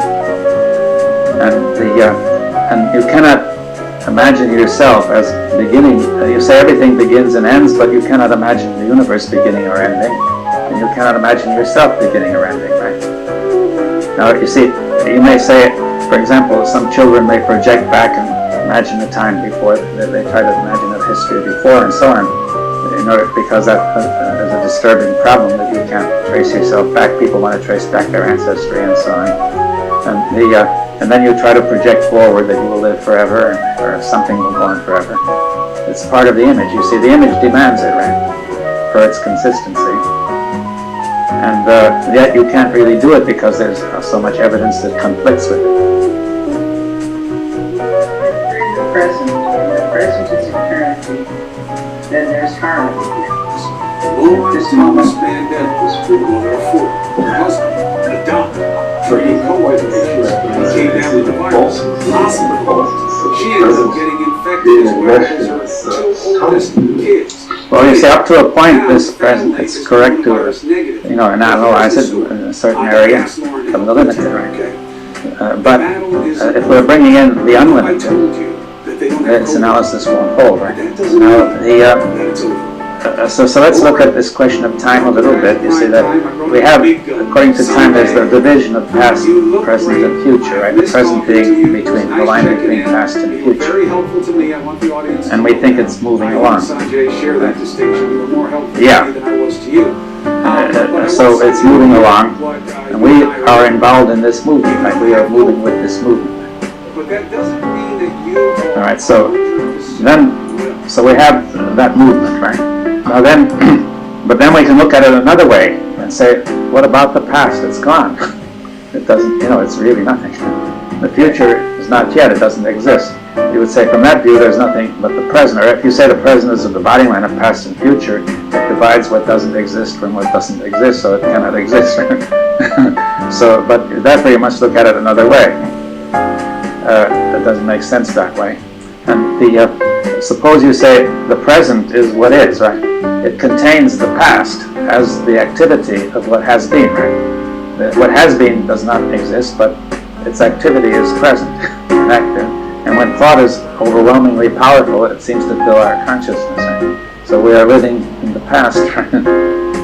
We are living in the response of the past to what is, right? To what is actual. And now the future is only potential. You see, the future is, you could say that the ground, in some sense, is this future. You see that the future is not here. You see that the future is, in some sense, the future is in the present, right? What we do now, if we go on with thought now, we are going to go on with it in the future. And okay, so now I'm trying to I'll try to give an image. It might help. I was discussing the order of succession. So let's imagine that drawn on a horizontal line, right? We call that time, right? The graph. Now I'm going to suggest a generative order, the order in which, like in the stream going back to the source. I'll draw that in the vertical direction. Now, if in a mechanical process, it's moving horizontally, right?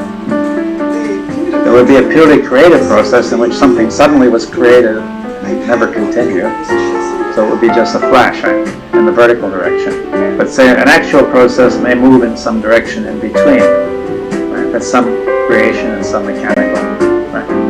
Now, so to understand, now our attention can move into the mechanical order, or it could move into the order between, or it could move toward the extreme, right, in which we do not consider continuity. Now it all depends on attention, right? And attention is blocked by the thought which says that it's got to be always time. Right? So, present contains the past and the future. Our thinking is always in the present. Even if it deals with past events, yeah. Remember it now. That's right, the thinking is now. The thinking is now, but still, the question is, where does our attention go? Attention is directed by thought, right? Now, if we think of the world as mechanical, as just moving in succession, that's where our attention will go, and we will see it that way, right? We are looking at an abstraction which is determined by thought, right? Our attention will go according to what your thought says is important or valuable, right? If you say that time is all there is, then that's where attention must go. Now, if you explore the notion that that's not all, then there might be an order between where something was being created and something was being recreated. Something, and then the extreme of that would be the present moment, right? Which would be not to consider the recreation of the past, you see, but to put attention not into the recreation process, say, from that view, anything which exists is constantly recreated, right? Similar. But then our attention may be on the recreation process, or it could move toward the creation alone, right? That in this moment, we are not going to give primary value to recreation, but just look at the moment, right? Which will include the past, right? As thought, right? As the actual process of thought. And therefore, it would be possible then for attention to move into a timeless dimension. Because even though from the other point of view time is passing, that is irrelevant in this mode of attention. Timelessness is eternity. Yeah. Timelessness is eternity, not eternal existence in time, you see, from that view. So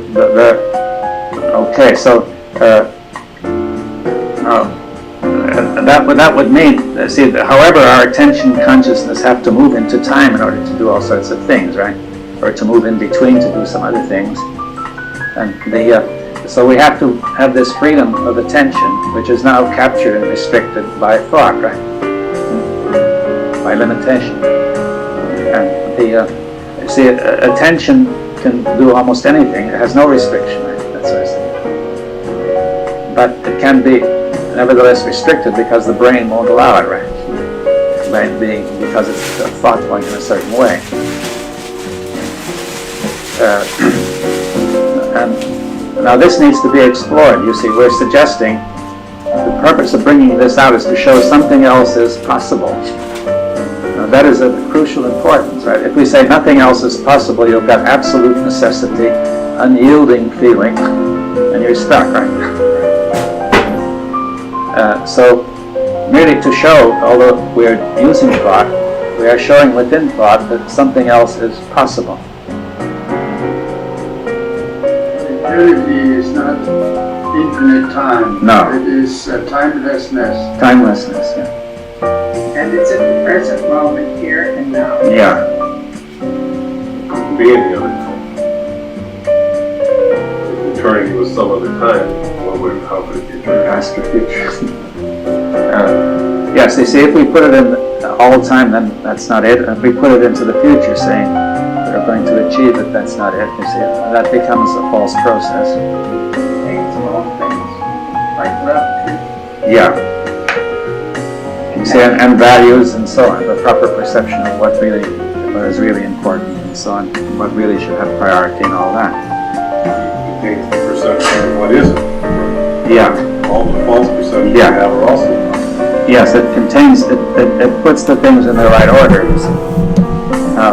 And therefore the thing can go straight, you see, now. But we do have to go through quite a bit of work on understanding this other process within its own terms, right? And invited us to return. Well, I don't know if I invited it. It's a question of whether you find it inviting.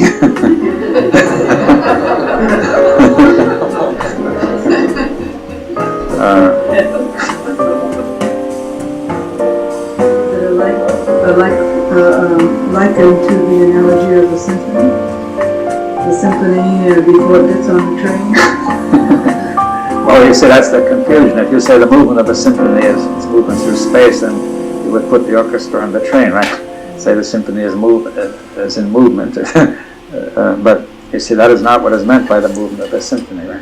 For the dance is before we get on the train. Yeah, it's there even before it's done, you see.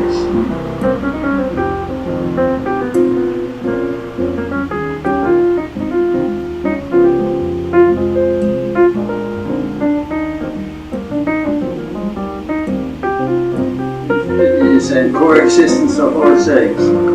Well, it's all in the unknown. It's in the unlimited, right?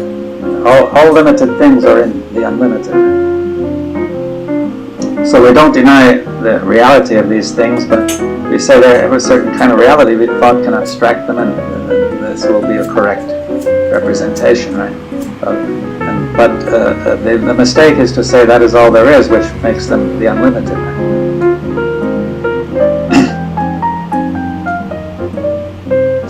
You see, ultimately thought has got in this problem that it does not know what to do about limitation and the unlimited, and gets all caught up in it.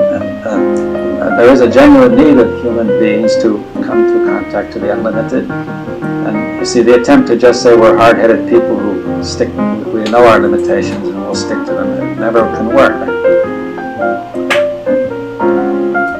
Beauty and art and stuff like that are somehow related. Like I think about music and you talk about movement. Well, actually music, there's nothing moving.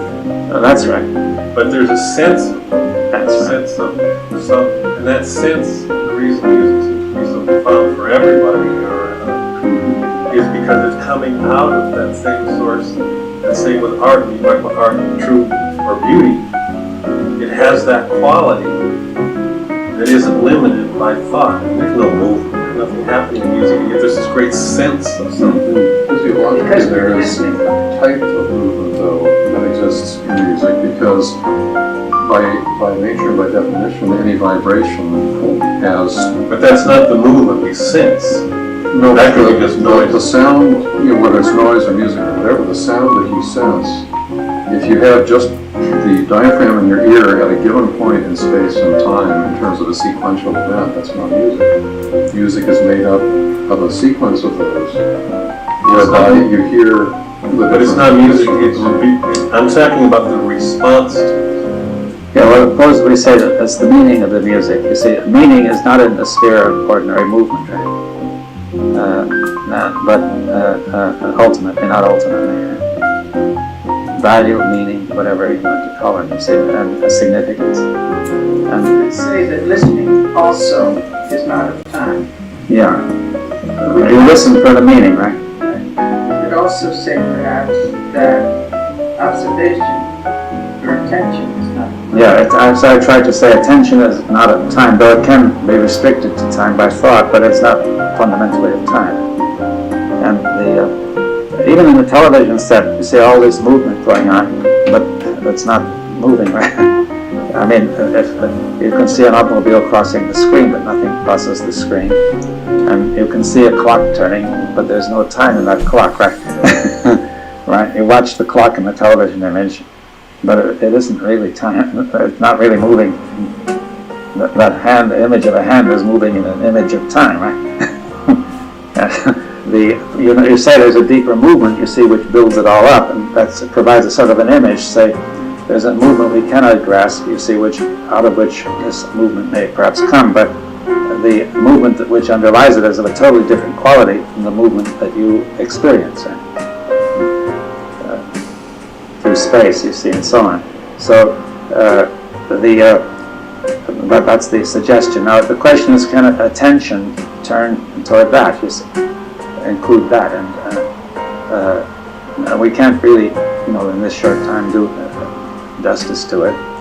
See, because we're not saying time is totally irrelevant or anything, because as we do things, it becomes relevant. So we may be moving between those limits, those extreme, either pure timelessness or time, and in different phases of life. You see.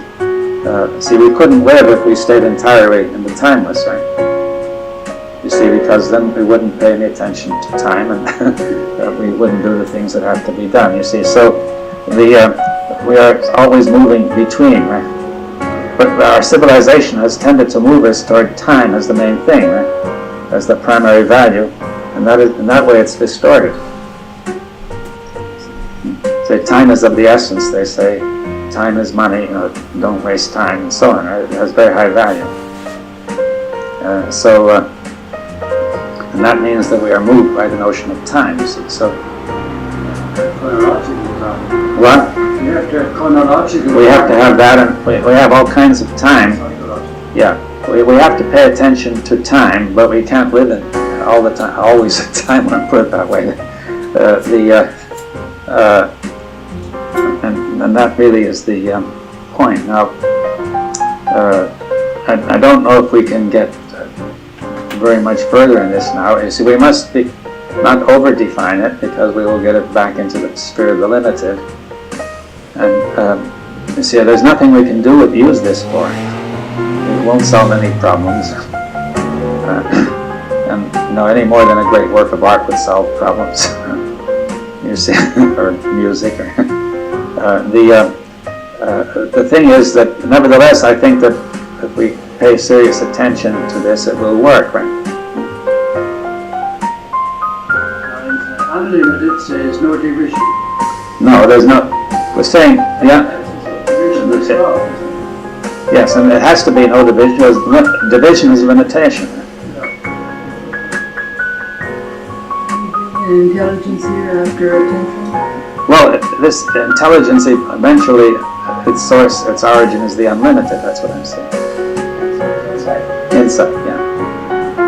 And the unlimited can act within the limited. The unlimited can act in the brain to bring it to order, to change its cells. That's what Krishnamurti is suggesting. Cell changes today. Maybe. You see, you can't sort of watch it and see how the cells have changed. Can't work.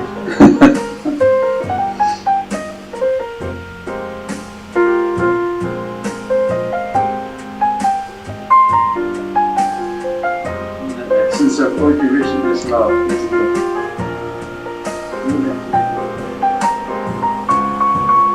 Yeah, so well, it's intelligence, it's beauty, it's all that, you see.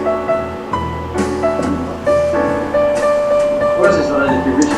Causes division, yes, between cause and effect and so on, you see. What? Unity sounds like parts. Well, yes, it's wholeness, it's totality, you see, it's the wholeness of life, you'll put it more accurately. You see, the oneness, you see, it's, which includes all the distinctions and divisions, right? The vertical line must be. Yeah.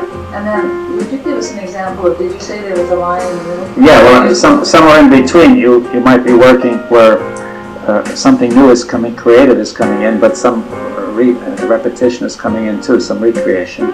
So that there's a range of experience, a very broad range, where you're somewhere in between, right? Something limited in terms of creativity as Krishnamurti defined. Well, it would be a limited, but it would be necessary for many activities, right? See, I wouldn't want to suggest that we have either two possibilities, the unlimited or the limited. Saying, either you're in this mechanical sphere or you're in this tremendous thing, right?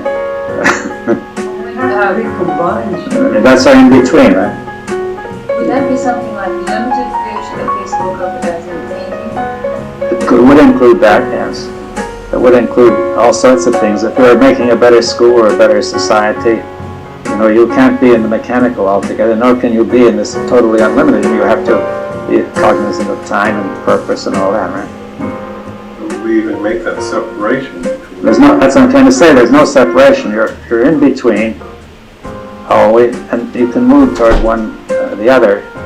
You see, so when you have nothing special to accomplish, you might tend to move toward making time and moving toward the present moment with time less and less important. I don't know, is that clear what I'm trying to say?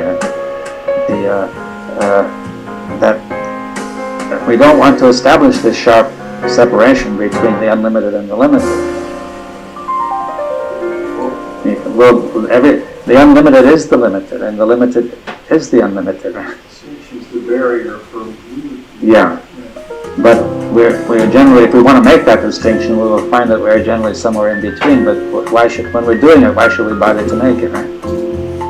Like a boat on the ocean, the boat has the function of sustaining the organism, but the function of the boat is to be on the ocean, not to sustain it. And Yeah. to have a tremendous relationship, and not to have a relationship between the two is would be dysfunctional. We are the boat on this ocean of infinity, and not to have a relationship with Well, yeah, we are related because we are floating in this ocean, right? We are supported by the ocean. You see, and we are coming. It's more deeper than that. That the boat is constructed on the land, but we have been coming out of it. We have come out of the ocean, and we are going back into it. It's easy to see what it might be like in the limited and what it might be like in the semi-limited or semi-infinite. What might we be like in the limited and the vertical line?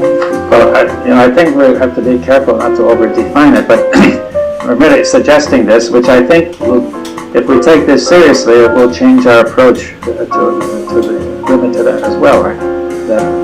Because we say that ultimately, we can see now that this question of values, for example, is different from what we thought, right? That there's not going to be a solution of it in the limited.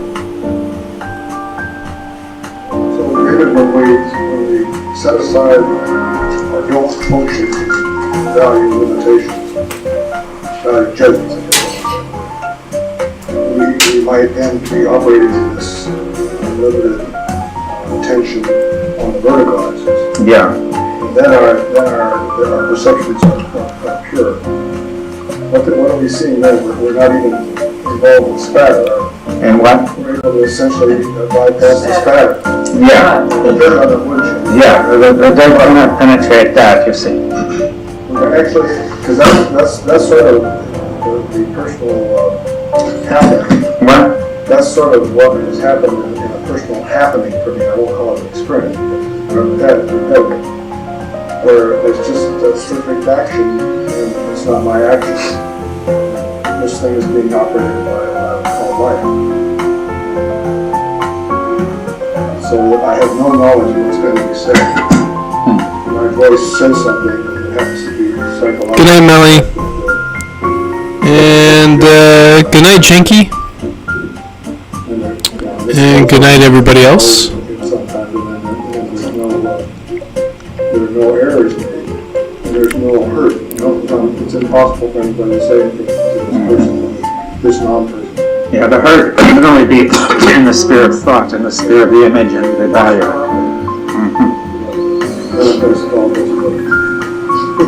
So transformation comes from clarity. Well, I don't know. See, I think we can even call it the thing transformation. You see, we're really looking at this thing, and without, if you form a goal of transforming, you've gone back into time, you see.